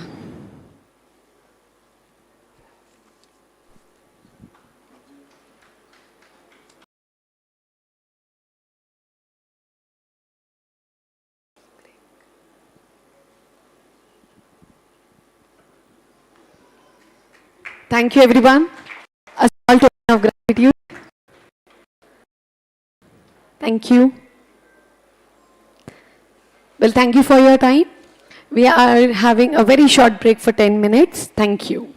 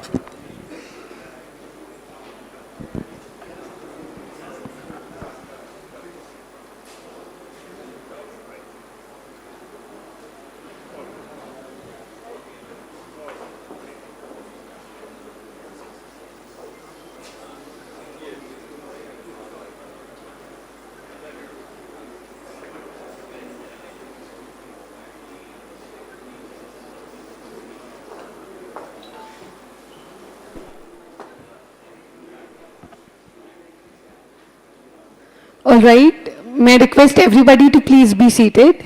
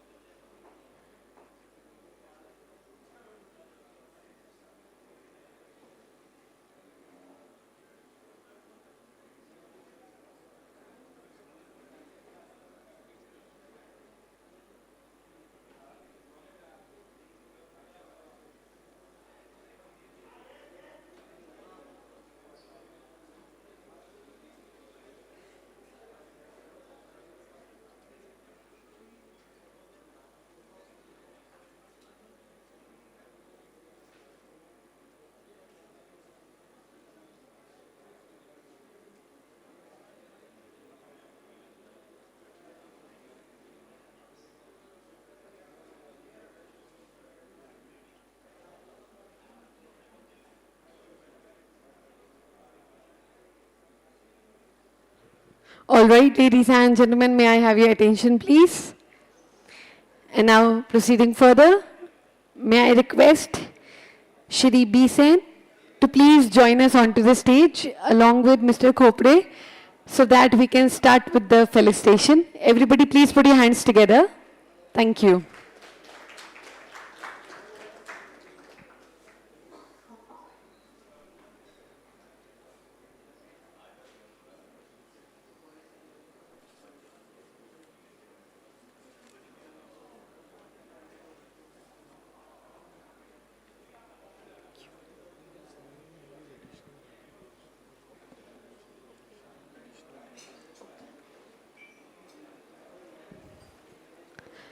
Thank you, sir.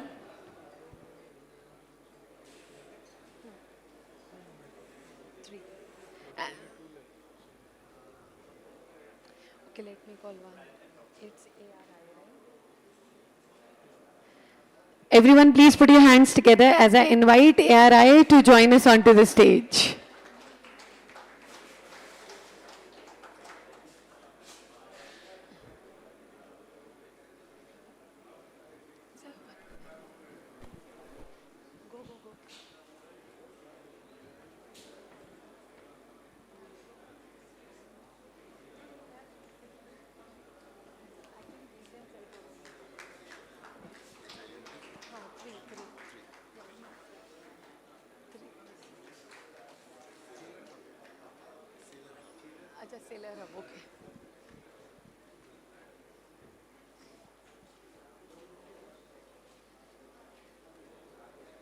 Thank you so much. And now may I request Ganpat University. Everybody please put your hands together to please join us onto the stage.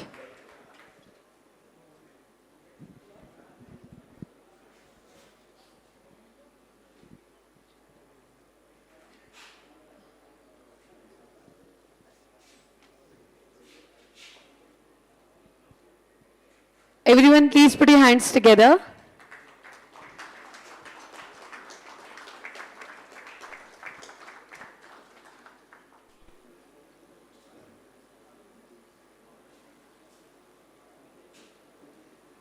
Thank you. And now may I request HIMT to join us onto the stage, please. Yeah. Everybody please put your hands together.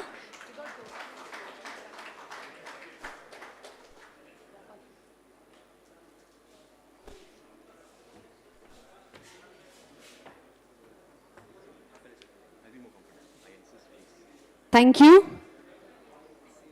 I got it.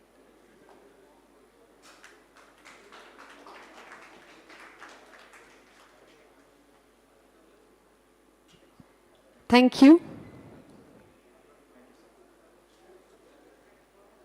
And next I would like to invite Sailor Hub. Everyone please put your hands together.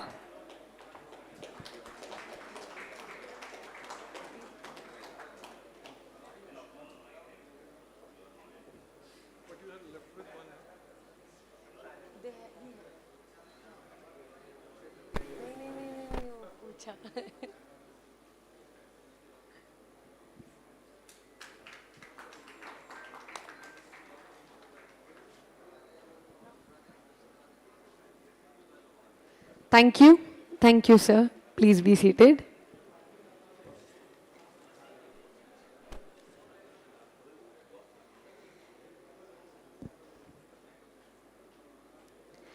Ladies and gentlemen, now next, I would like to request onto the stage Shri Anirudh Chaki, Deputy CS. Everyone please put your hands together. He is currently serving in the rank of Deputy Chief Surveyor in the Directorate General of Shipping. He is with the Directorate since 2013 as in charge of the International Cooperation Branch of the DG Shipping, which handles the global outreach. As Deputy Chief Surveyor, he is also heading the survey and the certification, Port State Control and Flag State Implementation divisions of the Directorate, which is the core enforcement function of the Directorate. Today, he will give a presentation on the IMO Shadow Committee module being developed by the Directorate, which would be a big leap forward. So everyone, please put your hands together once again. Thank you.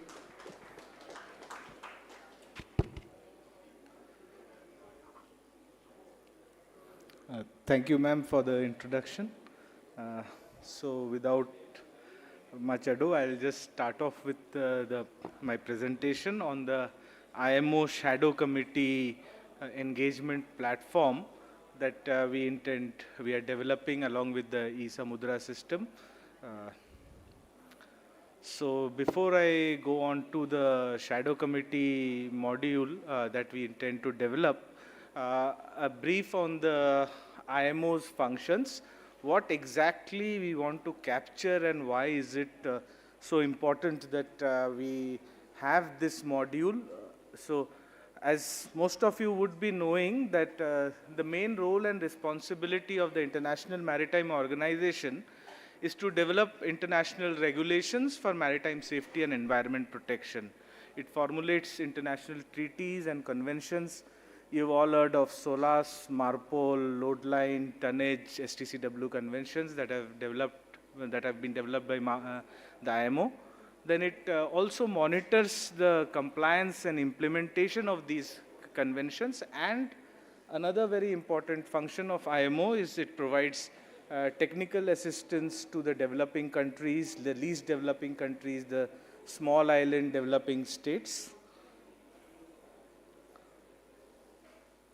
So if you look at the structure on governance of IMO, the topmost body of IMO is the assembly. In fact, the assembly meets once in 2 years. We have the assembly, this is the assembly year. This year in end November, we have the assembly. Below it is the council consisting of 40 member states who are elected during the assembly. And then we have the 5 major main committees of the IMO, which is the Maritime Safety Committee, the Maritime Environment Protection Committee, the Legal Committee, the Technical Cooperation Committee, and the Facilitation Committee. Now, these are the main committees that bring out the rules and regulations that govern shipping on this day. And these committees are assisted by specialized subcommittees. For example, we have the STW, the III, the Implementation of IMO Instruments Committee, the NCSR, the PPR, the Ship Design and Construction SDC, then the Ship Systems and Equipment Committee, and the CCC subcommittees. So just a brief on how many people would want to know, like, forget the conventions. The conventions are the big ones. But regularly the rules and regulations are updated, and the main committees come out with, you must have heard of MSC resolutions, MSC circulars, or MEPC resolutions, MEPC circulars. How does IMO come out with this? So there is a long drawn out process. It is through deliberations. Please remember, IMO per se does not make rules and regulations. It is the member states who agree, who make the rules and regulations. It is on the wishes of the member state. So sometimes when you hear comments that what has IMO come out with, they don't know, and the reality is on the ground. It's actually the member states who sit down and make the rules and regulations. IMO gives the platform. It is the will of the member states who decide which regulation has to come in force, which rules have to come in force. So now this is a basic, the basic steps of how the papers, how the rules and regulations or the resolutions come about. So initially what happens is you have the proposal. Proposal is based on a lot of factors, maybe incidents, maybe accidents, maybe new technological developments, political developments also, maybe economic changes. So all these things a country may decide, or an organization may decide to put in a paper. So mostly these papers, I'm not saying these papers can't be submitted at the subcommittee. Mostly what happens in a standardized format is the papers are mostly submitted at the committee level. At the committee, so if you see the IMO docs, more than 100, 150 papers are submitted at each MEPC and MSc. These are the main ones who develop the rules and regulations. So there are proposals. Then the committee accepts. If it feels that there is a merit in the proposal, they accept it. And then they start, the third step is the work starts on that. So the committee, what happens is, based on the specialized nature, it delegates it to an appropriate subcommittee. Now, at the subcommittee level, there are working groups formed. There are, suppose you have to develop something, a working group is formed. Sometimes the working group in those 5 days can't do it, and further deliberations are needed. So you have intersessional correspondence groups. People don't have to stay at IMO. They correspond between each other, and for just, I'm happy to announce that just 2 weeks back, India has taken the leadership of a very important correspondence group, which is the correspondence group on harmonized system of survey and certification at the III 11 subcommittee meeting. So for the next 2 years, India would be leading the discussions to get into what are the new rules coming in, all harmonized system of survey and certification of vessels. So India will be leading that effort. China had held it for the last 10 years. Now we have taken over that group. Then we have the intersessional correspondence group, I told you. So what happens is, these correspondence groups come up with their recommendations to the next subcommittee or committee meeting. They come up with their recommendations, they come up with their report. That is deliberated in the next working group. The working group, once they deliberate it, they submit it to the subcommittee. Now, please remember, there are clear terms of reference that are defined by the committee and the subcommittee as to what is the mandate of that correspondence group. And they cannot go beyond that mandate during the period of that correspondence group. So now, once the report is submitted, the working group of the subcommittee may decide to accept the report or may not accept the report. And then what happens is, then if it is accepted, the committee that ordered this subcommittee to work on this, that report is sent back to that. For example, in III, MSc has ordered III to do something. So this report goes back to MSc with the recommendation of the subcommittee.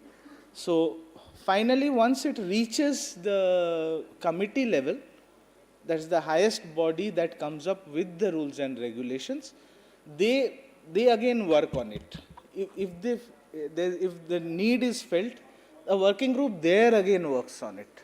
So it's a very rigorous, stringent process, and there the working group and the final resolution, and in between, suppose a resolution has to come or a circular has to come, there's a drafting group formed during that committee meeting. In fact, they have one of the outputs would be, by the end of the committee or the subcommittee meeting, the drafting group has to come up with that draft resolution, which is again approved on the final day of the committee meeting.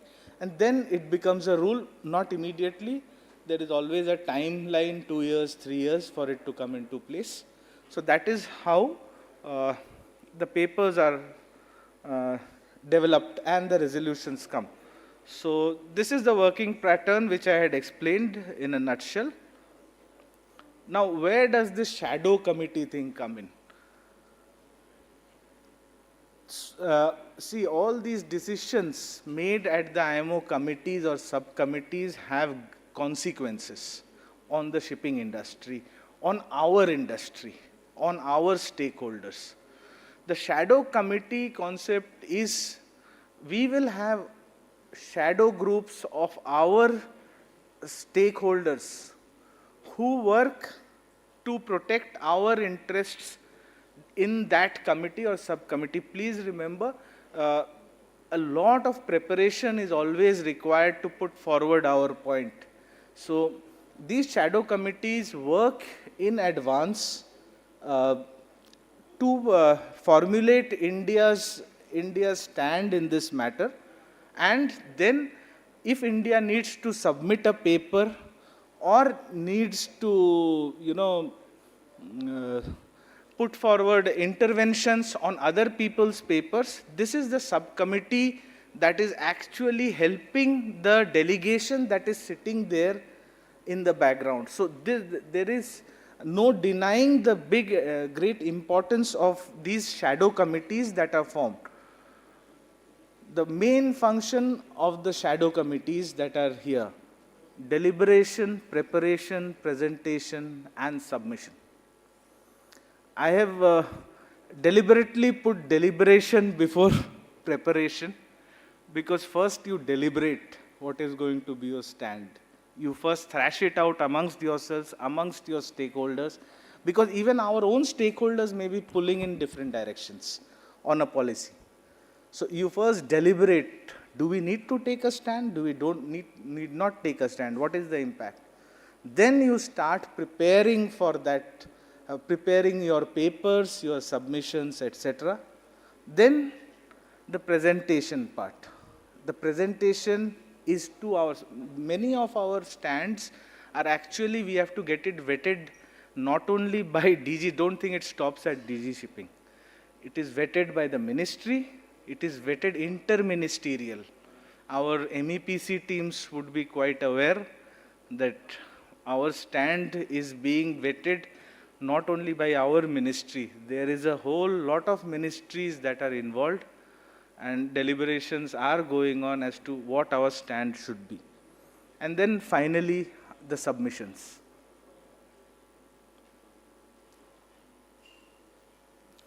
Now, as I explained, the shadow committees are these network of individuals and or organizations who are shadowing the IMO structure, basically, in terms of, so you have a shadow committee for a subcommittee, you have shadow committees for committees, and also we may have shadow committees to support the correspondence groups and the working groups also. In an IMO meeting, there may be 3 working groups working in parallel. So we might, if we feel that all 3 working groups, we have certain valid interests, our guys sitting there, we always have a very limited number of people going as a delegation. One shadow committee would be supporting them throughout the drafting of that working paper, of the paper or something.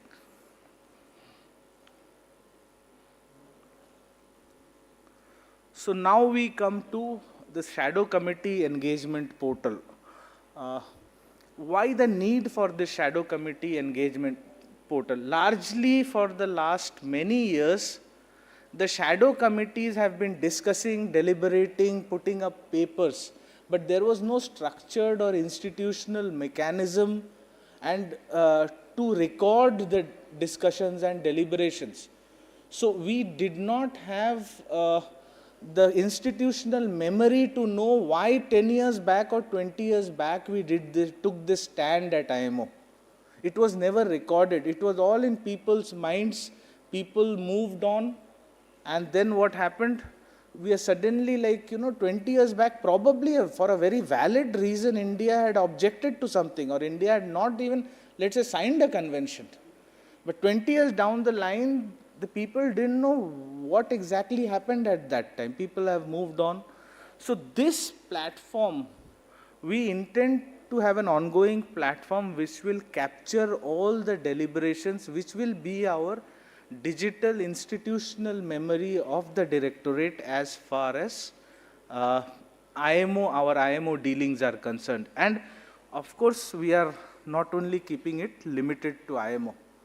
We are expanding it. It will be the platform for all our international engagement, whether it is ILO meetings, whether it is any other meetings where India is participating, whether it's a security-related matter, for example, whether it is the port-state control required matters. So this platform will have all records of discussions, etc., that has happened, why a certain stance was taken, or why a certain stance was not taken. For example, I'll tell you why it is very important. In the last III, suddenly on the second day for HSSC, Europe tried to push in a J paper. it was not, in IMO you have to put in papers depending on the length of the paper, a few weeks in advance or a few months in advance. Depending on the size of your paper, there are windows, 13 weeks, 9 weeks, 6 weeks, like that. So, a paper was tried to be pushed in at the last moment. India objected to that, and actually the chair agreed to India was the only country who objected to that, and the chair agreed that you are correct. They have to first put the paper at MSc. If MSc tells us to do the work, we will do the work. You can't push in an agenda while the subcommittee meeting is going on. So they told them, and EU is a very powerful bloc. EU was trying to push in it in the form of a J paper while you are within the session. Because they had an agenda regarding the harmonized system of survey and certification, which we were not very comfortable with. So we wanted it to come through MSc. So these are, sometimes you have to take these on-the-spot decisions. So you need that shadow committee behind you, always on the alert, giving you the input. See, please remember, we are going there representing the country. We are not going there as individuals. So anytime we speak for the country. It cannot be our personal views. So that is how we deal with our IMO meetings. So now this shadow committee engagement platform, it will be a secure web-based portal to digitize India's maritime coordination. And it what I told you regarding the streamlining of India's international engagement, it enables seamless collaboration, preparedness and policy shaping, and of course, most important, it enables preservation of institutional memory. Now, as far as our alignment with national policy is concerned, it aligns with our MIV 2030, India's also IMO leadership aspirations. Then it facilitates interministerial and industry collaboration and supports capacity building and knowledge management. Now, this I'll rush through. The key features would be the access control, committee management, document control, task assignment, feedback, compilation, user-specific downloads, etc., etc. You can say a collaborative mod. This is exactly a collaborative module. If you have used Teams also as a collaboration platform, you will realize it will be something like that. It will be a collaboration module that we'll be having. Now, user groups would be like the members, coordinators, delegation leaders, administrators, and they will be given access based on the whatever their roles are. Now, what I was telling you, this is not just IMO. It is going to institutionalize our ILO engagement and other engagement. There are some samples I have just written. These are just indicative. In the others, like we have a joint working group, India-Norway, or the Indo-Denmark collaboration, or we have a ongoing talks with Singapore on the green and digital shipping corridor, etc. Now, functional platforms will have typical, any good IT platform has the user authentication, etc. I will not go into detail on this. Then it will have a structured workflow for paper presentation, which will have meeting-based folder structures, collaborative editing features, approval workflows, because ultimately anything we are presenting at IMO that has to be approved at the appropriate authority level in the Government of India. Then, of course, document timestamping.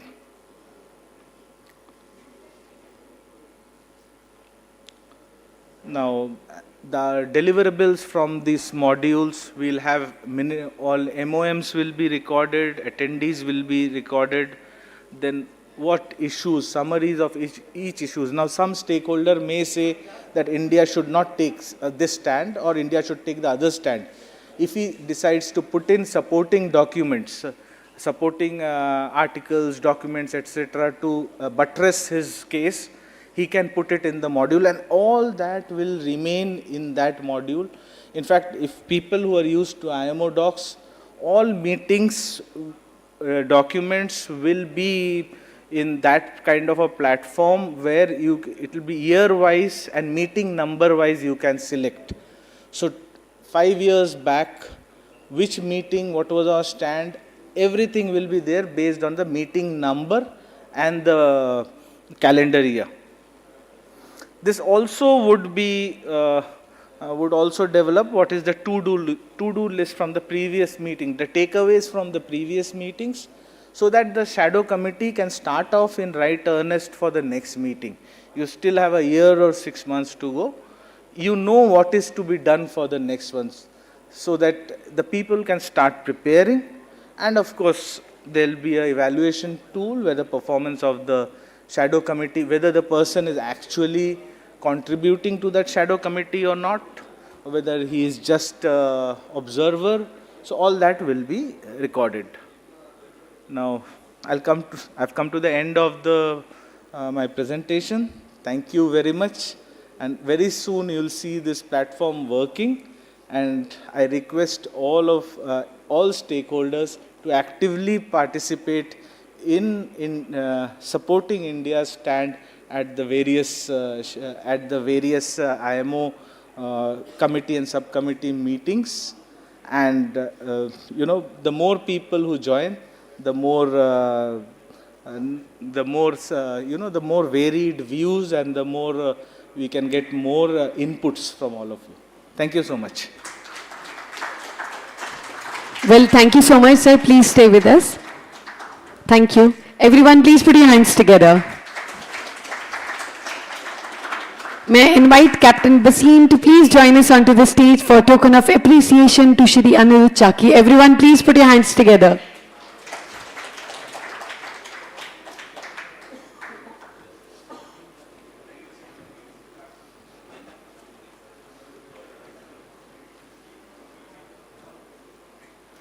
Thank you, sir, for such a wonderful presentation.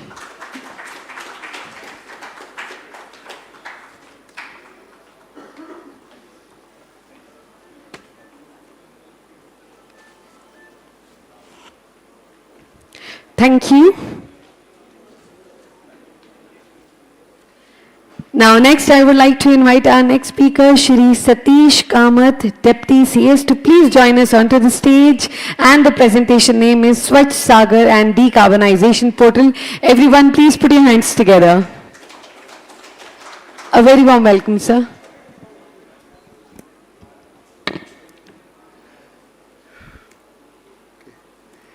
So, actually, we have come at the fag end of the day. And thank you for all the people who are attentive and listening to me today here. This portal, yeah. Can you hear me now? It's okay? Thank you. So I begin this presentation with a small story. A few years back when I was in the directorate, there was a question which came that this problem was there that there was inadequacy reporting in the GISIS. And the GISIS module is an IMO module where a lot of ports, the ships, foreign ships visiting our shores, they report inadequacies. And there were some flag states which really encourage this reporting, and it is actually good. So the waste generated from the ships sometimes at Indian ports could not be landed due to various reasons. So this inadequacy reporting had an effect on our IMO audit. So we knew well in advance that when we will be audited in 2023, that time we will have this problem. So we had foreseen these issues, and the answer to this was that everyone gets on the same platform, and then we take it up from there and have one portal where we have advanced notifications. We will have, so the port reception facility, the PRF, under the IMO's III code is an obligation for the port state, which is India. the other ships which are coming, they can report if they have any inadequacy for the cargo, for the ship generated waste reception. So the port reception facilities per se at some ports used to have these issues, and when the ship reports, it takes some time, you know, when they go out and then they report. When it is reported to us, we go back to the ports, we ask them what was the issue. So, you know, we have to include our comments as a flag state why this was happening. So this would take some time. So this portal started off with the PRF reporting. The port reception facility module came in first, and after that the other modules came in, like the ballast water management module, the bunker suppliers information systems, the fuel consumption reporting systems, and the single use plastic systems. So I will walk you through every portal, the modules of the first port reception facility. As I told you the story about the inadequacy reporting and other ship. So this is a digital platform which has everyone on board for the waste management, emissions tracking and compliance. And it's a mandatory thing. All the ships which are entering into Indian waters and Indian ships also have access to this Swachh Sagar portal.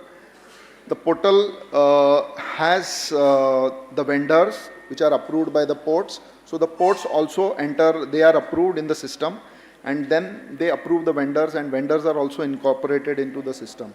DG Shipping also oversees this portal, and there is data submission in this portal, and if the ship wants to have negotiate and have the vendor take the waste, so it can be done on the platform. So what happens is we catch the issues well before they are generated on the IMO's website, and hence we have got a huge reduction of inadequacy reporting for India. We didn't have any, and that was this portal helped us to, you know, get through the IMSAS audit, the IMO audit very smoothly in terms of the MARPOL obligations and these obligations for the coastal state to provide the PRF. So as I said, the advantages, advanced notifications by the ships, vendors are facilitated, seamless disposal and planning, and IMO inadequacy reporting is reduced. To oversee, to have an oversight also as a DGMA or the DGS, we as a maritime administration, it is required that we have an oversight over these port vendors and the ports, how they are performing for the port state, port reception facility obligation. So here we have this module which our surveyors, our auditors, they audit the various ports, and then we started it in 18, and every year we do the, along with the other audits of the port, ISPS and other audits, we usually club this as an additional part, and we do the PRF monitoring with the help of this module.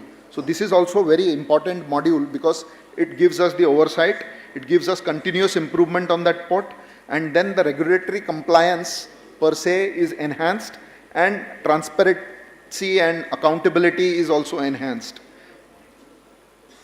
The fuel consumption reporting, as you know that India is a signatory to MARPOL Annex 6, and we started getting the data in the IMO DCS.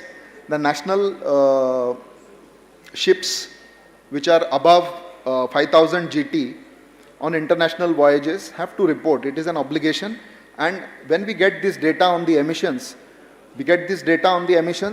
and we can see that how our ships are getting better and efficient. So this portal, we incorporated this module so that we can see how the emissions are being reduced, and this module enables the ship owners, managers to report their consumptions and the related parameters which are required for the IMO, DCS and other things very efficiently. So we have some advantages generally because of this data. This is a data-driven process.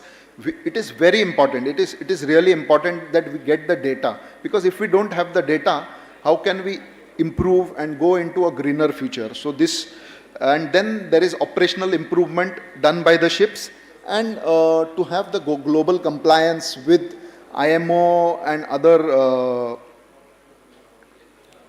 EU or other, this is a good tool.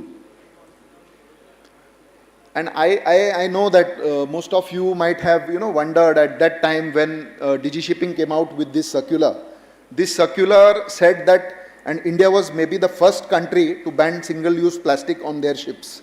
So this required a digital reporting module. The ship execution plan can be created in this module. The ships must list and identify single-use plastics on board, give alternatives to them, and have strategies how they will, because to reduce something, it takes time and effort.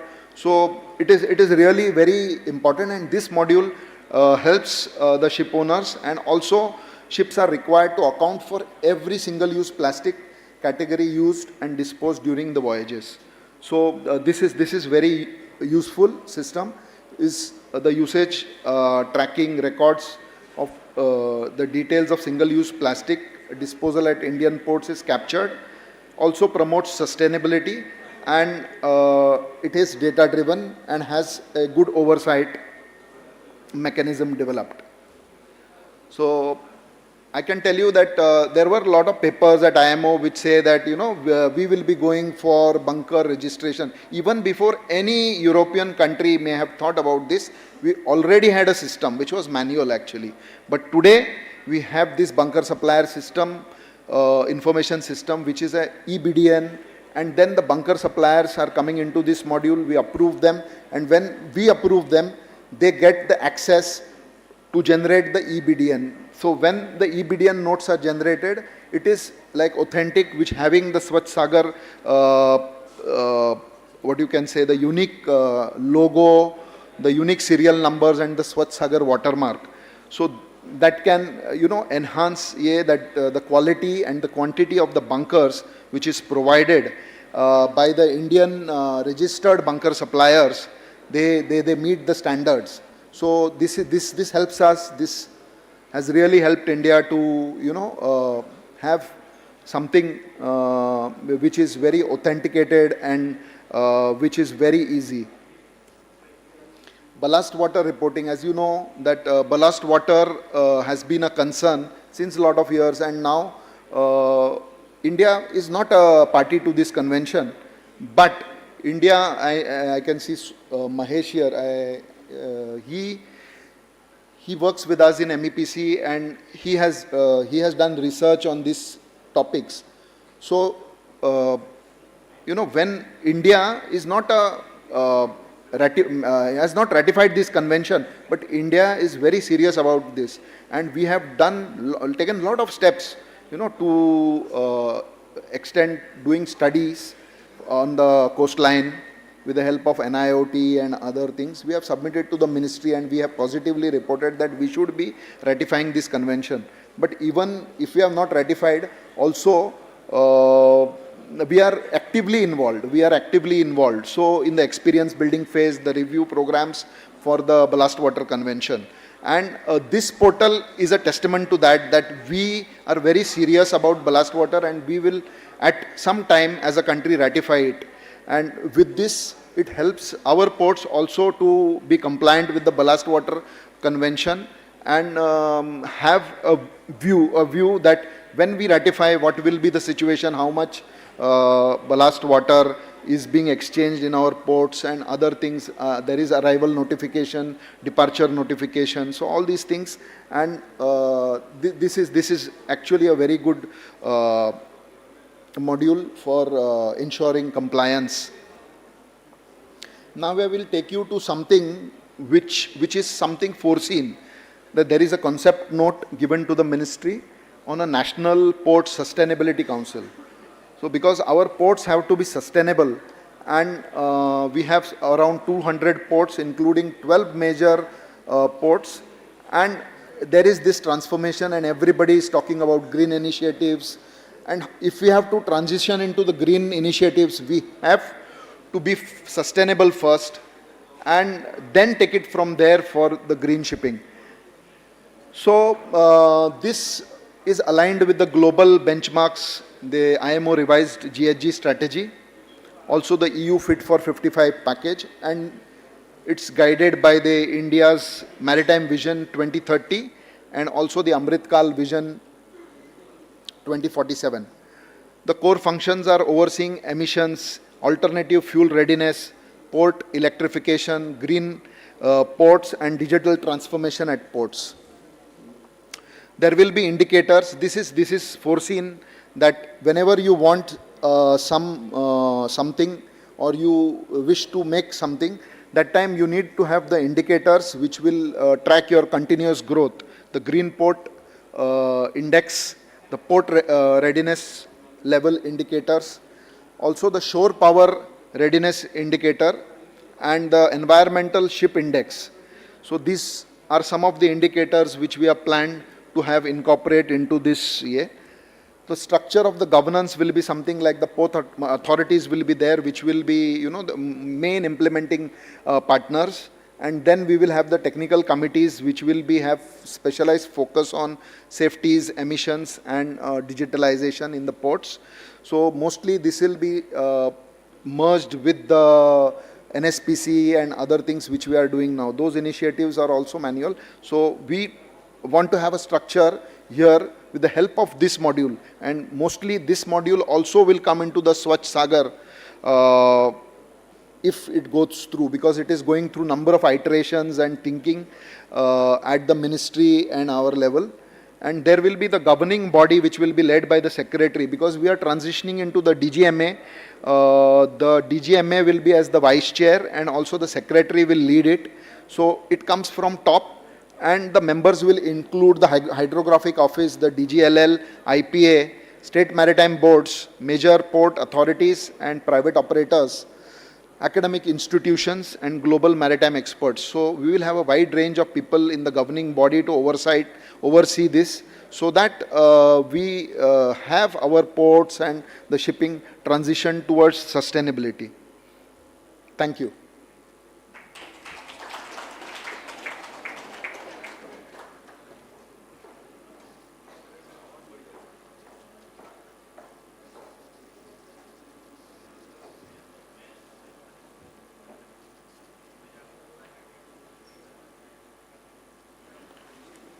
Thank you, sir. Everyone, please put your hands together. Not giving me the name. To whom I have to call? Vivek. May I invite Captain Vivek to please join us onto the stage for token of appreciation to Shri Satish. Everyone, please put your hands together.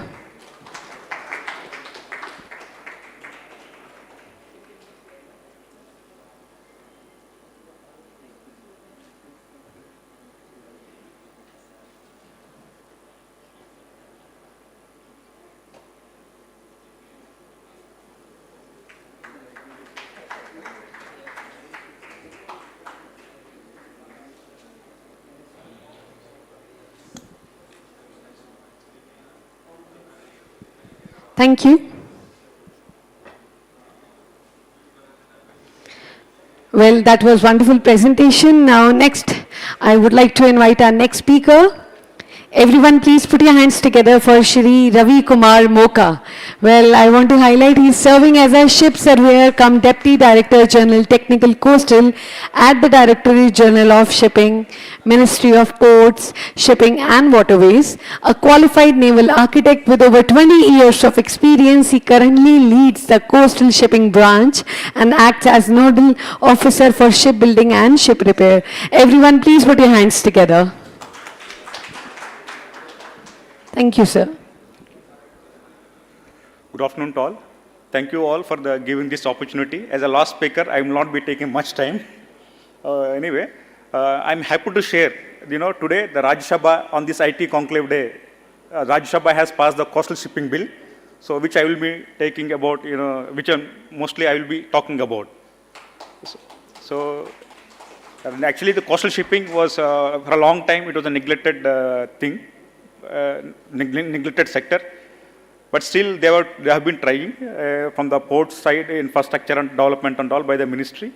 But now with this coastal shipping bill, it has got a tooth, and then this will be implemented. We hope that it will be implemented in a much better way with this backing by the coastal shipping bill.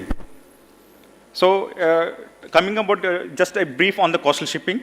Coastal shipping is not just about transporting goods and people along the coast. It's a dynamic sector, which is influenced by many stakeholders and also and the various sectors. So the main sectors which are involved in the coastal shipping are the fisheries and coastal community, and also the sailing community, which they have the huge employment, by ensuring employment, and then this ensures that inclusive sector growth and the create job opportunities along in the coastal regions. And then coming to the passenger and ro-ro tourism, it helps to boost local economies and connects coastal cities and towns. And then coming to the offshore and specialized vessels, these contribute to the robustness and diversity of maritime operations. And then coastal economic zones and maritime and shipbuilding clusters, these will help in job creation in the maritime sector, and the shipbuilding and repair facilities are crucial for maintaining the Indian fleet as well. So coming to the financial policy and stakeholders, they facilitate the investment, subsidies, and strategic direction for the sectoral growth in the coastal sector, coastal shipping. And then we need a robust port and terminal infrastructure, which forms the backbone of the coastal shipping. Most modern and efficient infrastructure ensures smooth cargo and passenger movements. The core shipping also involves movement of different types of cargo, like the dry bulk, liquid bulk, and containers and channel cargo. Handling this cargo efficiently is an important thing for growing trade. And then coming to inland waterways and multimodal logistics, they help in connect with the multiple modes of transport, especially the rail and road, which enhances connectivity, flexibility, and efficiency in the cargo movement. And then for the other sector, which I also which is required for the coastal shipping, is the green and sustainable shipping, which includes adoption of green fuels, emission controls, and sustainable business models. And coming to the final thing, which will be on the digital and regulatory platforms. So these will streamline the shipping operations so that the digital tools make it easier to follow regulations, track shipments, and manage logistics efficiently. So concludingly, we can say that coastal shipping success depends on the teamwork of these different sectors and stakeholders. So together, these help to boost the economy, support trade, protect the environment, and improve the livelihood of the people along the coast. And then this is the various multi-component ecosystem of the Indian maritime sector for the coastal shipping. As you can see, our coast has an extensive coastline length of about 11,099 kilometers, with 29 operational national waterways of about 5,130 kilometers.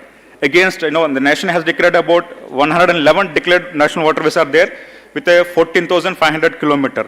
But right now, operational are only about 29 waterways with only 5,130 kilometers in length. And then we have got about 12 major ports and then the 200 minor ports. And then these are the key statistics where the cargo on the cargo side, coastal ship accounts only for about 23% of the Indian's port cargo. And we have a coastal fleet of about 1,056 vessels with 1.67 million GT. And as if you see historical growth, coastal ship grow about 105%, from the past 1994 to 2004 period, reflecting strong expansion. And then the vessel types in the coastal shipping are mostly that tugs contribute to most, the 36.5% of our coastal ships are tugs, and then 10.4% are the offshore supply vessels, and then the dry cargo liners is about 8.5%. And one big problem is, here most in our coastal ships, almost 50% of the Indian coastal ships are over 20 years and old. So which needs a lot of new building, and then there will be a lot of modernization needs are there. So which will be also help for the retrofitting of the retrofitting to meet this green shipping needs and all. And then as you see the cargo trends, the total cargo reached about 17.9 million metric tons is the total, but the coastal shipping grow at only 1.2% compared to the international cargo, which grow at 5.12%. And then coming to the vessel sizes, small vessels, less than 1,000 GT, they make up about 69.2% of the fleet, but they contribute only 13.6% of the GT. However, these large vessels are only 0.9%, that means less than 1%, but they contribute about 30% of the tonnage. So, this slide shows the coastal shipping fleet growth and the projecting implications as per the MBB 2030 and then MAKV 2047. So, if you see in 2025, the annual cargo carried is about 100 million metric ton with about 1,056 vessels. So, this is going by, but as per this Maritime India Vision of 2030, if you project it, by 2030, the cargo capacity and number of vessels are expected to increase, with a capacity about 230 million metric ton per annum, and with a vessels of around, which we require about 1,786 vessels. So, which needs a huge tonnage. And also, if we go ahead with the Amritkal vision for 2047, there is an ambitious target of about 1,300 million metric ton per annum of cargo, supported by 4,525 vessels. So, such a large expansion means a lot of more stakeholders will be involved in the coastal shipping, and the activity levels of each group will be much higher. So, and also because the coastal shipping mandates licensing. So, licensing and chartering, which are approvals required for the vessels and voyages, are expected to increase by about 70% and by 2030, and by about 320% by 2047 as per our goals. So, to do all these activities, the traditional paper approach or manual system will not be able to handle such jump in these applications and data. To address this, we will need a robust and advanced data management systems capable of handling a much higher volume of applications and data. So, efficient and streamlined online processes will be crucial for smooth licensing, chartering, and overall operations, improving how we process, store, and retrieve information, and support the sector's growth and reduce the bottlenecks in this coastal shipping sector. So, these are the key features of the coastal shipping bill in 2024. As I told you, it was passed in both the houses of parliament. The coastal shipping bill introduces a comprehensive regulatory framework covering all Indian territorial waters and exclusive economic zones. It formalizes the legal foundation for coastal trade by extending oversight to all vessel types, including non-propelled vessels, which was not covered before, because only merchant shipping is only for the propelled vessels. So this has been taken care here actually. So this bill mandates digital reporting, and it has told that as per this bill, there need to be form a national database for coastal shipping, and also it has mandated that based on the national database of coastal shipping, we need to have the national coastal and inland strategic plan. So these are the two main things which are required under this, other than the many other things as per the bill. So this national base of coastal shipping bill has meant, as per the bill, these were the key components which were mentioned in the bill. So it says all the applications received for licenses granted, and terms and conditions of the license, and then what are the routes, voyages, and services which are being taken for the coastal trade of India, and then the expired and revoked licenses, and any other information which is required as the Director General deem fit. So all these data we need to be captured in the coastal ship as per the coastal shipping bill.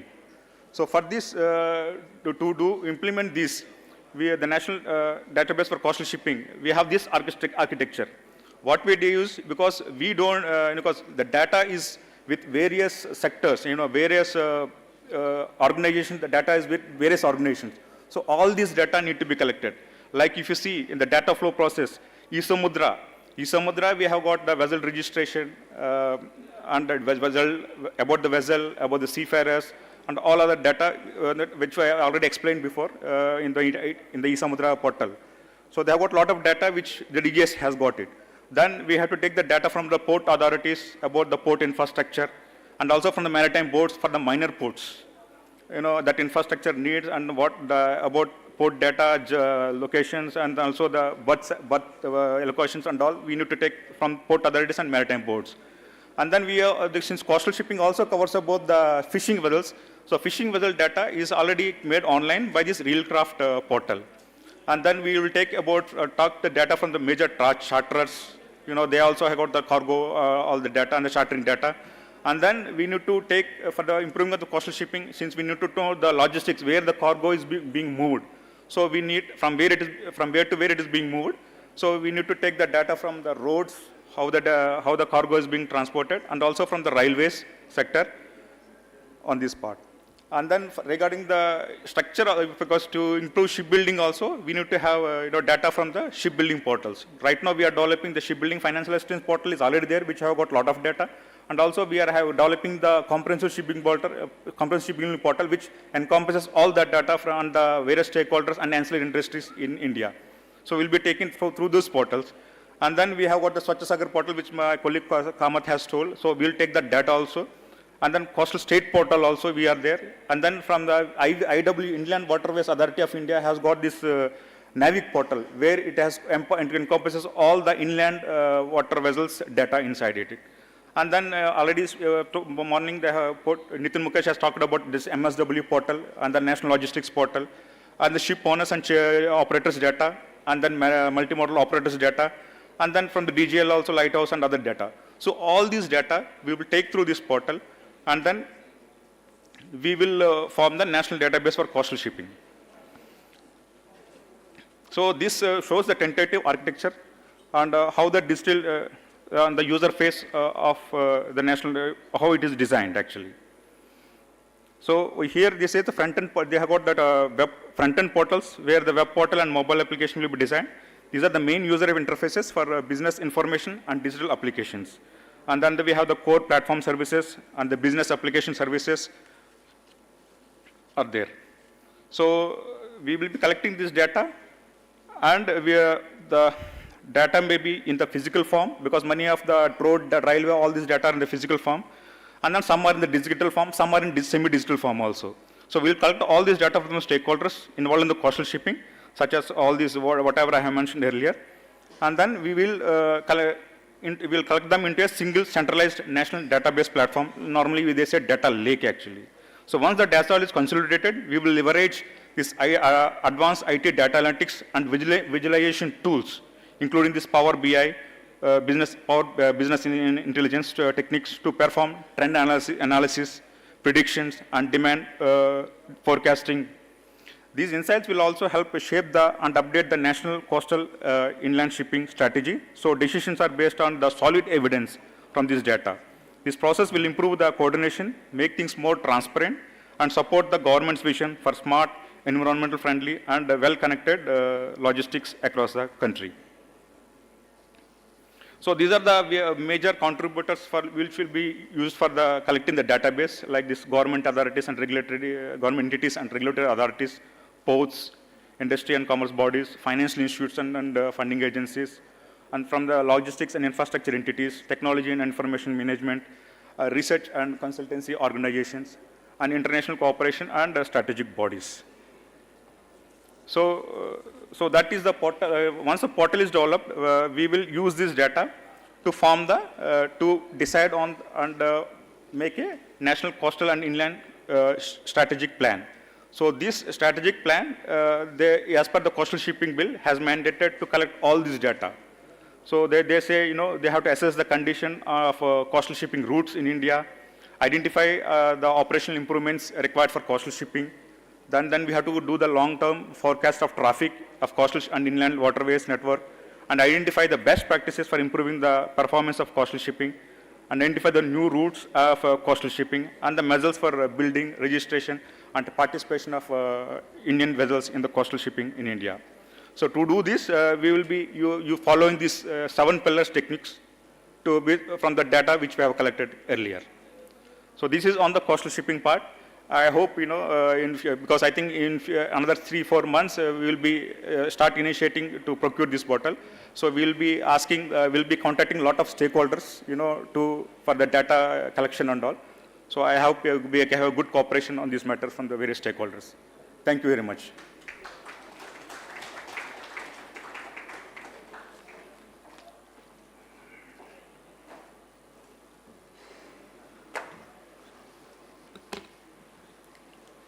Thank you so much, sir. Ladies and gentlemen, please put your hands together. And now, May I invite Captain Fadnis for token of appreciation to Shri Ravi Kumar Moka. Everyone please put your hands.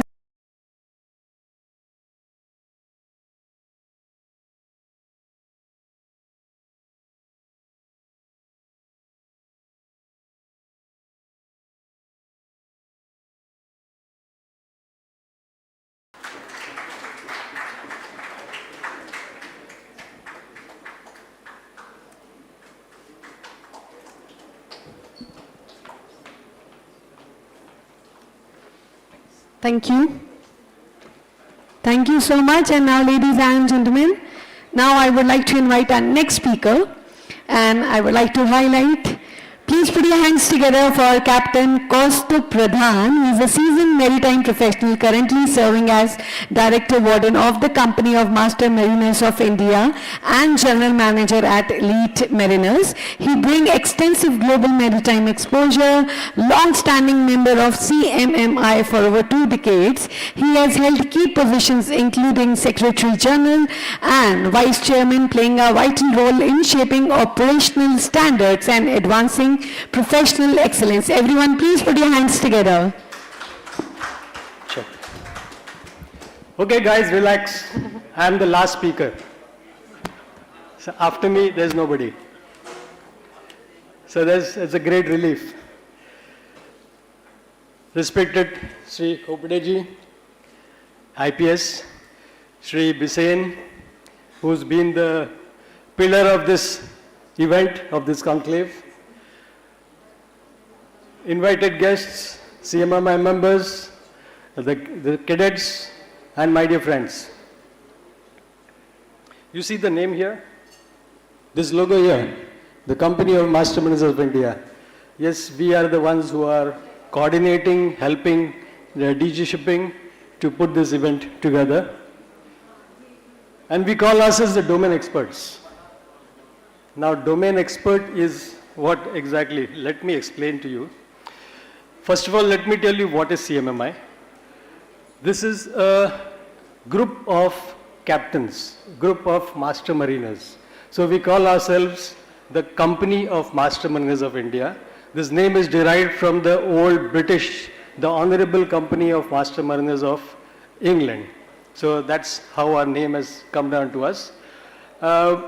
Today our membership stands at about 4,200 plus. And our members, they all, of course, they're captains. They have been on ships in the past. But after that, they took a shore job. And shore job in various fields. That includes the administration. Like this morning, we had so many people from DG Shipping. Half of them are CMMI members. Then we have CMMI members in the ship management companies, crew management companies, ship repairs, shipyards, port operations, cargo handling, logistics, you name it. Any field from the shipping industry, CMMI is there. We have experts, we have top people, not just in India, but Indians working abroad. So many companies in Hong Kong, Singapore, Dubai, we have Indian master mariners who are members of CMMI. So that's why we call ourselves as the domain experts. The objective of CMMI is, when you become a captain, you have a certain level of knowledge.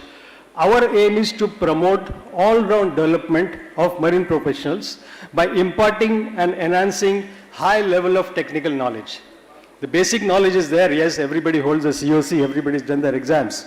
Now, to have more knowledge, beyond that, that's been one of our prime objectives. And to achieve that, we have invited speakers from all over the world. We conduct a monthly lecture meeting once every month. During that, we invite eminent speakers, like for example from US, UK,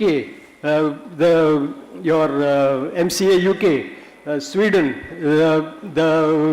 your World Maritime University in Malmo, Sweden. They have come here and spoken. The MCA, the AMSA from Australia, they have come here and spoken. MCA Singapore, they have all come and spoken at our CMMI lecture meetings. So that's the kind of knowledge we impart to our members. We conduct classes, we conduct training programs, we conduct certification courses, specially aimed at master mariners. So we conduct master classes on various subjects. We of course have the extra master certification. We do the training part, we do conduct training, and the exam is conducted by DG Shipping. Then we have our Executive MBA course, which in the morning session, Captain Basin has already talked about. It is in collaboration with the Indian Institute of Management, IIM Mumbai, which is a very prestigious organization. And people who do an MBA from CMMI get that degree, which covers a lot of shipping-related subjects. So as you can see, we have a huge think tank of professionals who can run this industry. Our members can assist, now we come to DG Shipping, we can assist DG Shipping in conducting coaching for cadets, training the trainers, now with the new regulations coming in, with the new subjects coming in, with the new, the ships are going digitized. So for that we have to train our young officers. Now to train the young officers, we need trainers. So CMMI is going to organize training for the trainers, and we extend our hand to DG Shipping to include us in this where we can always assist. Shipbuilding, which is going to come up in a big way. We have people working in shipbuilding industry, not just in India, but even abroad. So their expertise can be brought here. Ship repairs, developing inland waterways, we just talked about inland waterways.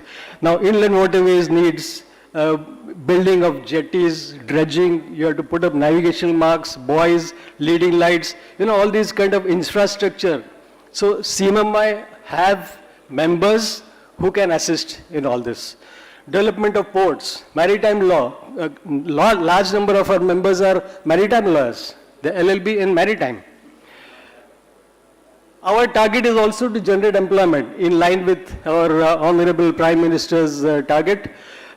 Today, we have roughly something like, India contributes to about 12% of seafarers in the world. Our target is to achieve 20%. For that, how do we do that? What do we do? Because in the big cities like Delhi and Mumbai, people don't want to join shipping now. So we have to now go into tier 2 and tier 3 cities. So our training institutes where we have our CMMI members, they have been going to various tier 2 and tier 3 cities, visiting schools to give a small talk on merchant navy to create that awareness. Because most of the people in the interiors, they don't know what shipping is, they don't know what is merchant navy. So we have to create that awareness. The idea is to induct more talent, which is what we have taken up. Now talking about digitization, what we have done in CMMI, we have, like it says, we used to have ballot papers and we used to post them, get the papers back and this and that. We have changed everything now into digitization, into digital voting. So voting is digital, dates are announced and people can just vote from wherever they are. So that has automatically included a lot of sailing masters or Indians who are based abroad, like I mentioned, Hong Kong, Singapore, so many Indians are there, or other CMI members are there. So they were, they were left out, but now they can also vote. Next thing we have developed is e-library. This is something which is, it has to happen. Today we are in digital times. So our target is to convert all our study material into digital format. So this is a joint project with IMEI and it is being funded by the Maritime Union of India. We have already, we have launched a portal whereby all nautical as well as engineering books are available. These books are available to all the members of CMMI, IME and MUI free of cost.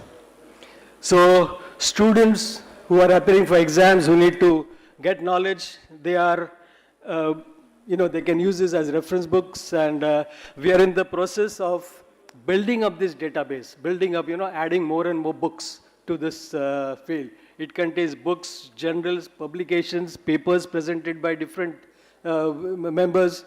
So this is what it contains of. It's a huge, huge knowledge, huge knowledge. So I would request all of you to visit these sites as well. And then one more thing we digitized was, it was already discussed earlier, is the examination system. So CMMI is, actually there was a body formed called the Board of Examination of Seafarers, jointly by CMMI and IME.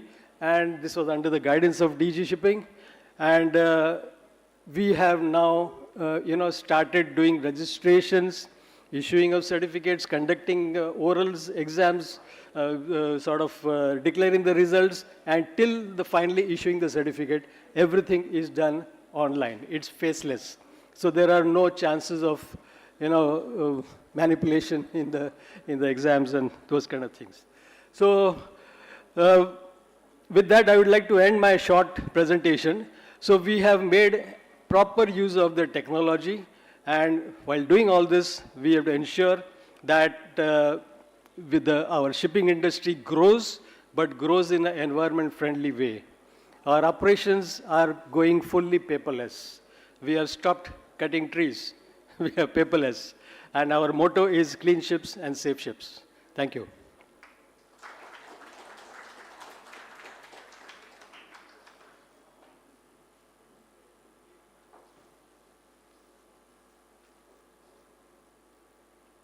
Thank you, sir.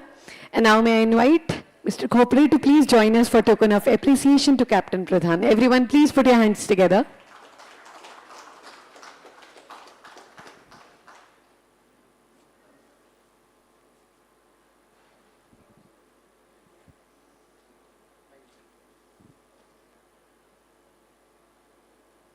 Can I have little energy in the room before we leave?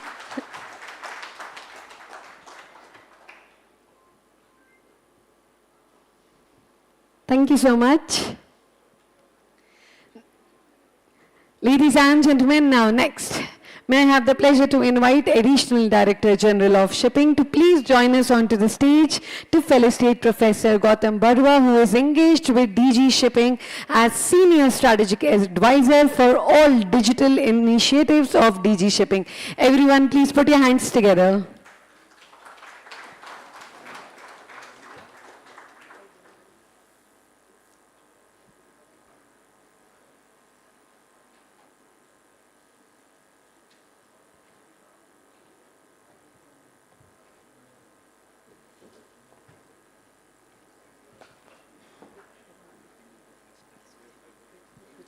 All right, zordar taliyan. Everyone, please put your hands together.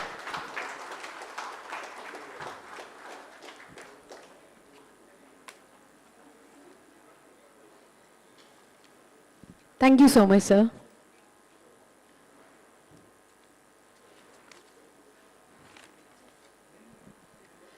And now next, proceeding further, may I invite Shri Dipen Singh, BSEN, Deputy DG, to please join us onto the stage for a vote of thanks. Everyone, please put your hands together.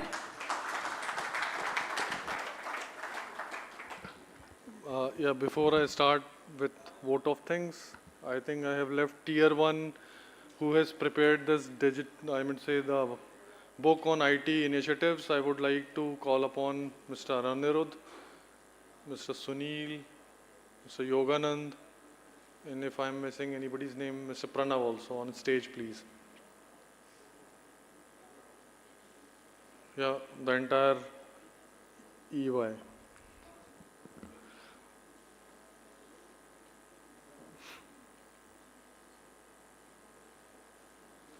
also come, no? Come.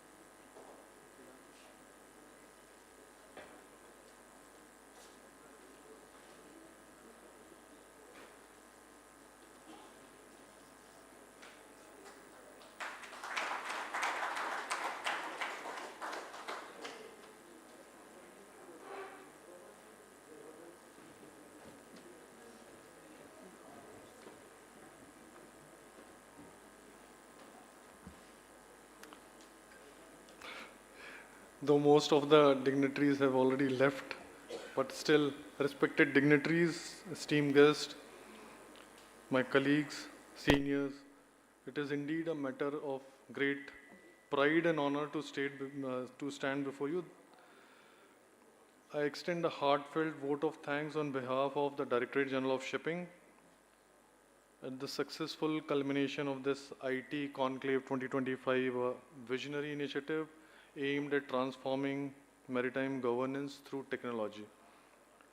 At the outset, I express my profound gratitude to Shri Sarbanand Sonwal, Union Minister of Port, Shipping, Waterways, Minister of State, Shri Shantanu Thakur, Secretary, Ministry of Port, State, Waterways, Director General of Shipping.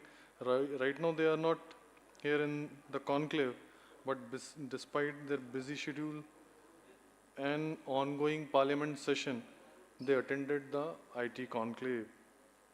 I sincerely thank Additional Director General Shri Sushil Mansingh Khopade sir for his support and strategic guidance in steering Directorate's IT roadmap. I also take this moment to appreciate the immense contribution of our CS, NA, CSS, who have championed digital reform within their respective wings, each demonstrating exemplary leadership and initiatives. A very special thanks to all the lead speakers, senior officers from the Directorate and MMDs whose insightful presentation have today offered the industry a window into the digital revolution underway within DG Shipping. Your work is not just commendable but inspiring. My heartfelt thanks to all the officers. We are immensely grateful to the media representatives, both print and electronic, who have ensured the outcome and message of today's event reach far and wide. Special thanks to Captain Nagia, sailors today, for managing the live streaming, ensuring real-time global outreach. Thank you so much. No words are enough to thank CMS, Immortal, and ENY, our consultant, whose relentless effort have led to the development of the new DG Shipping website, robust e-Samudra module, and the launch of book. Their dedication, commitment have been pivotal to this success. I wish to extend our gratitude to the IT companies and solution providers, those who have displayed their innovation and offering at the exhibition today. Your trust and collaboration reinforce our shared commitment towards a smarter maritime ecosystem. Our thunderous, I think there are very few of us, so let us applause for each other. So, a special appreciation are due to our co-host and knowledge partner, the company of Master Mariner of India, CMMI, for their meticulous planning and wholeheartedly collaboration. This conclave would have, really they have put in their best effort, and the kind of scale, these heights, without their valuable partnership was not possible. I sincerely thank Captain Bhasin, Captain Girish Furness, Captain Serene for his, he has put in so much of efforts for last 2.5 weeks. Captain Bhandarkar for their really very sincere efforts. Finally, I extend my personal gratitude to my dedicated team from my office, Mr. Ravinder Kumar, Harshad Gupta, Namita Shri and Amit Kumar, who worked quietly behind the scene to turn this vision into reality. Your silent strength and tireless dedication are deeply appreciated.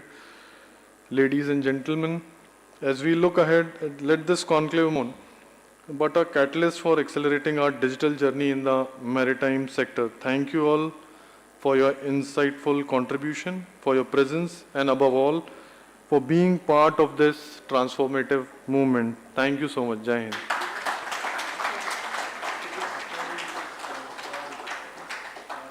Yeah, I thank all the support staff, hotel support staff, the event management company staff and all. Thank you so much.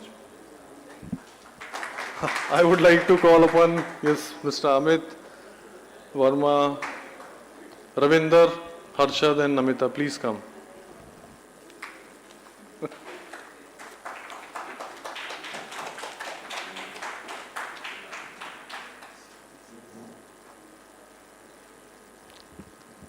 I would like to end with, I think I have,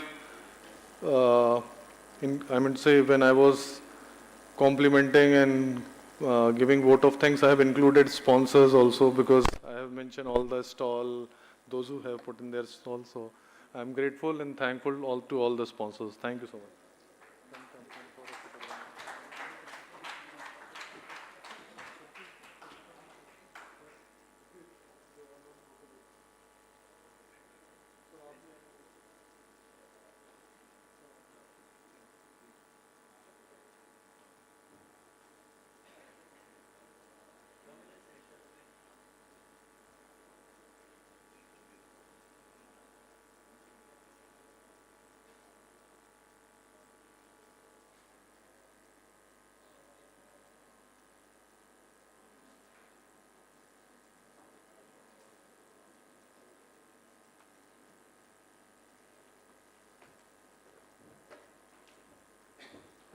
Well, thank you, sir, for a wonderful closing address. So before we leave everybody, thank you so much for being a wonderful audience. My name is Naina Baweja. We are signing off. So before we leave, thank you for your patience and cooperation. Please applause for yourself. Thank you so much.